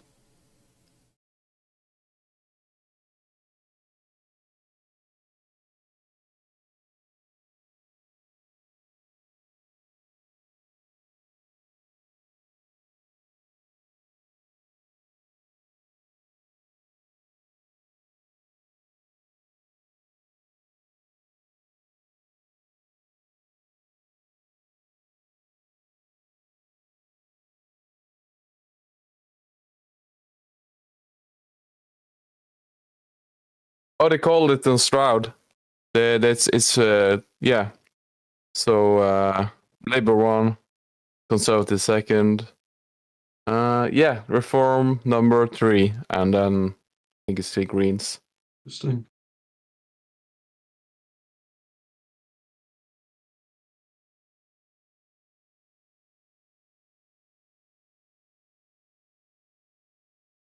Also, there's a cross next to the name. Is that they are dead? That's Like that they were the previous MP. Tories hold Rayleigh and Alright. Whitford, apparently. Form second place. Interesting that voted- you use that symbol. You use that for people who are dead usually. Well, Oh, they're no. politically dead, so. Yeah, the Conservatives third place. Nice. And Reform. Interesting. Jarrell and Gates head east, or whatever you pronounce the first location. The Labour majority actually declined. It's really interesting. It seems like it increased a little bit. Increased but maybe their that's- total I mean, voter count, but their majority isn't as big. Yeah. Yeah, that's what I meant. Right. Yeah, the turnout is very low, 52%. Yeah, because if you live in a safe seat, then there's no point. This is quite fun, even though I have nothing to do with. Well, I don't live in Britain. Yeah. Quite fun. I mean, don't you know like an autistic amount of information about Wales and Scotland? Yeah. Yeah, I've taken a quiz on out of counties and such. So yeah, I like being autistic about information and such. Suppose it makes sense.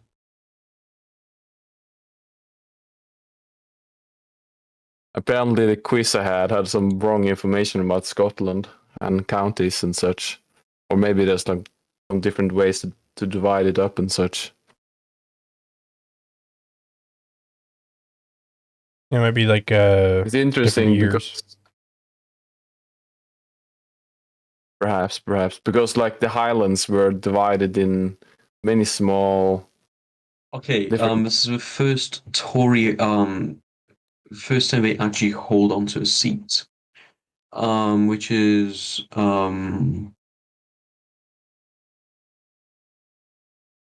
falling second of all. That's interesting. Yeah, something. That for really. Yeah. Also, like, why are there like these voting areas? Why are they so different from like the actual counties? Like in Norway, they are the same. I think like municipality elections, they are the municipality, and the same for the counties. It's broken up by population. Yeah, Oh. I think that makes sense. Yeah, but Like you'll see London is Right. like massively blown out in terms of the number of seats that it's got. There's a huge population density there. right. Oh, I see. There's a one here. They're predicting conservative win. Oh, that historically has very high conservative. Yeah. I actually think Labour will win this. I'm just Politics UK predicting. has called it for Tories here. Ah, okay. I'm wrong. Yeah, the first Tory seat of the night. Bad. And it's on Held one in the with like chat. the most insane majority ever. Yeah. Like it might be, Already it might as had well a be high called majority. fucking Conservatopia. Like how fucking safe a seat this is. Conservatopia, yes. Yeah, it looks like all the ones around here are like fairly safe conservative seats. Oh yeah, but it did decrease. You see, and Reform barely over Labour, which is cool.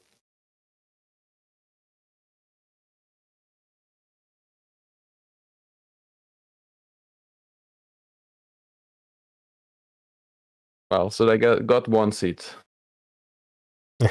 Hopefully that's it. Apparently Labour's gain Nuneaton from the Tories. Hmm. Oh. Tories going way up, Labour going way down. Apparently Labour have won that one.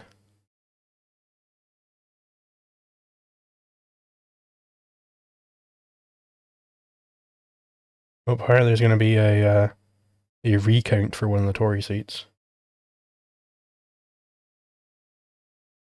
Mm-hmm. That would be nice. I'm just gonna waste time. Is there any election? Is there any election meddling in UK? And speaking of, Not that I know of. spoken of, I mean. All right.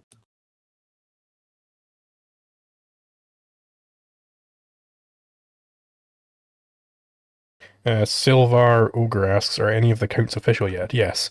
So the ones you're seeing where it's actually like filled in, like the 2024 result, that's like an official. They've got that seat. This is the these bars you see here. That's the exit poll results, which are decently accurate.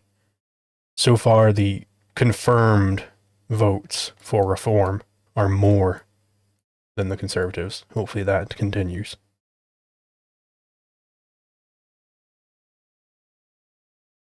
Oh, we got someone else in the waiting room.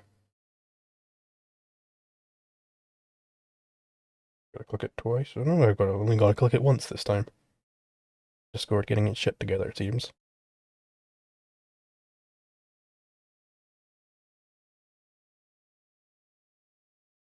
It's really interesting that apparently the Tories are meant to be gaining 5 seats from the SNP. Yeah. I'm interested in when these Scottish results are going to start coming in. Yeah, same. Because I expected it to be the other way around. I thought the SNP is actually going to gain from the Tories. Yeah, like I was not expecting Tory gains anywhere, especially not Scotland. I just checked all of the counties, and it seems like Conservatives have decreased in every single one of them. That's great. That's a win, I guess. Indeed.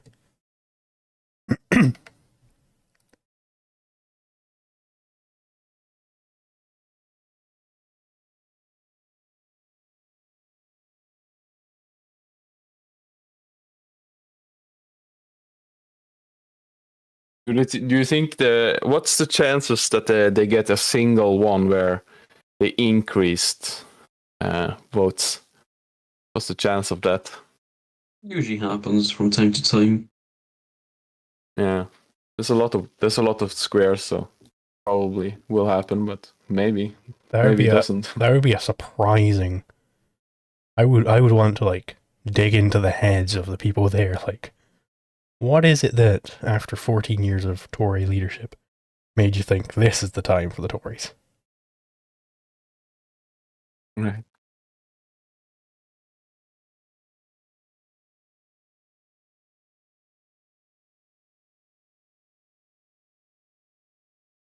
In Darlington, Labour won by what is small majority. The Tories got 14k, Labour got 16k, and Reform got 7k.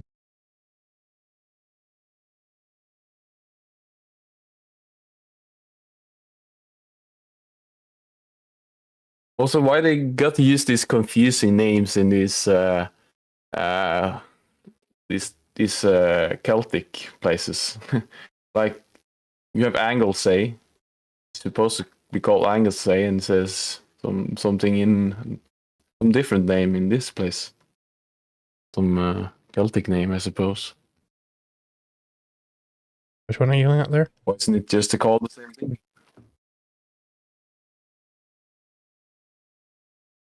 Called Inismon.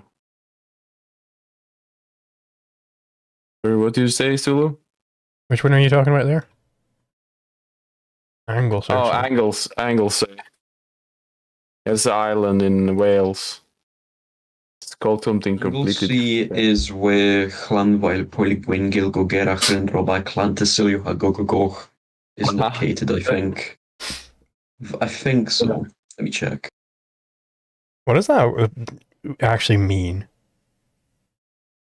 Like, is it some compound word?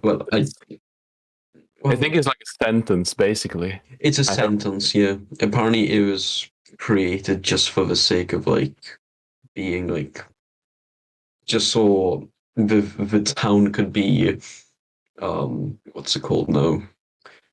So people would actually care about the town. Yeah. That's a bad sign, I think. I heard there's one like in New Zealand that's pretty much just as long. Yeah, I think it's a bit longer. I was about to say I forgot what it's called because obviously I haven't. There's haven't also that one memorized in that. America, like where like because you get these like really long Native American words as well. Apparently, Ah. the cities of London and Westminster are meant to be won by Labour. It's quite interesting because I would have expected it to go to the Lib Dems. Oh, What yes. are your predictions even? My prediction: Labour wins. Obviously, I think I certainly hope for total conservative death.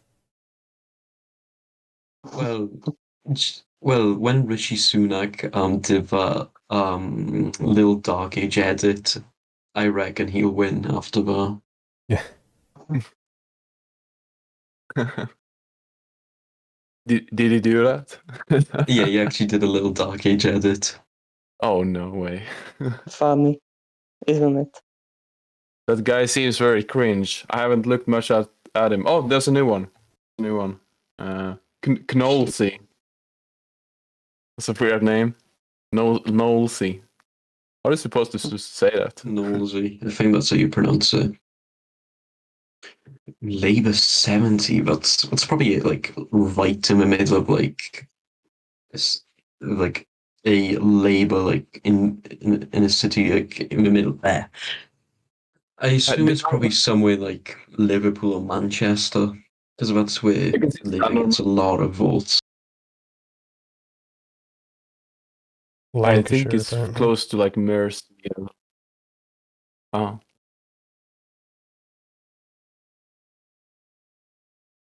The Conservatives don't have much votes to lose there. There's like barely anything. Yeah.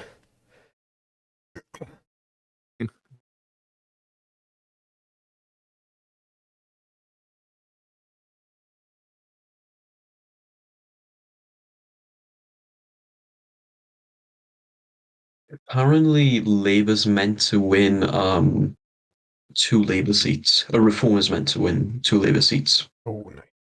Which ones? Or just do we just know that they're, or is it just expected to win 2?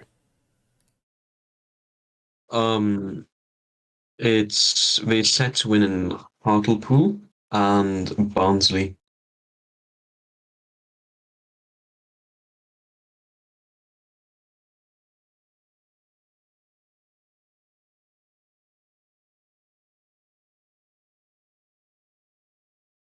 Rayleigh and Wickford is 25% Reform, 37% Tory.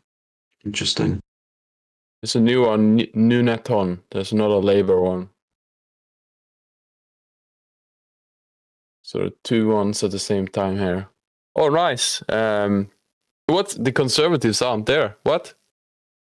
On Knowlesy, there's Labour and Reform. Oh, the Conservatives got 4.3%. They are not even on the map.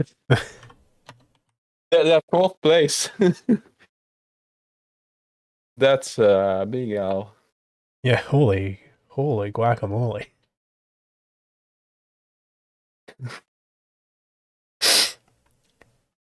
They're pulling LP numbers here. The Reform.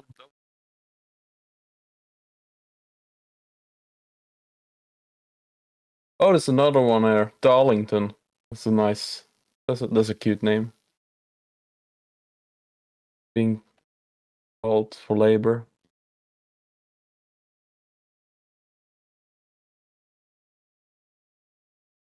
Popping up now.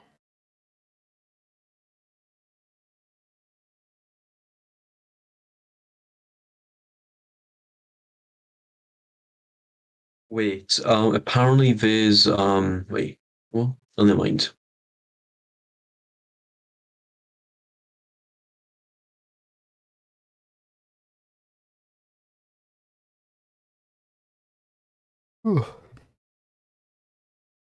Predict Conservative third place on both these.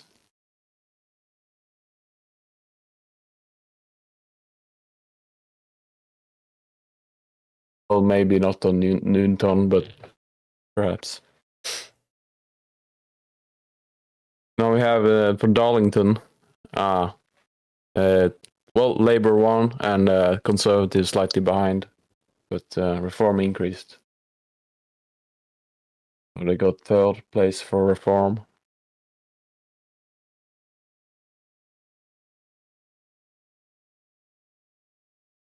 Yeah, it's updated for me now as well.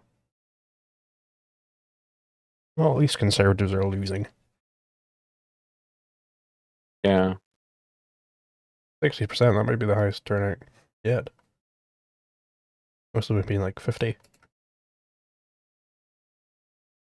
Yeah, there was one like at 66, I think. Let's see.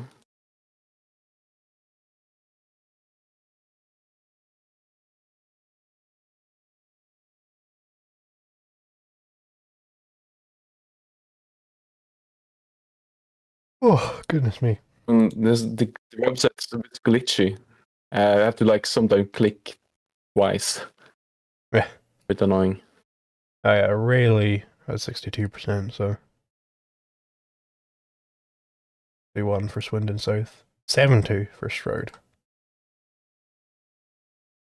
Yeah, and in the LD one, there's a 66.8% turnout. Oh, and there's a new one there for LD again. Eastleigh.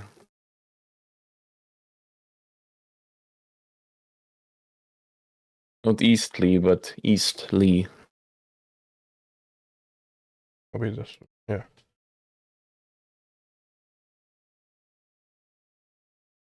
Very south.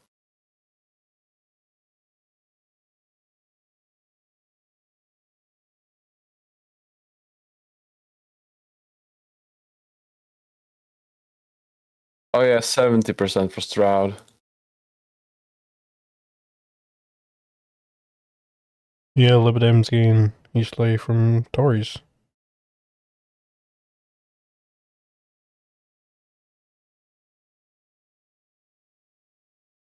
Eastleigh is meant to go to the Lib Dems.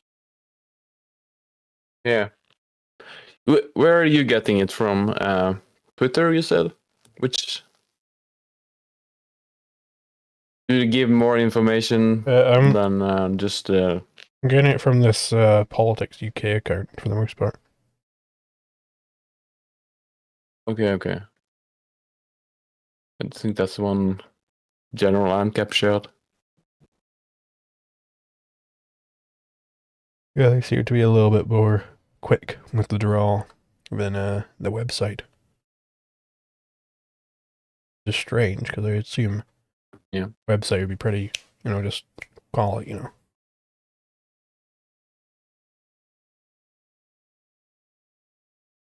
Interesting. Apparently, Stephen Flynn has a less than 16% likelihood of retaining his Aberdeen South seat.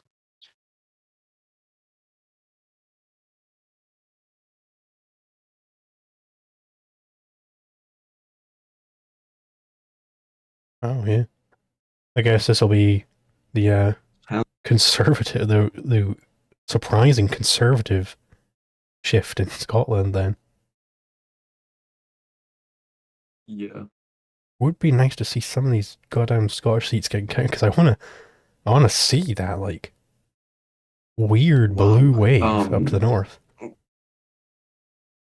The Lib Dems gain Eastleigh from the Tories. And it's 16k for the Lib Dems, 14k for the Tories. Interesting.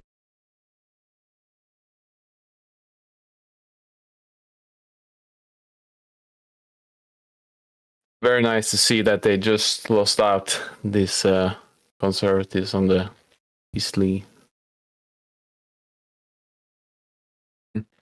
From LD, yeah.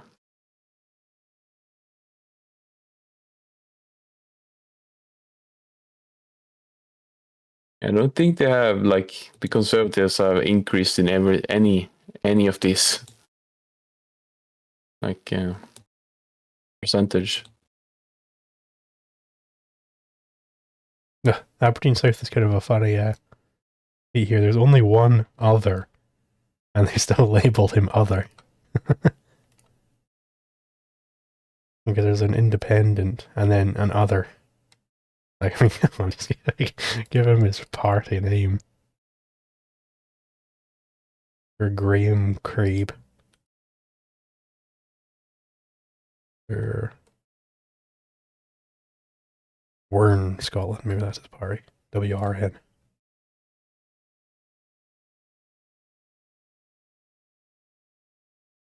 So far, every single of these seats have been in England. None in Wales, none in Scotland, none in Northern Ireland. Yeah, I wonder Also, if isn't that's... there like one in... I suppose that could just be because there are far more seats in England, so maybe this is like still within the expected limits. If all of them are just randomly, if they have just a random counting speed. Or maybe some English seats are just faster at counting. Yeah, there's this statistical anomaly in the northeast, for example. Yeah.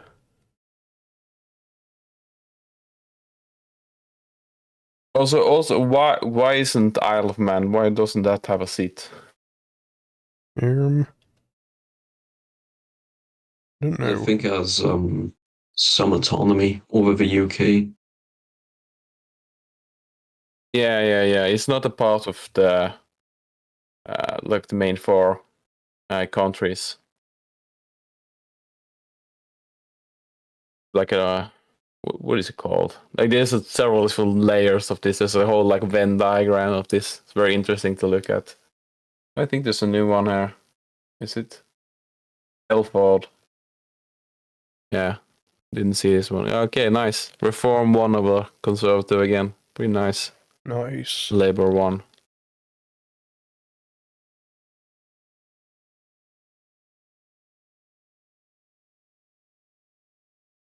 Telford, yeah. Goodbye, New one here. Conservative Party. What is? Yeah, Barnsley. It's a new one. Labour.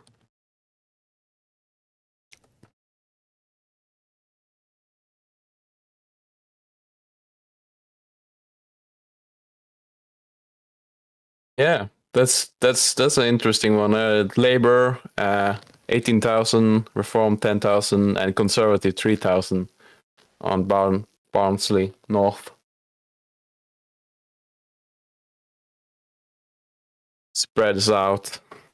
Yeah, that's pretty evenly spread, yeah. Yeah. Yeah, you can imagine, like, I'll be very interested to see how Reform are going to capitalize on this position, because this is a powerful position. Like, they can, if they maneuver correctly, they can be like, hey, Tories, they're out. You gotta vote for us now.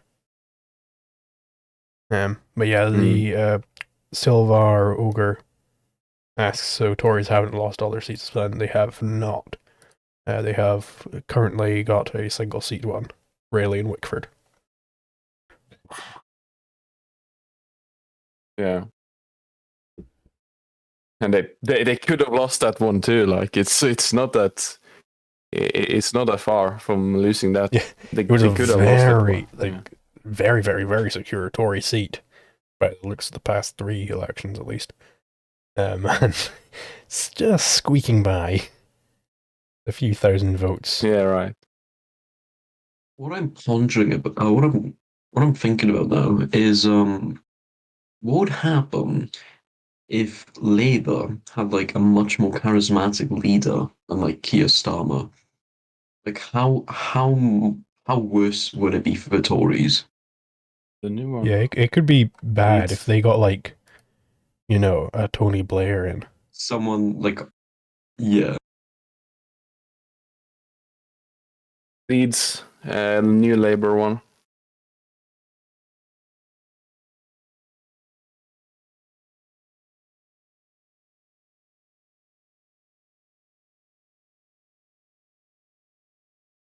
Yeah, Leeds West and Pudsey. Looks like it's going to be Labour. I mean, it was already Labour before. I would be surprised if Conservatives won that one. Yeah, here's a prediction I'll give. I don't think there will be a seat which was Labour that switches to Conservative. Yeah. I think that's fair. The new one, new one again. Swindon North, New Labour one, and something black. That said on Twitter. Oh, it's another one where it's Do you wanna know Swindon North or North Swindon? Yeah, let's see. What is it? Swindon North. That's the one. Right next to the Swindon South. The South Swindon. What's the other one where it's like? Oh, let's see if I can find it again. Yeah, there's like Barnsley North and North Barnsley, or like South Shield. Like there are two different ones where they just transpose the word North. I find it wild that Barnsley North was meant to have a 99% chance of Reform winning, of a Reform didn't win. Oh, that's wild. Also, there's a graphical glitch on the stand-on map. You can see on Swindon North. You can see the red. There's a triangle there. You look at there. Oh yeah. Oh, I think there's a lot of graphical glitches. It's disputed territory between Swindon and Whitey.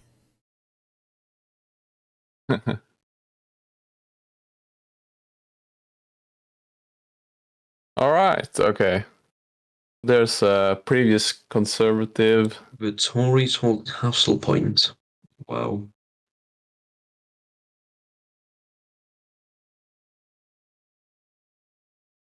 Well, that was a very safe seat there. Seems the only Conservative victories thus far have been like the most conservative seat you could possibly imagine. Mm-hmm. Yeah. Labour hold Barnsley North, apparently. Yep. The new one from Labour, Widdens and Halewood. Maybe we should stop calling them just normal. Yeah, we're starting to get some good seats coming in now, which is good because we're sitting there twiddling our thumbs for a little bit there. It seems like the counting agents decided, we've got to count these things. I'm going to burn them.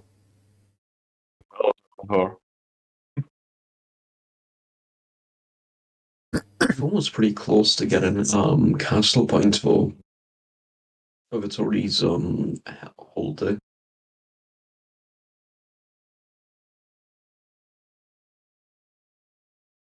Telford, Reform, more than Conservatives. It's nice. Nice.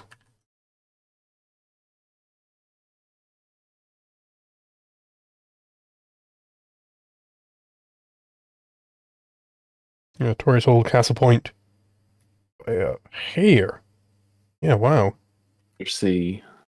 12,000 for Reform, 15,000 for Conservatives.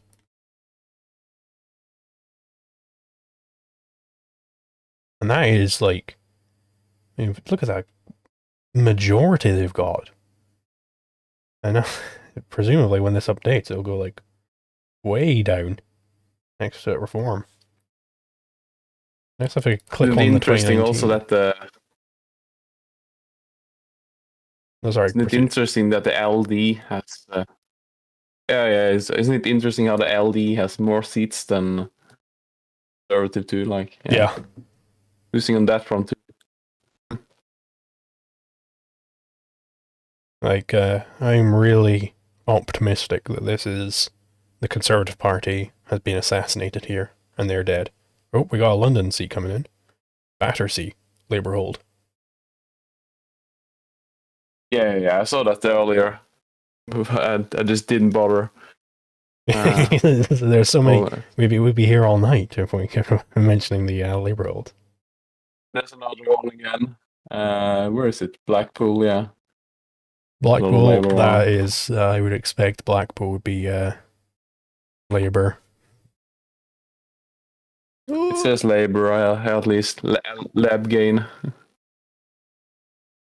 Oh, two ones at the same time. Okay, that's 2 Labour ones. Barnsley South, and then what's the other one? Colchester, which is strong, used to be strong, conservative, but is now Labour, it says.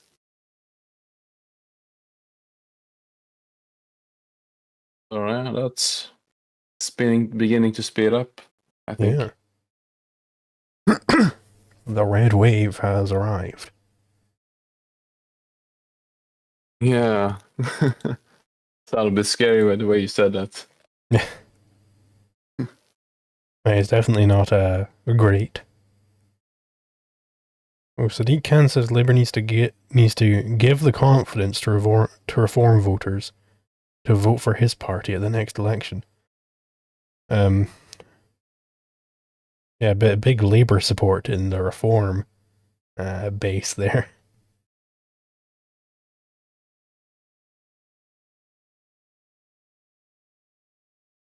Labour gain, Leon Atherton from the Tories.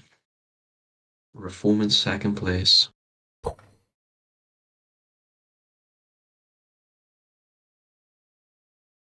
Oh, no, a new Conservative seat. But this was very strong, though.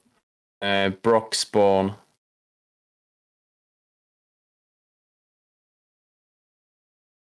Bad. But yeah, it used to be strong Conservative in 2019, and in 2017, and in 2015. So that should be expected. Mm. Well, maybe not now, but yeah.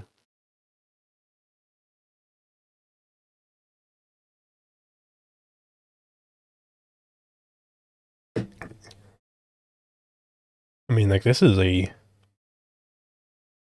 I think probably the last time an election map was looking this red, I was not yet conscious. Like, they've all been fairly spread with the Conservatives. But this one is red as all hell. Which is terrifying in its own way, but at least it means the Conservatives are dead. Yeah. I think there's a new one here. Norwich South, another Labour win. But it used to be, so.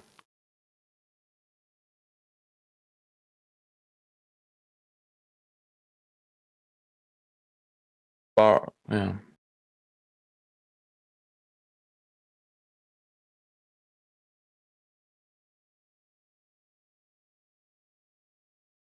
Silver Ogre asks... And finally, Wales. Oh, we got a Welsh seat now. Yeah, it's Labour. But I don't know the other ones, but Origin, yeah. Yeah, Silver Ogre asks, how often does the UK, do national elections? So Every 5 years. It's an upper limit. The upper limit to the length that a prime minister can serve is 5 years, but they can get re-elected as many times as they want, I think. But they can call an early election before the end of their term, which I don't think is a thing in the US. Such as in 2017. Yeah. So that's why on these graphs you'll see like it's 2015, then 2017, then 2019, and then a big gap until 2024. Because they were calling early elections here for various different reasons. Maybe you're in a position where you don't have a big majority, but then you become a little more popular, and you think you can get a bigger majority if you had a general election today, and that's one of the reasons why you might want to do an early election. Nice. Both in Bridgend and in Blackpool South, the Reform Party is in second place, and especially in Blackpool South. Bridget is very close to me. Cool. Yeah. Another Conservative third place on both of those. Oh no, there's a new one for Labour, which used to be very strong Conservative. Yo. Ashfield was won by Reform. Well, is retained by Reform. Ashfield, where's that? Don't see. Oh, nice. Yeah, Ashfield. Whoa, that's all over the place in the history. Flip. Other Jason Zederonzi looks like he was coming up. Wow, Reform. Nice. That's awesome. 0 seats. Maybe there will be more seats. Yeah. What if there's more Reform seats than Conservative? That would be insane. Oh, that would be great. Very cool. Yeah.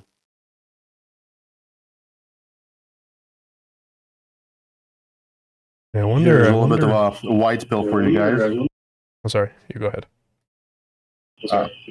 There is a famous election, I think around the year 2000, in Israel, where they had also a constant competition between their version of labor and the more like free market party.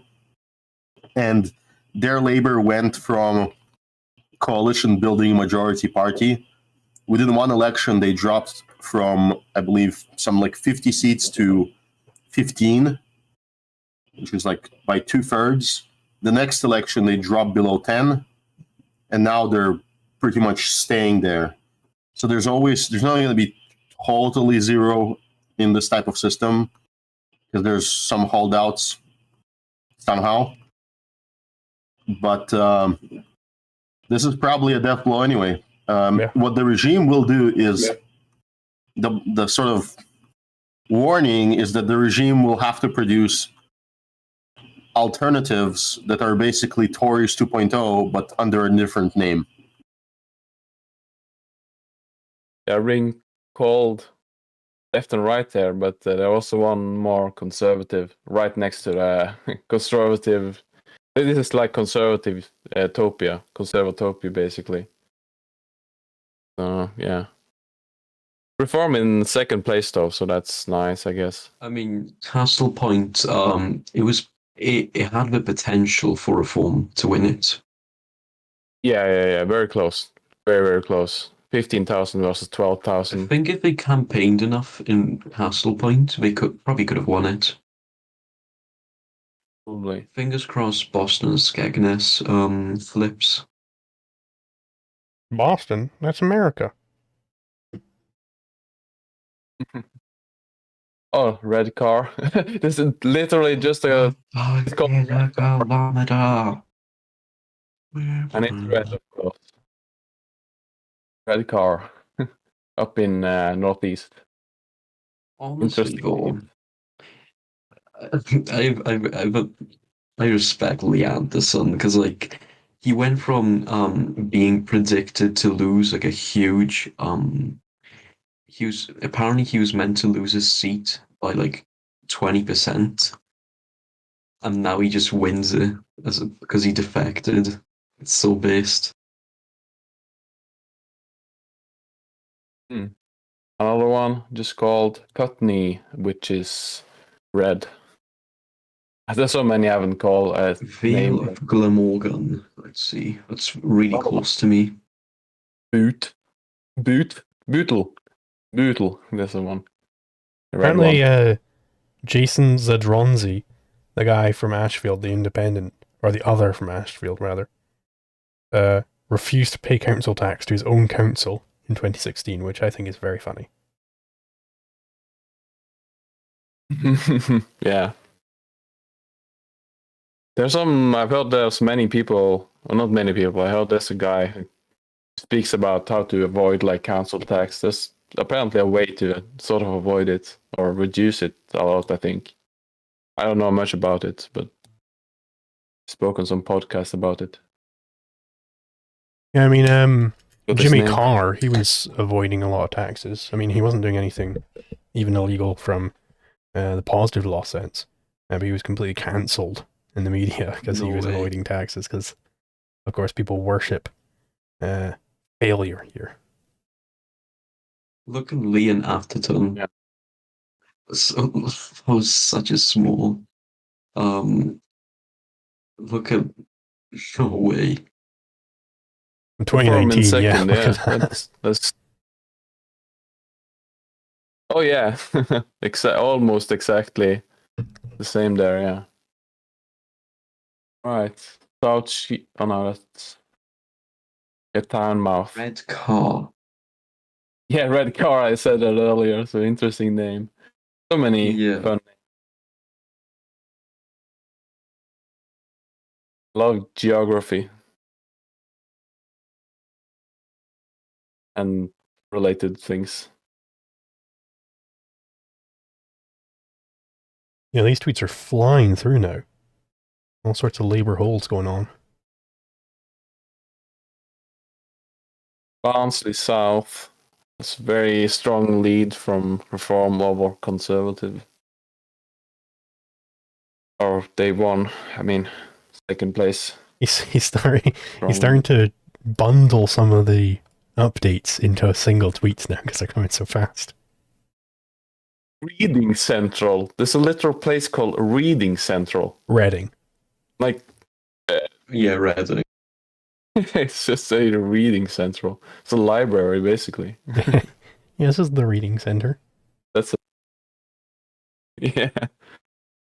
Hello, love. Welcome to the reading center.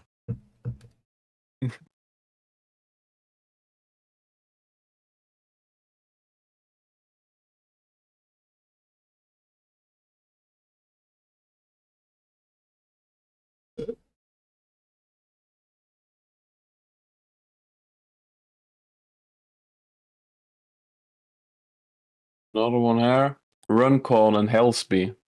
Not all labor. What you said, Ron Paul. What is this? What is this seat you're showing? Reform gain from Colin, General Incap. Wait. Which one? The most recent picture you sent. That's Ashfield. Okay.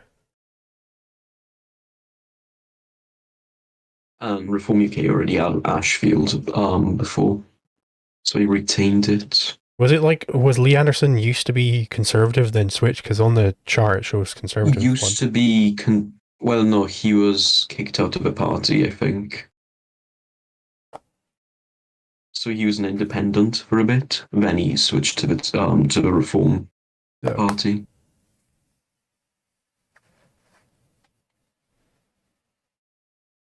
Because I know the Reclaim Party once had a seat in Parliament, because of I forgot his name though.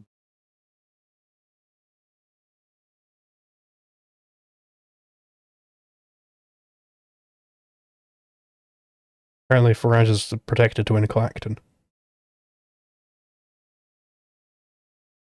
Yeah, that was pretty much expected. Have you guys seen any of these seats increase in conservative percentage at all? Don't think so. I haven't seen There's any. probably going to be an increase in like Scottish seats for Tories. Yeah, that's what I'm waiting for that. Like, I'm so curious to see that actually come to fruition. Seb is in the waiting room.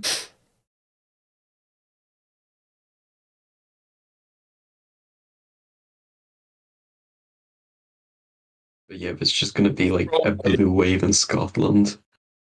There's probably a seat called the waiting room. Oh, I see.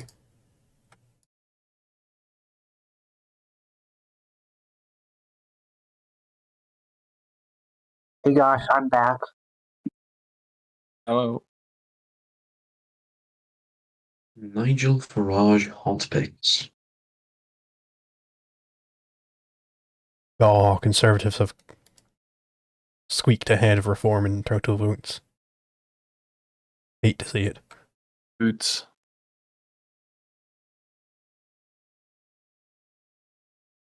Yeah, this Ashfield graph is insane. This the one on the website. Yeah, it's all over the place. Like trying new things. I respect that.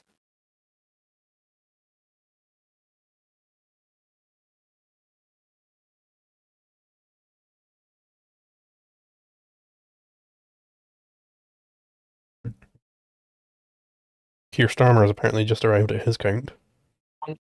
Bit like Keir. Imagine he just loses his seat. That would be very funny. Loses his seat to the Workers' Party.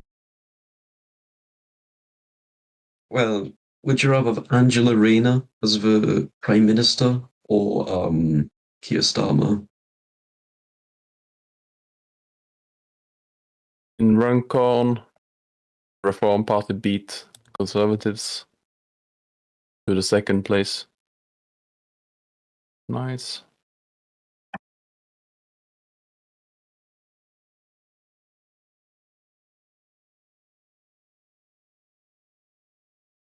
Holborn? There's a place in Scotland called Holborn. Weird.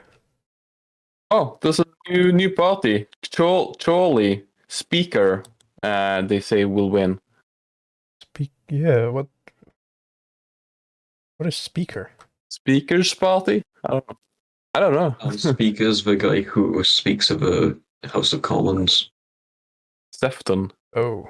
Well, like, does he not have a party then? No, speakers don't have parties. They just Yeah, the speaker is supposed to be independent.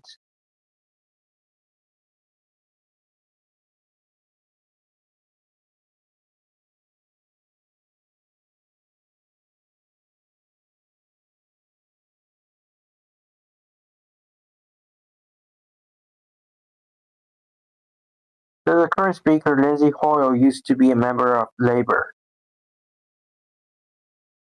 Ramlington. Silver is asking, has anyone taken umbrage yet? I'm not sure what you mean by that. He's capitalized it, so... I've looked it up, it's not a constituency. You mean, like, been pissed off? Like, taking umbrage in that sense?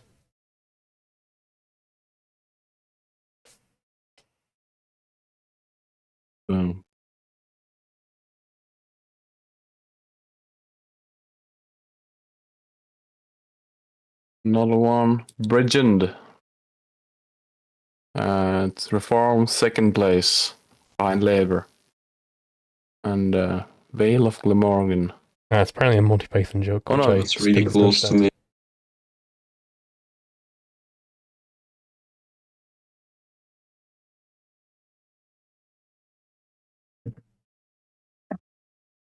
Sorry if I can speak a little less.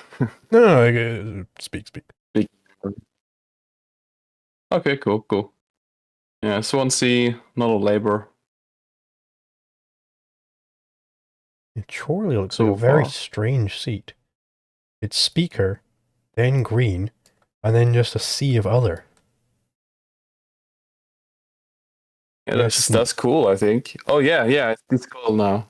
Like, it's just nobody wants to go up against the Speaker. Very interesting. Why are nobody voting? Maybe they can't vote Labour for that for some reason. Well, I Labour mean, or Conservative. maybe Labour just doesn't want to run against the Speaker. They're like, why is only Green posing any sort of threat here? That's a weird looking seat.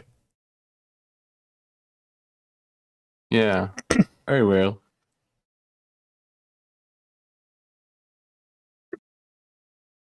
And there's a new one here. Hartlepool. Hartlepool. Northeast. Apparently Labour hold Sefton Central as well. West. Where's that? Erewash, and there's a Labour hold. Middle of England. somewhere north middle.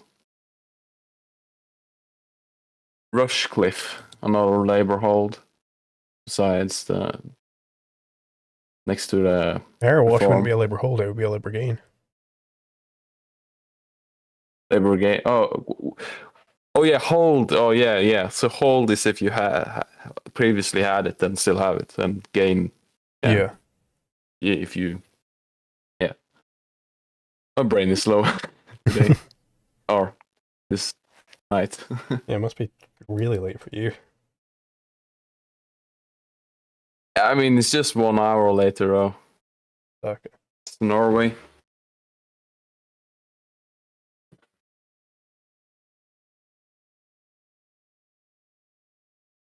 All right, this one. Oh, no.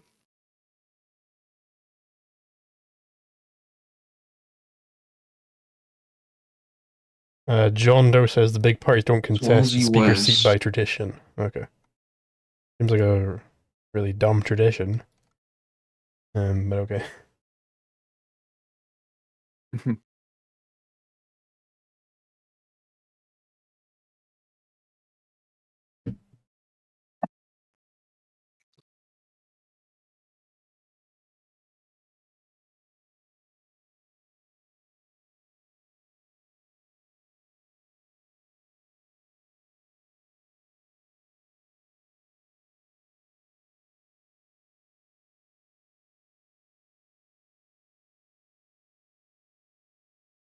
Jacob Rees is trending. Oh, just people celebrating he's going to lose a seat. Rockdale and Wrexham in Wales. Rochdale. Rockdale. Rochdale is actually a really important one. Rochdale. George Galloway's going to lose his seat.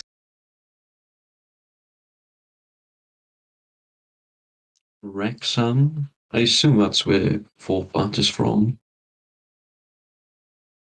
It's in Wales, at least. I know it's also a county. And right next to it in England is something called Wrekin. Not called or anything, just The Wrekin. Interesting names. There's like a sea creature. Wrekin, yeah. yeah. Exactly, like a kraken kind of thing. Beware the Wrekin. Yeah, it's like it's the kraken, but even bigger. It wrecks everything.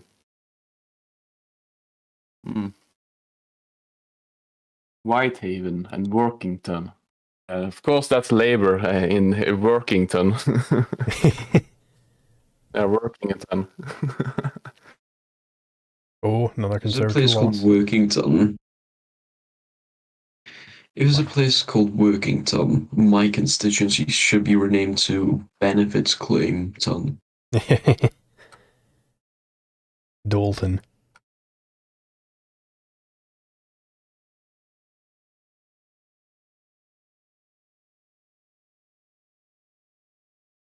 Yeah, but Rochdale's going to be really interesting. Let's see how much George Galloway got. Where's that again? Pontypridd now. Now that's really close to me. Like right next to me. Actually, is Pontypridd. Yeah. It's about to say. What's the PC? What's the PC party? People of color? Plaid Cymru. I don't know how to pronounce it. I'm not Welsh. General Cap, how do you pronounce Plaid it? Cymru. Yeah. There you go. Plaid Cymru. Plaid Cymru. Plaid Cymru. BBC Cymru.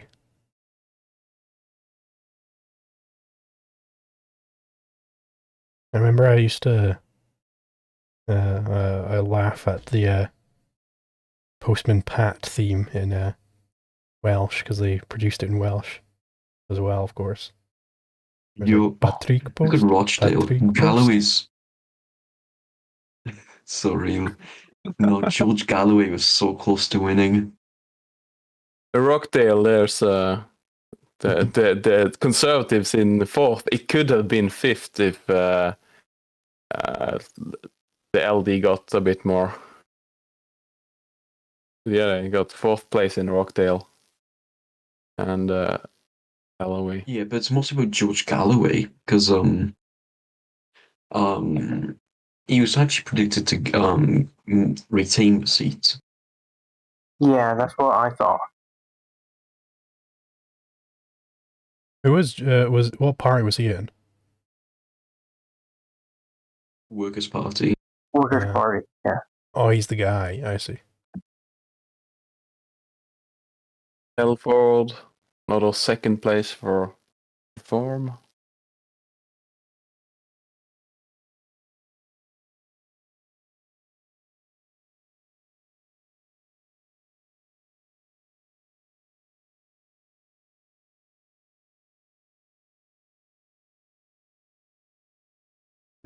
Oh, Jess Phillips is in the "you might like" section of my Twitter now because I've been doing so much refreshing of UK politics. Jess Phillips famously is someone who Carl Benjamin does not want to rape.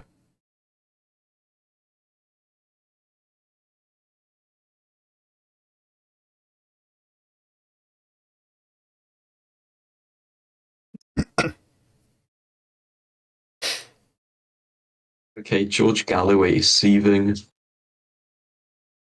Apparently, he refused to stand on the podium as the results were announced.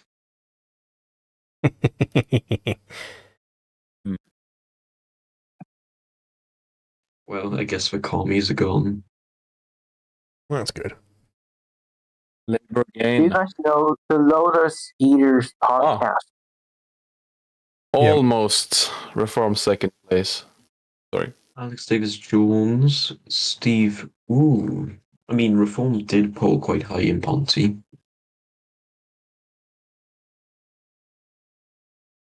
I'm actually going to ask some of my friends who live there for who they voted for.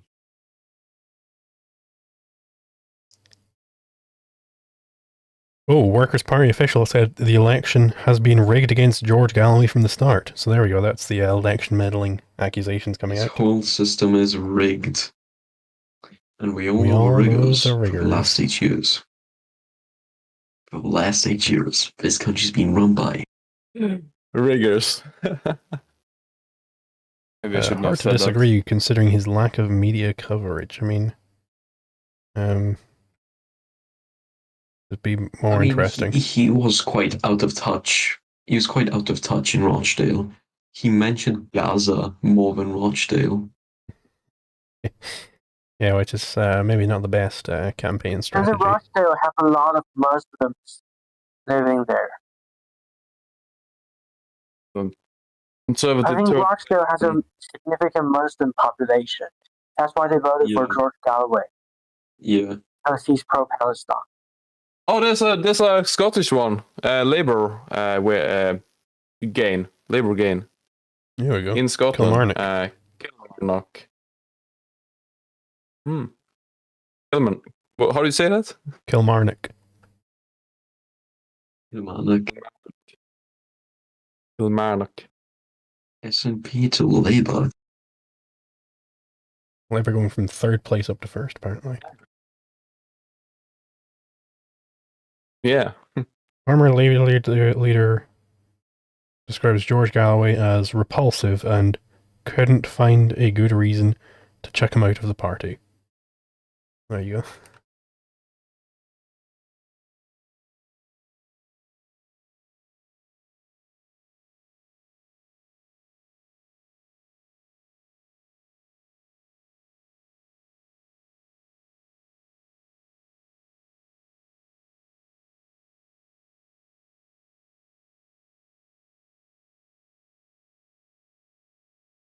There's another one in Leighton. Isn't Kingston and Surbiton a Davy seat? Might be. Give me this. He looks fairly certain for Ed Davey. Yeah, it's his seat. Yeah.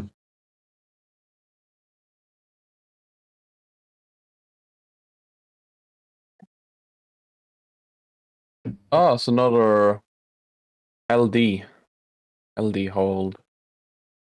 And there's another one here somewhere. What is this? Ealing. With what? Conservative at second, third, fourth, fifth, sixth, seventh, eighth? Or maybe it's just alphabetical or something? I don't know. No, it's not alphabetical. Like you have ordered it on the side. Look at Ealing, Central, and Acton. Like if they are in 7th place, that's pretty bad. Yeah. That's very bad for them. Good for us. But the Reform Party is right above them though, so.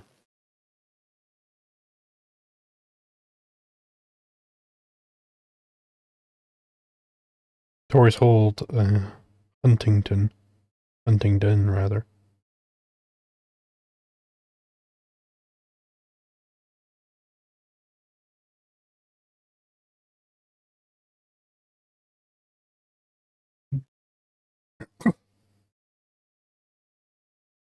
So no Coventry East. Isn't that where like Binley's mega chippy was?